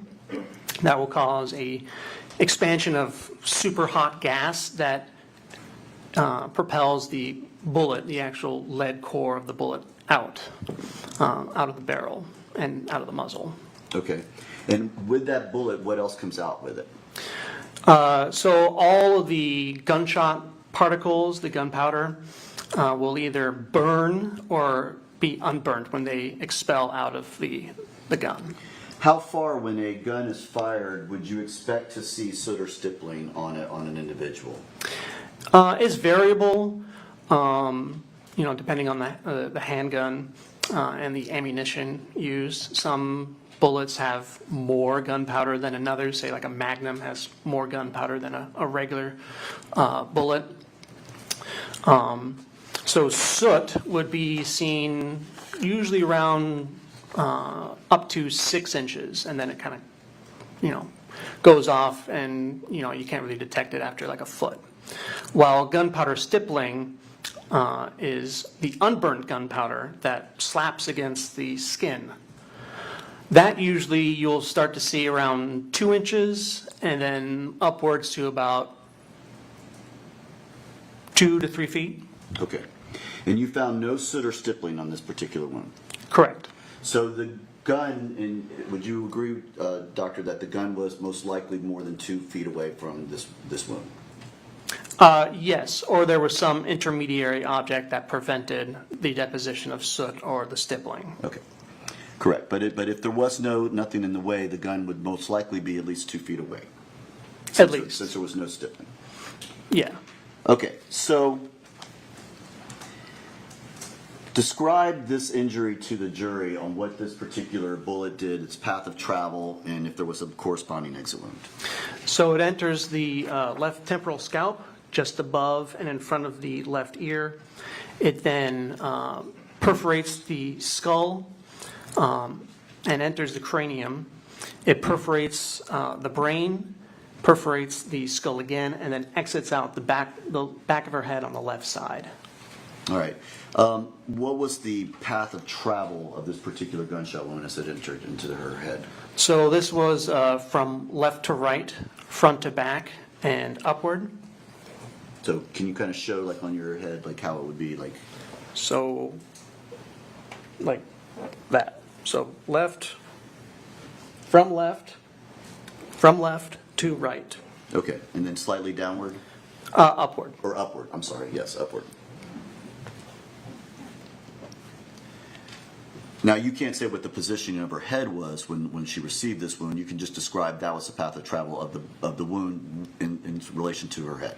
Correct. I can only tell you the direction of the track that the bullet made through the body. I cannot tell you the position of the shooter or the position of, the child in this case. And you document, or do you document when the exit wound in this particular case? Yes. Okay. And would that be, I'm showing you now State's Exhibit 23C, would that be marker B? Would that be where the a bullet exited her head? Yes. So there was no projectile recovered with this particular injury? No. Was this a fatal wound? Yes. Would it have been immediately incapacitating? Yes. Meaning she wouldn't have been able to get up and move around after a shot like this? Possibly, yeah. Okay.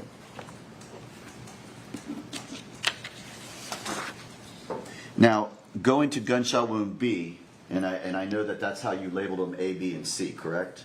Yeah, But your actual labels that you have placed on the, as far as for the pictures, don't necessarily correspond to that. Is that right? correct. Okay. So I'm going to show you what's been marked as State's Exhibit number 23D. Is that in fact the marker that's labeled C? Is that in fact gunshot wound B? Correct. The C is the entry wound for gunshot wound B. Okay. And describe, if you could, well, first of all, to this wound, was there any evidence of any soot or stippling? No. So there was no evidence that this was a close range shot? Correct. All right. Describe this wound to the jury. So this is a entry wound. It's a round punched out defect with a abrasion on the lower left side of it, with no soot or stippling present. Okay.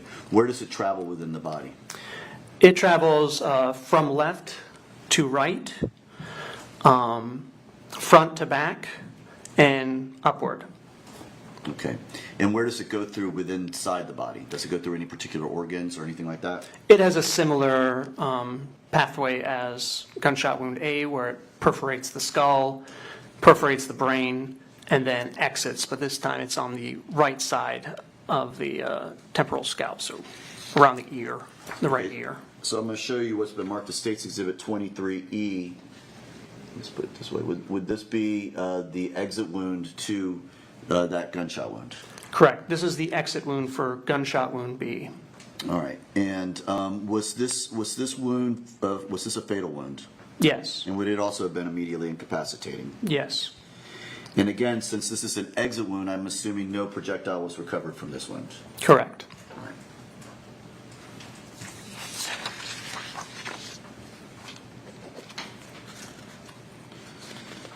So we've discussed two of the wounds. Now let's talk about gunshot wound C. Where was the entrance for this wound? The entrance wound for gunshot wound C is just below her left eye, left cheek. Okay, and I'm going to show you what's been marked as State's Exhibits 23F. Which one is gunshot wound C? So in the picture labeled E, that's the entrance of gunshot wound C.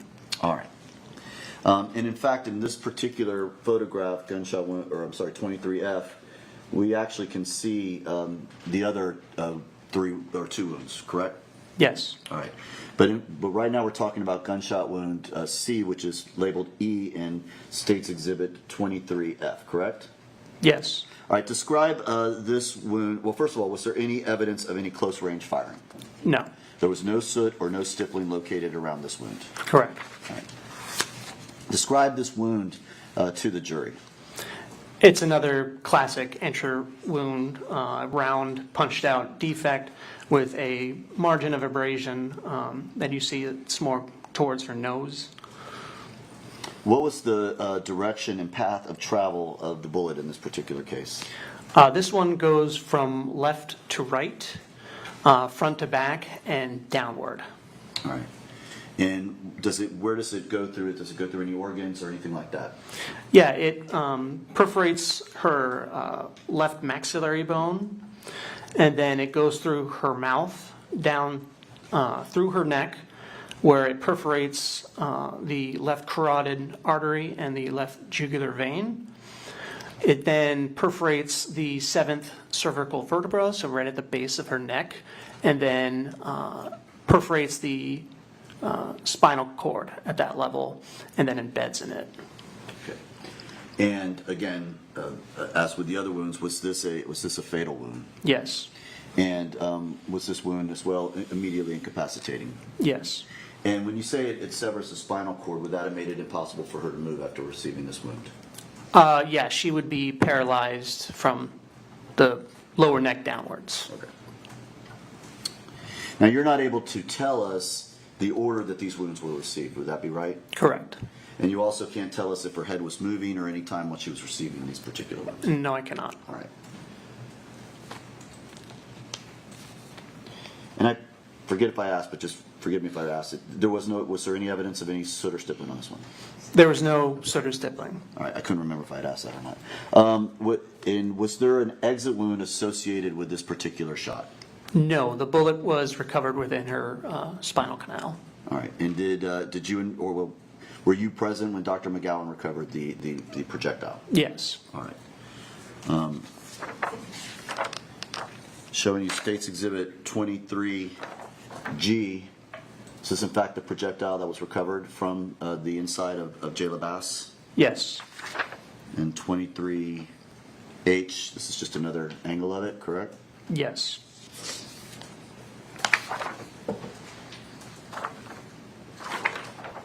I, similarly. And then in 23J, what are we looking at in this particular picture? These are also fragments of the bullet. Explain to the jury what fragments, what does that mean? Basically broken off bits of the bullet core that came off while it was traveling through the body.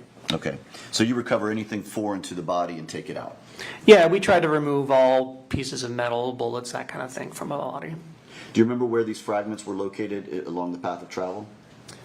Somewhere in the wound path, I don't recall. Okay, but it was along the wound path? Yes. All right. These projectiles and fragments, when they're recovered from the body, what do you do with them? We photograph them, we place them into a envelope and secure it with evidence tape, and then put our signature and the date. And are they eventually given to the sheriff's office? Yes, they're submitted as evidence.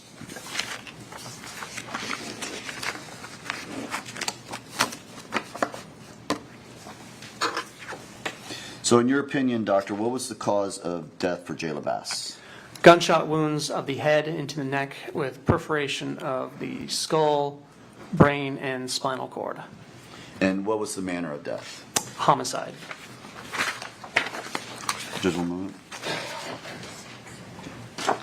I will pass the witness. All right. Cross. Thank you.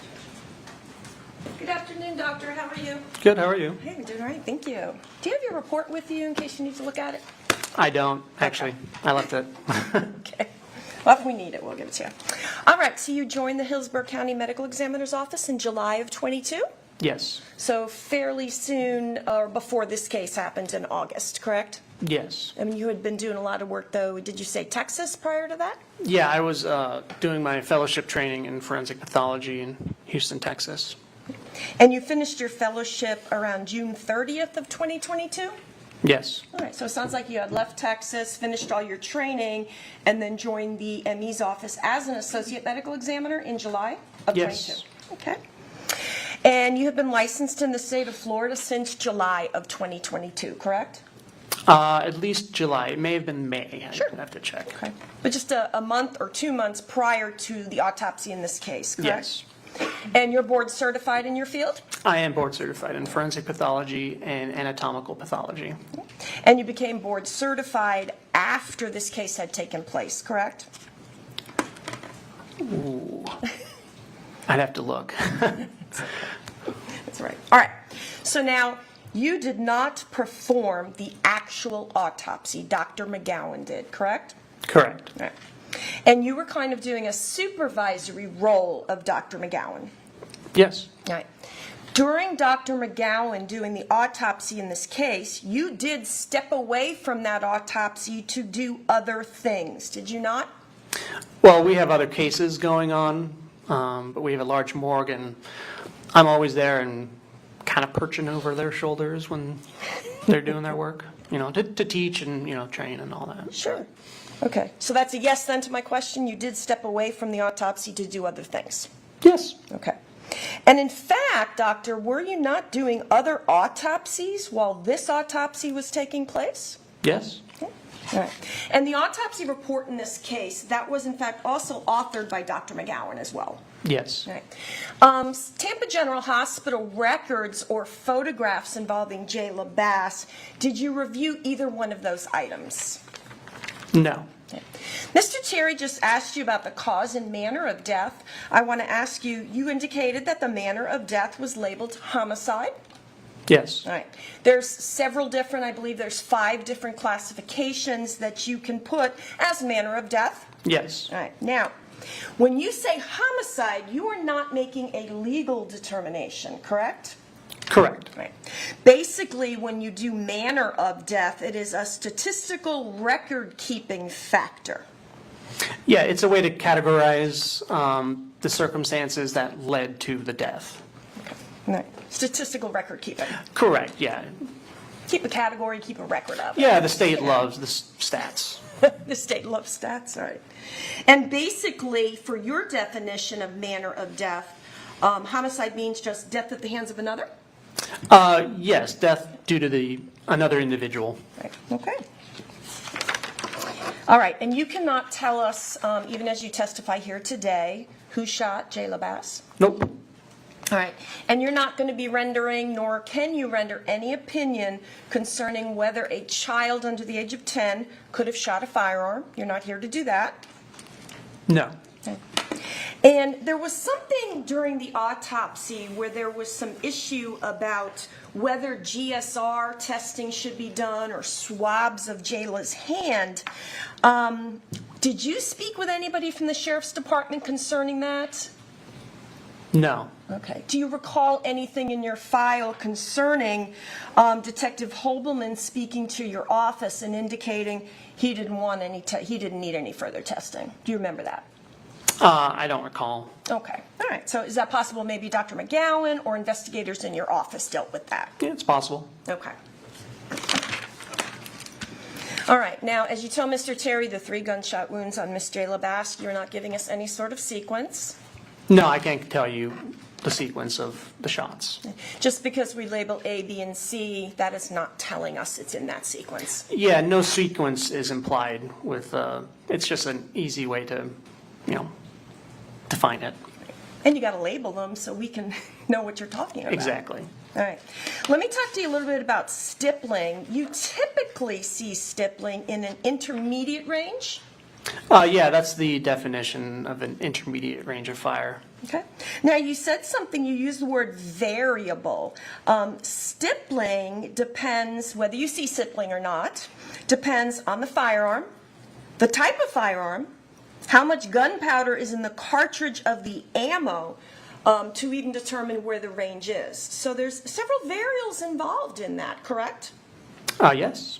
And I think you might have used these words. I know you use the word variable, but there are numerous factors that would go into when you can see or can't see stippling, such as I said, the firearm, the gunpowder, things like that. Yes. Okay. Basically, all you can tell this jury is that there was no evidence of close range firing. Yes. Okay. Now, none of those 3 were contact wounds, correct? Correct. All right, and is that kind of right up against the head? A contact? Yeah. Yeah, I didn't want to do that. Oh, sorry. Oh, no, I didn't want to dismiss it. All right. So contact to the head. Yes. Okay. Okay. Indeterminate, because you have contact, intermediate, indeterminate, right? Yes. Yeah, those are the classifications when you guys determine distance, and do you see stippling and do you see soot. And indeterminate just means you cannot determine based on the wound appearance what the actual distance would be, correct? Correct. Okay. Now, gunshot wound A, would that have been located under Miss Bass's hair on the side of her head? Yes, it was just at the hairline. Okay. And for you guys to adequately conduct the autopsy, is she shaved there? Yeah, we basically take photographs of it as is when we first look at the body. And then after those pictures, we then shave so we can really get a good look at the wound. Right. I think we saw in both positions, did we not today? Yes. All right. Now, in terms of the end of the muzzle of the gun, and how far the end of that muzzle may have been to Miss Bass's wound A, you cannot give us any opinion on that, correct? Not by the appearance of the wound itself. I want to talk to you about the track of A, and that's going to be the gunshot wound to the left side of her head. Yes. Okay. You said it was front to back, left to right. Did you say slightly upward? Yes. Okay. And you don't have your report on you. May I show you a copy of your report? Sure. In terms of the track? All right. I just have the autopsy. It's just the autopsy. Yeah, okay. All right, so let's see. We are on page 4, where it talks about number A and goes into 5.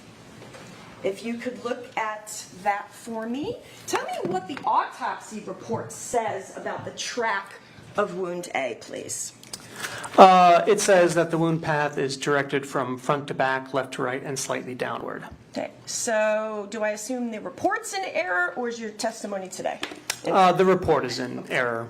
If you look at all the measurements of the entrances and exits, it makes a lot more sense. And we also have photographs of the probes that we use to signal directionality, but I doubt you guys would allow that to be shown.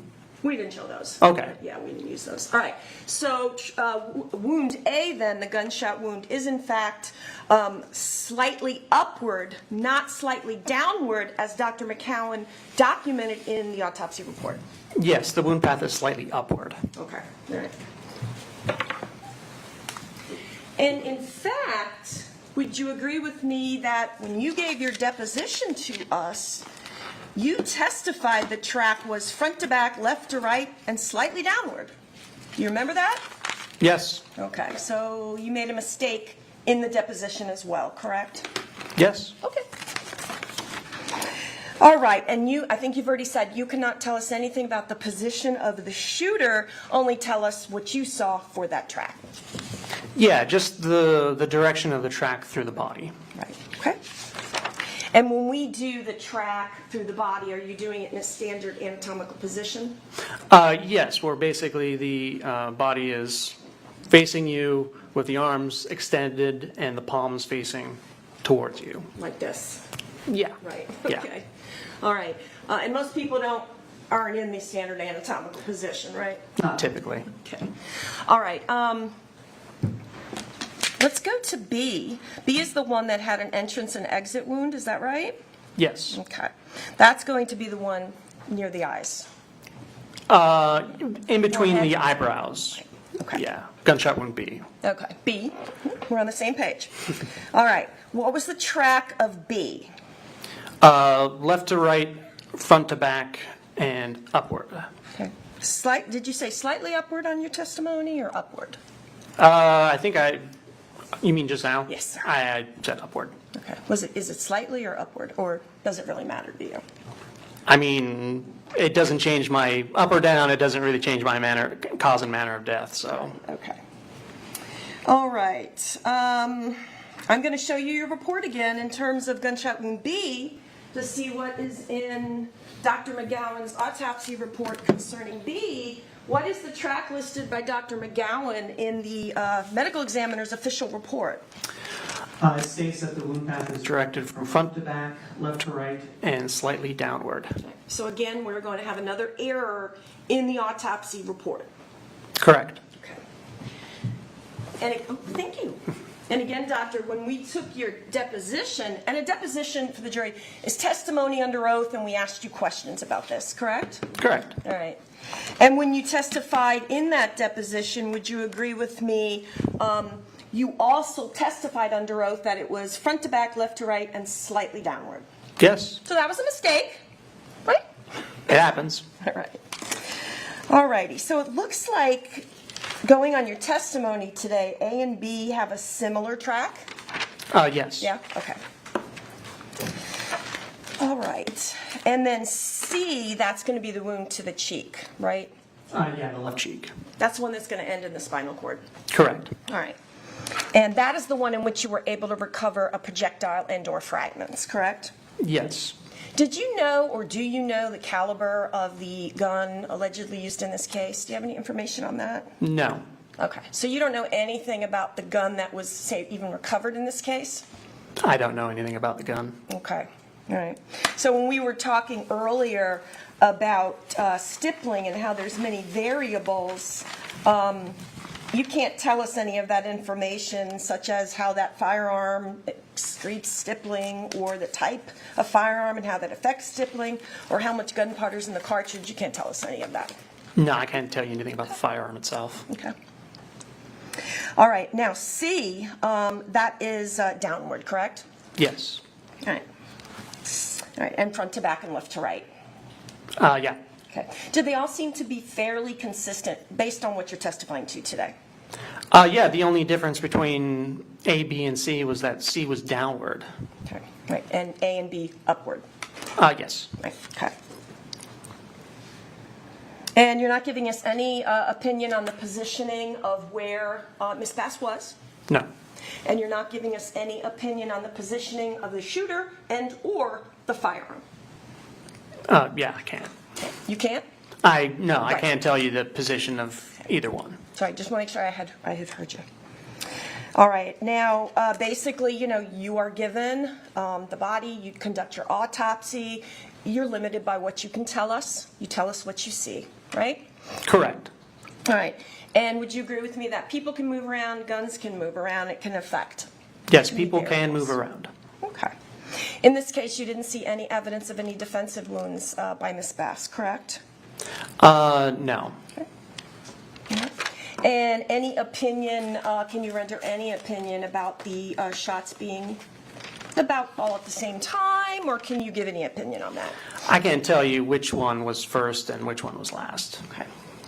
All right, and finally, I'm just going to step away and ask counsel real quick, but finally, for my questions, do you remember also when we took your deposition, do you remember me asking you if there were any errors in the report, which we now know there were, and you said no?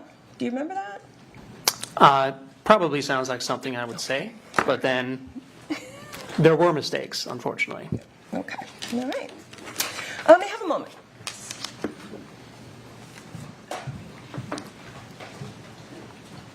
Dr. Reyley, thank you so much. We don't have any other questions for you.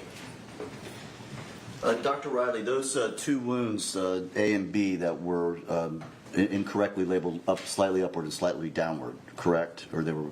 Yeah, they were both. The corrected version is that they were going upward. Okay, and you know that because you can physically see the entrance wound and where the exit wound is, and you can measure on the body where it is, correct? Projection leading. Stay. Is there a way to just determine that just by looking and measuring from the body where the wounds are, the entrance wound and exit wound is? Yeah, and that's documented in the report. Okay. So nothing changes from how the wounds occurred, where they went, or the range of the firing? No. All right. Does it change your opinion in any way, whether it was slightly upward or slightly downward as far as what the wounds did, whether they were fatal or whether they were immediately incapacitating, or anything at all to do with the wounds? No, it just doesn't change my opinion on the cause of death. Nothing further, Judge. All right, you can sit down, doctor, thank you. Thank you. Is he released from his subpoena? Yes. Yes, Judge. All right. Thank you. Call your next witness. State will call Myceisha Romeo.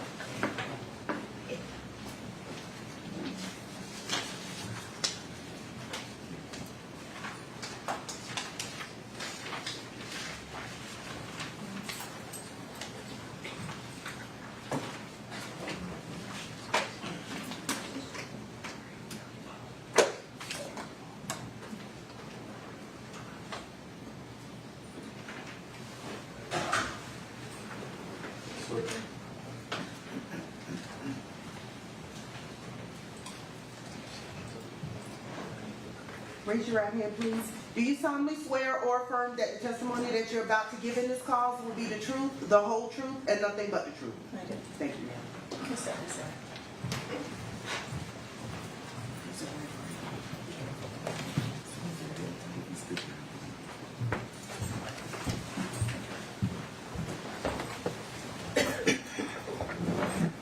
Good afternoon. If you would please introduce yourself and spell your name for us. My name is Myceisha Romeo, Mycesha Romeo. All right, and just a reminder to keep your voice up. Yes. Thank you. Yes. Yes, Ms. Romeo, if you can keep your voice up and speak into the microphone so we can hear you, okay? Okay. Ms. Romeo, where are you currently employed? University of South Florida, What do you do for the University of South Florida? Director of Human Resources, How long have you been working for USF as the Director of Human Resources? January of 2024, Where do you currently live? in Tampa. Yes. My actual address? You live in Tampa? Yes. Okay. And are you married? Yes. And who's your husband? Richard Romeo II. Okay.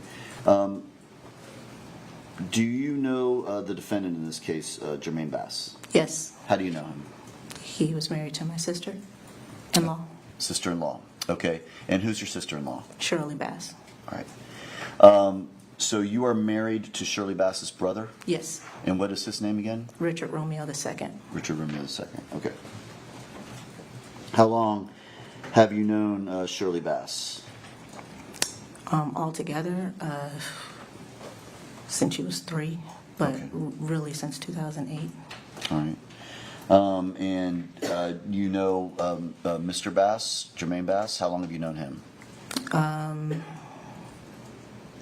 Since Shirley was about 16 or 17. I don't know the exact year. Okay. So you knew them when they got together and first became a couple? Yes. All right. And did you get to know, or were you at times close to them in the family? I wouldn't say close. Okay. But you knew them and you knew the children? Yes. And you knew Jayla and Jermaine? Yes. And would you see them at family get-togethers? Yes.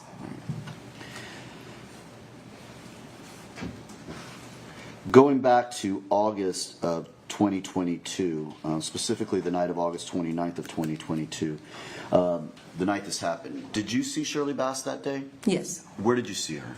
At the dinner at Ruth Chris. What was this dinner about at Ruth's Chris? It was my older sister-in-law's birthday, Okay. And who is that? Marlene Gadsden. Okay. So Shirley Bass has an older sister, Yes. and her name is Marlene Gadsden. Yes. And she's got an older brother named Richard Romeo II. Yes. And is that this all her siblings? She has another older brother, Prince Romeo. Prince Romeo. Okay. Was he there? No. All right. What time? So this dinner was for Marlene. Who all went to this? Do you recall? Marlene, Shirley, a friend of Marlene's, a friend from church, and I think another couple. Okay. Was China Gadsden there? Yes, sorry. Okay. What about your husband? Was he there? Yes. Okay. What time did this dinner start?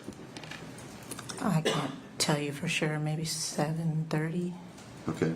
Was when Shirley Bass showed up, was Jermaine Bass with her? No. All right.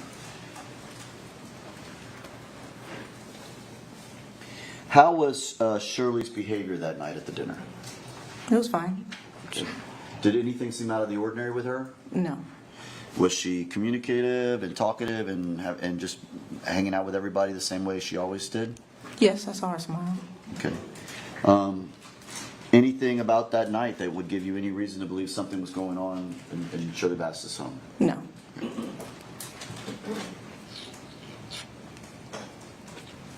How long do you believe you all were at that dinner?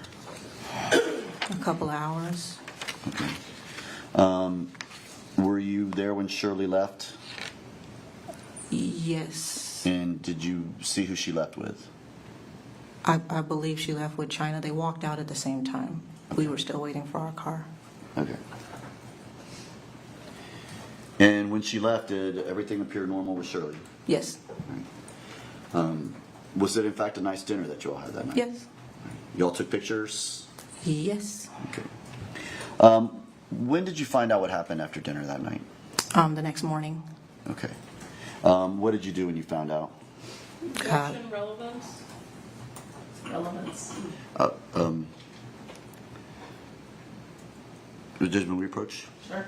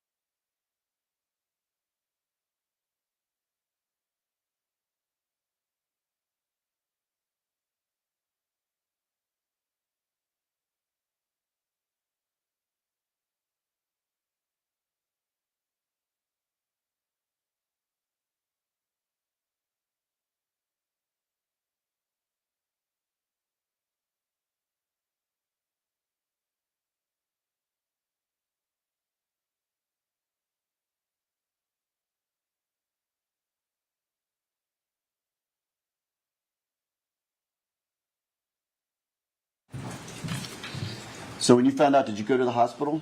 Yes. All right, were you able to see Jermaine Bass, JJ? Yes. At the hospital? What was his condition when you got there? He was in critical condition. Okay. Was he in fact in a coma? Yes. All right.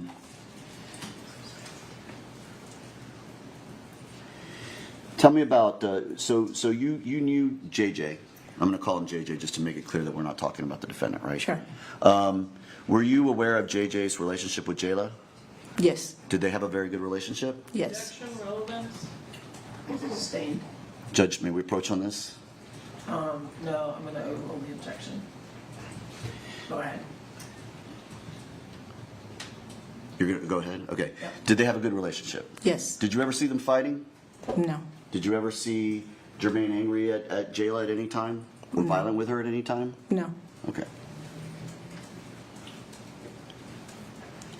Now, since this occurrence, since this what happened on that night, have you followed up with JJ's care and know what's happening with JJ? Yes.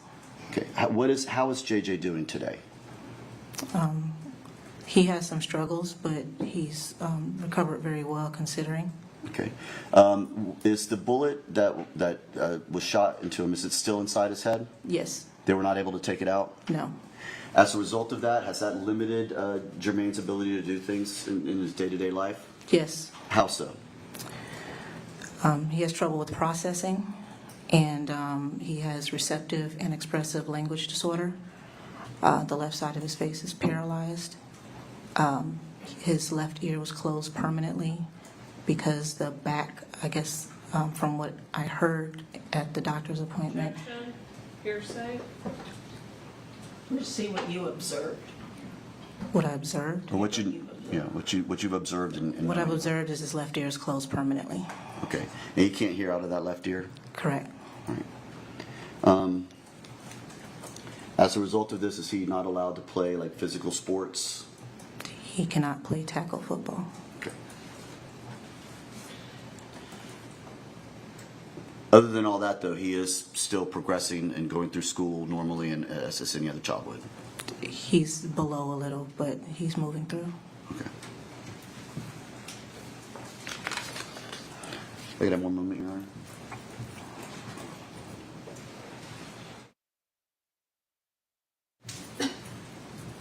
How about his hand? How is his hand at this point? His finger stopped growing. They fused it, and so it stopped growing. And so when he writes, he has to take often breaks. He writes like this so that he doesn't have to lay his finger on whatever surface he's writing on. Okay, and you did this, when you just did this, you, for the record, you lifted up the pinky and you held the fingers and the thumb kind of together like you're holding something, but with the pinky still out. Correct, All because right. he has sensitivity issues. And you did that with your right hand, so he's right-handed. He's right-handed. Okay.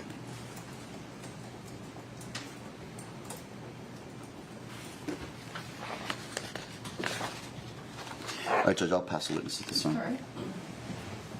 Cross. Good afternoon, Ms. Romeo. Good afternoon. So you are married to Shirley's brother, Correct. and you said you've known her from the time she was 3, and then there was a time that you and your husband were not together, and then you got back together and had contact with her after that. Correct. So it sounds like Shirley's siblings are older than her. Yes. Okay, and do they have a nickname that they call her? Princess. And is that the reason why you were saying that you all are not typically close, is because your husband is kind of like the big brother, almost like a father figure to her? Yes. Okay. And she hangs out with China, right, sometimes? I've seen it. Okay. Yes. And China is related how? She's Marlene's daughter. Okay. So she is technically Shirley's niece, right? Yes. But are they in a closer age range? I mean, closer than me and Shirley. Okay. Closer than your husband and Shirley and you and Shirley, right? Yes. Okay. Now, you all got together on the 29th of August for Marlene's birthday dinner. Correct. And that was at Ruth Chris? Yes. Who organized that? I don't know. Okay. And did you all also have a bigger family celebration the day before for Marlene's birthday? Yes. Okay, and that was her actual birthday, right? No. Her actual birthday was on the birthday dinner? Yes. Okay. And at that point, it sounds like there were less people kind of invited to the dinner part of it. It would seem so. Okay. Is that what you remember during that time? That there were less people I don't at remember that everybody dinner? I saw the day before. Okay. So you said it was you, your husband, Marlene, obviously, her boyfriend, and then some other couples, China, and also Shirley was there. Correct. And you didn't see how Shirley left, but you believe that she rode with China because they both kind of left at the same time. I believe so. Okay, but you didn't see him get in a car or anything like that? I don't recall. And nothing unusual going on that night, celebrating, typical dinner. Correct. Did Shirley seem to be in any kind of distress that evening? No. So the next day when you find out anything happened is when you went to the hospital? That's correct. Okay. If I could have one moment.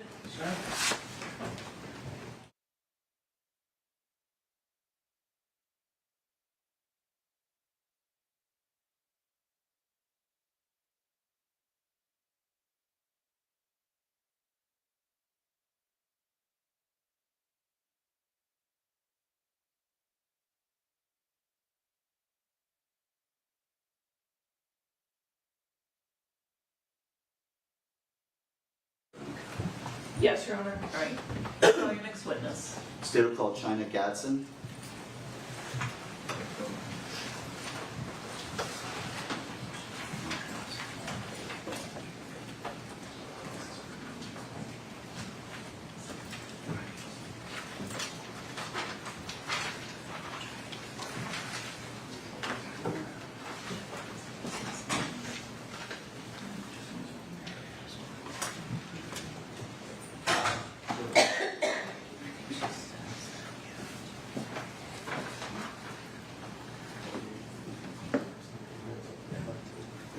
Raise your right hand, please. Do you solemnly swear or affirm that the testimony that you're about to give in this cause will be the truth, the whole truth, and nothing but the truth? Yes, I do. Thank you, ma'am. You can come this way.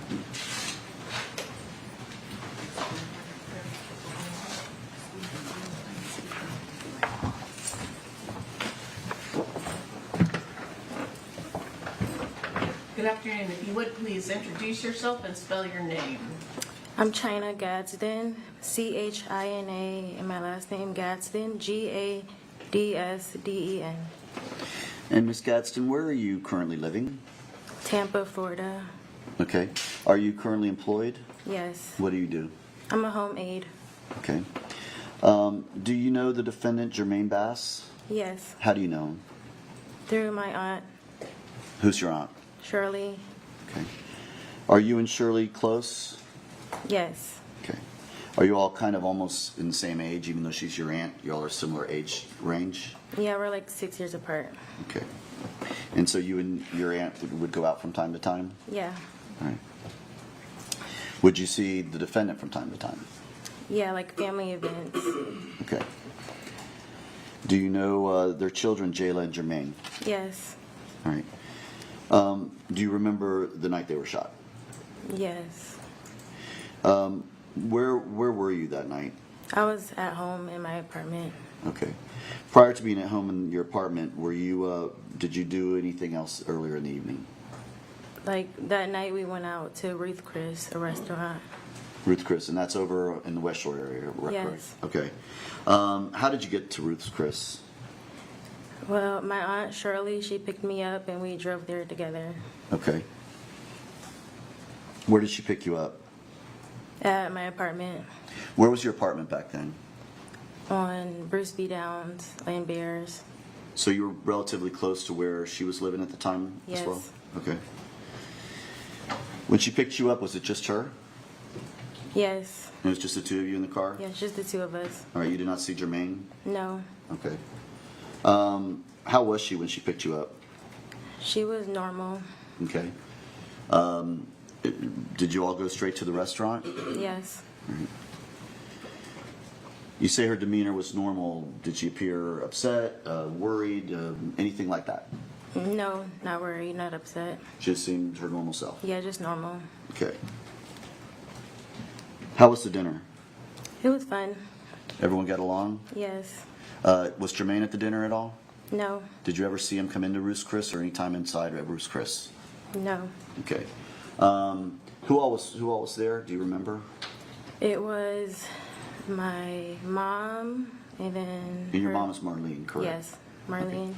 Her boyfriend, Tyson, my uncle and aunt, and then my other aunt, Shirley, and I don't know the other couple that came. All right. What was Shirley's behavior like at dinner? It was normal, like we all had a good time. All right. Did anyone overdrink too much? No. All right. Do you recall how much Shirley might have had to drink? We just had like one glass, and that was it. Okay.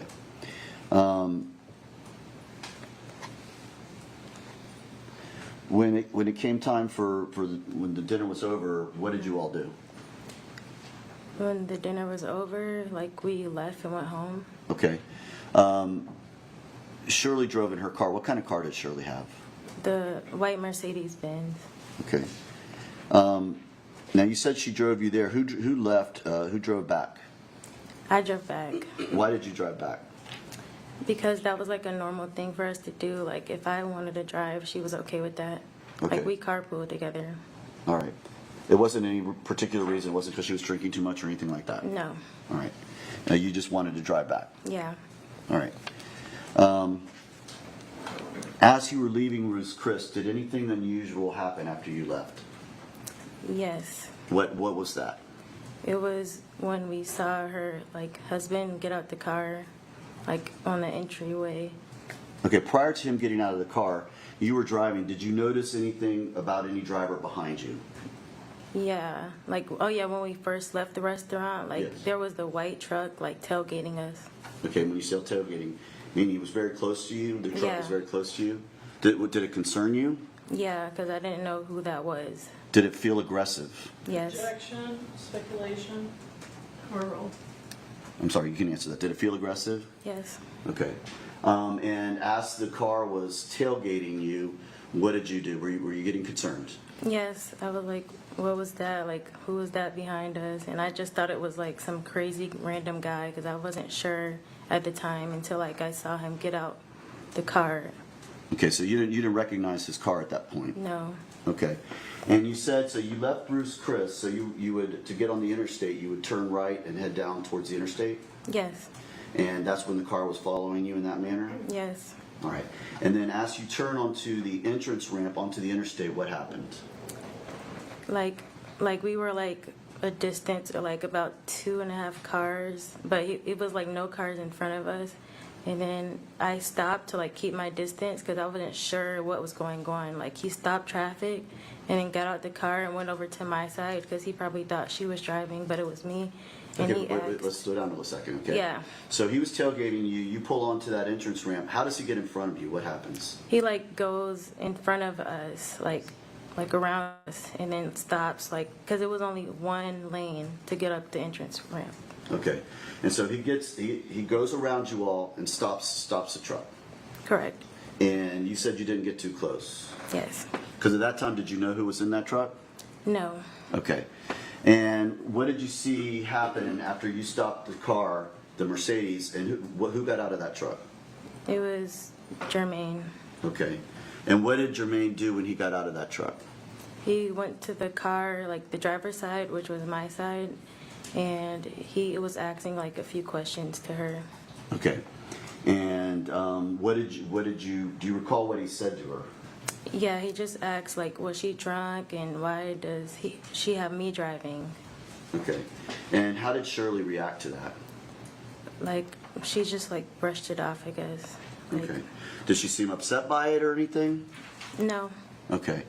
What did he do after asking those particular questions, like, was she drunk, why are you driving? What happened then?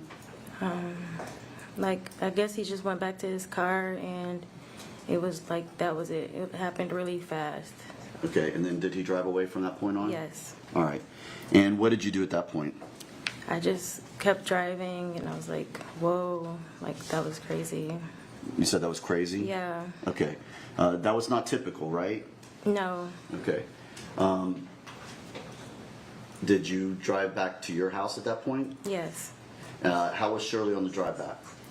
She was normal. Like, Okay. And she dropped you off? Yes. Okay, and then she left, and I guess you assumed she went home, correct? Correct. All right. When did you hear about what happened with Jayla and Jermaine?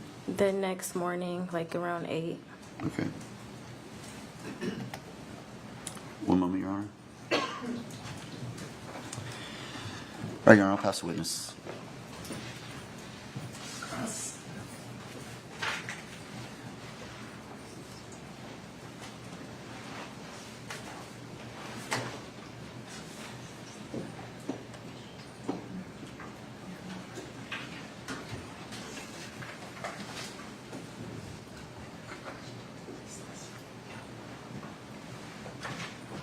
Hi, Ms. Goodson. Hi. Now, Marlene is your mom, right? Yes. And you all went out to Ruth Chris back in August of 2022 to celebrate her birthday? Yes. The day before, did you all also have a family get-together to celebrate your mom's birthday? Yes. Okay. So this get-together at Ruth Chris, who put that on? I'm not sure. I don't recall. Okay. Was it a last-minute kind of surprise dinner for her? I don't remember. Okay. Do you remember when Shirley got invited to it? No. All right. But you ended up riding with Shirley Yeah. to the dinner? Is that regular that you guys would kind of ride together sometimes? Yeah. And it sounds like it was about 8 of you all there at the dinner that evening? Yeah. Nothing unusual was going on, right? No. She didn't seem like she was in a rush to get home or anything like that? No. You all were able to celebrate your mom and have a good time at the dinner that night? Yes. Now, she was driving a Mercedes. Was this a nice car that she was driving? Yes. Was it new? Yes. And was it just the two of you in the car? Yeah, just the two of us. Okay. And so when you start to drive home, you're going to your house, right? Yes. And so she's letting you drive the car to your apartment. You were going to get dropped off, and then she was going to go home from there. Yes. Is that an area that you're familiar with over there in the West Shore area? Yes, because I've like been in Tampa my whole life. Okay. And you've been over there for other things at times? Yeah. Okay. So when you drove to leave out of Ruth Chris, how did you get to where you were going? Like with her car? Yes. Yeah. Yeah, with her car. How were you driving? What route did you take? Oh, like West Shore Boulevard and I-4, or not I-4, like I-275. Okay. And you're getting on 275 North? Yes. And so when you go and you get on 275 North, you said there's kind of a ramp to get on or an entrance way to get onto there? Yes. And it's one way? Yes. And is it more than one lane? No. So you see this car where you said a white truck, right? Yes. And you said that truck stops. Yes. Where does the truck stop? Like on the entryway, like in front of us. Okay, on the same entryway that you're driving on, this car or this truck stops in front of you and somebody gets out of it, and you're saying that that's Jermaine, right? Yes. And approaches your car or Shirley's car that you're driving. Yes. Okay. And you're saying that he comes to the driver's side and he asks Shirley if she had been drinking and kind of why isn't she driving her own car, right? Yes, exactly. Do you ever see any kind of weapon? No. Does Shirley answer him? I don't remember. Okay, you described it as Shirley just kind of brushes it off. Yeah. And then he goes back to his truck and he drives off? Yes. Do you ever see the truck again? Like later in the years, yeah. Okay, but not that night? Yeah, not that night. Okay, no other contact with Jermaine that night? No. Was anyone trying to get by you guys when this is happening? No, they like all stopped. Everybody stops? Yeah, like all the cars that was behind us. Okay, is anyone honking? No. Yelling, getting mad that you all are stopping this traffic going on to 275? No, it's like everyone seen it happen, like how he went around us. Okay. Aggressively. And you said that Shirley didn't seem upset by any of that? No.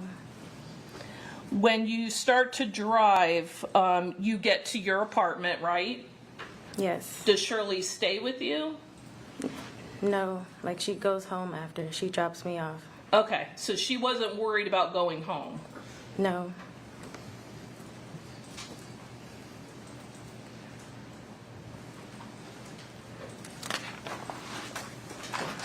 And you say later the next morning is when you hear about anything happening with the children? Yeah. Okay. You don't talk to detectives, law enforcement, until over a year later when they interview you, is that right? Yes. It wasn't until October of 2023 that you finally speak to them? Yes. If I could have one moment?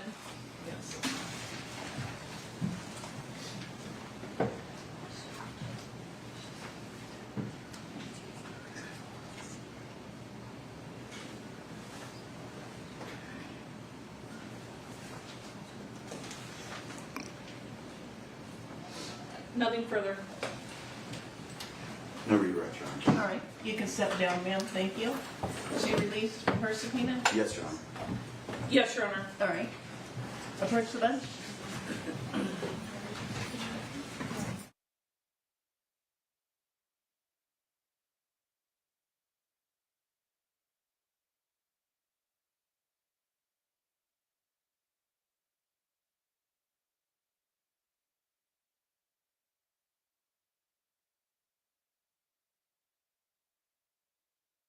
We will go ahead and recess for the day. Same admonition you always get. No discussion about the case or coming to any definite or fixed or final opinions on what you've heard thus far. Have a safe trip home, a nice evening, and I will see you back here tomorrow, 8:45 in the bailiffs. All rise.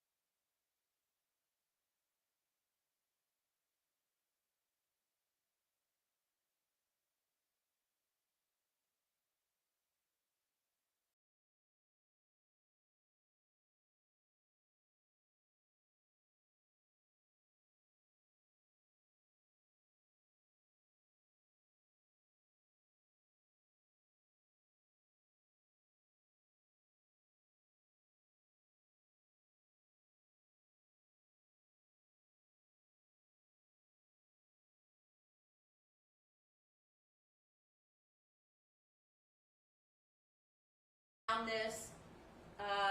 We both won NAHA that night, and with a picture. Do you know what that picture was? Yeah, that's a picture of Monica and Fabio winning NAHA. So that's a hairdressing competition.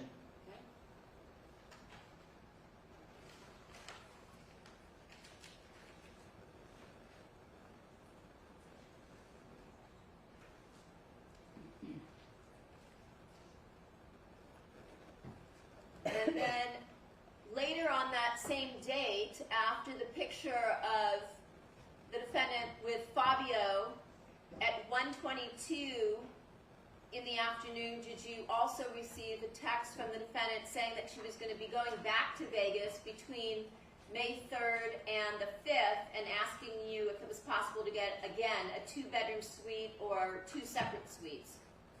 Yes. And then did you respond saying that you would reach out the next day and let her know? Correct.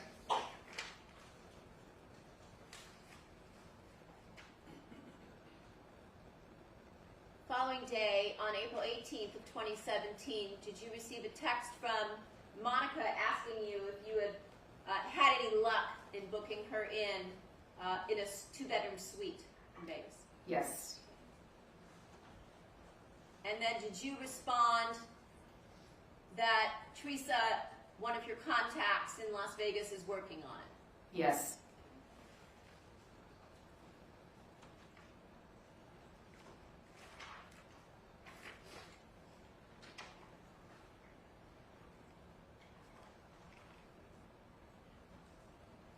On the following page of Exhibit 199, page 17, did you receive this message from Mindy saying that they have a suite at the Vidara, 600 night, comp one night, 199 the other? Yes, that was from Mindy. And then did you forward that on to the defendant? I believe so. Okay. And looking at a message from her a few moments later, is this for 2-bedroom? What is total for 290 for 2 nights? 199? Question mark, sold, exclamation points. Yes, because they were going to comp that first night, so it would have just been the $199 for the 2. Okay.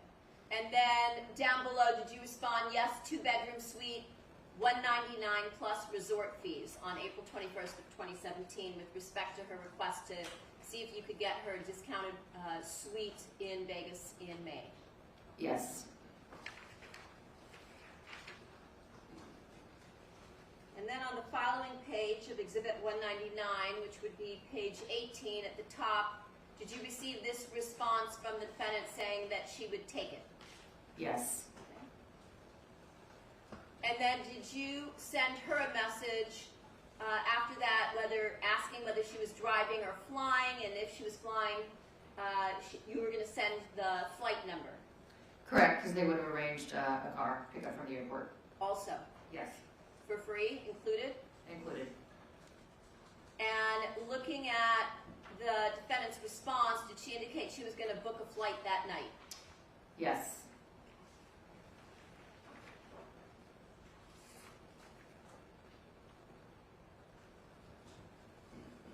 The following day, actually a couple days later, on April 23rd of 2017, at approximately 6:13 at night, she sent you a message saying my arrival with a flight, or a photograph of her flight, correct? Flight itinerary, yes. Your Honor, I have that photograph, maybe marked as the people's next in order. Is that 200? It is. Thank you. Showing you People's 200. Is this the photograph that she texted to you of her flight information? I believe so.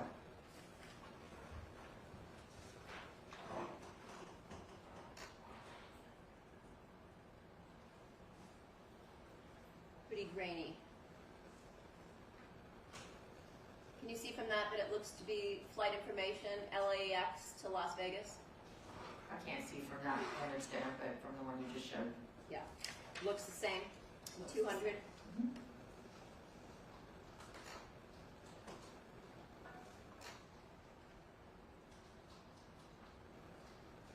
For for Wednesday, May 3rd of 2017, correct?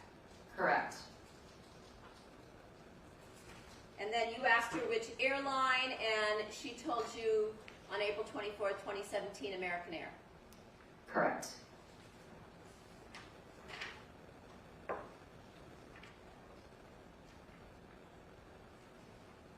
Showing you page 20 of your text string. Did you send this message on May 20th, 2017, approximately 11:50 in the morning? Hi, Monica. Hope everything's going well and that you had a fun time in Las Vegas.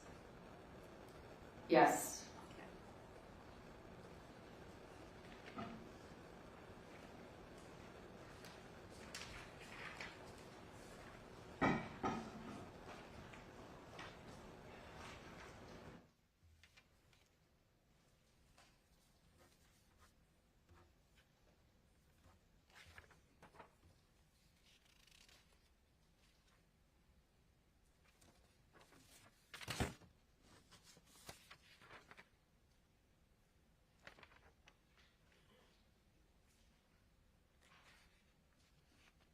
After the Wella Memorial, which took place on May 22nd of 2017, did you go to the Cementili home to meet with the defendant regarding a Trend Vision show that you were going to be putting on in July of 2017? Yes, I did. I went with my colleague Carol. Carol Protat? Carol Protat, yes. And what was the purpose in going to the home to meet with the defendant regarding this show after Fabio's death? So all year after Fabio's death, we had been kind of doing tributes and memorials at all the shows that we were producing.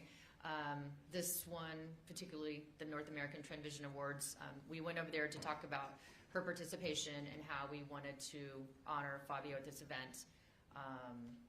So that's what that conversation and the visit was all about. Okay, so you went over there to talk to her about her participation in the show you were producing? Correct. Okay. And when you got to the house, did the defendant tell you that she had just purchased a new vehicle? She did. She was really excited. She was excited to show the car to Carol and I and said, "You would have been so proud of me, so proud of me. I did an Academy Award winning performance so that I could get a good deal on the car." Did she tell you that she was a great actress? Great actress. I really remember the Academy Award winning performance.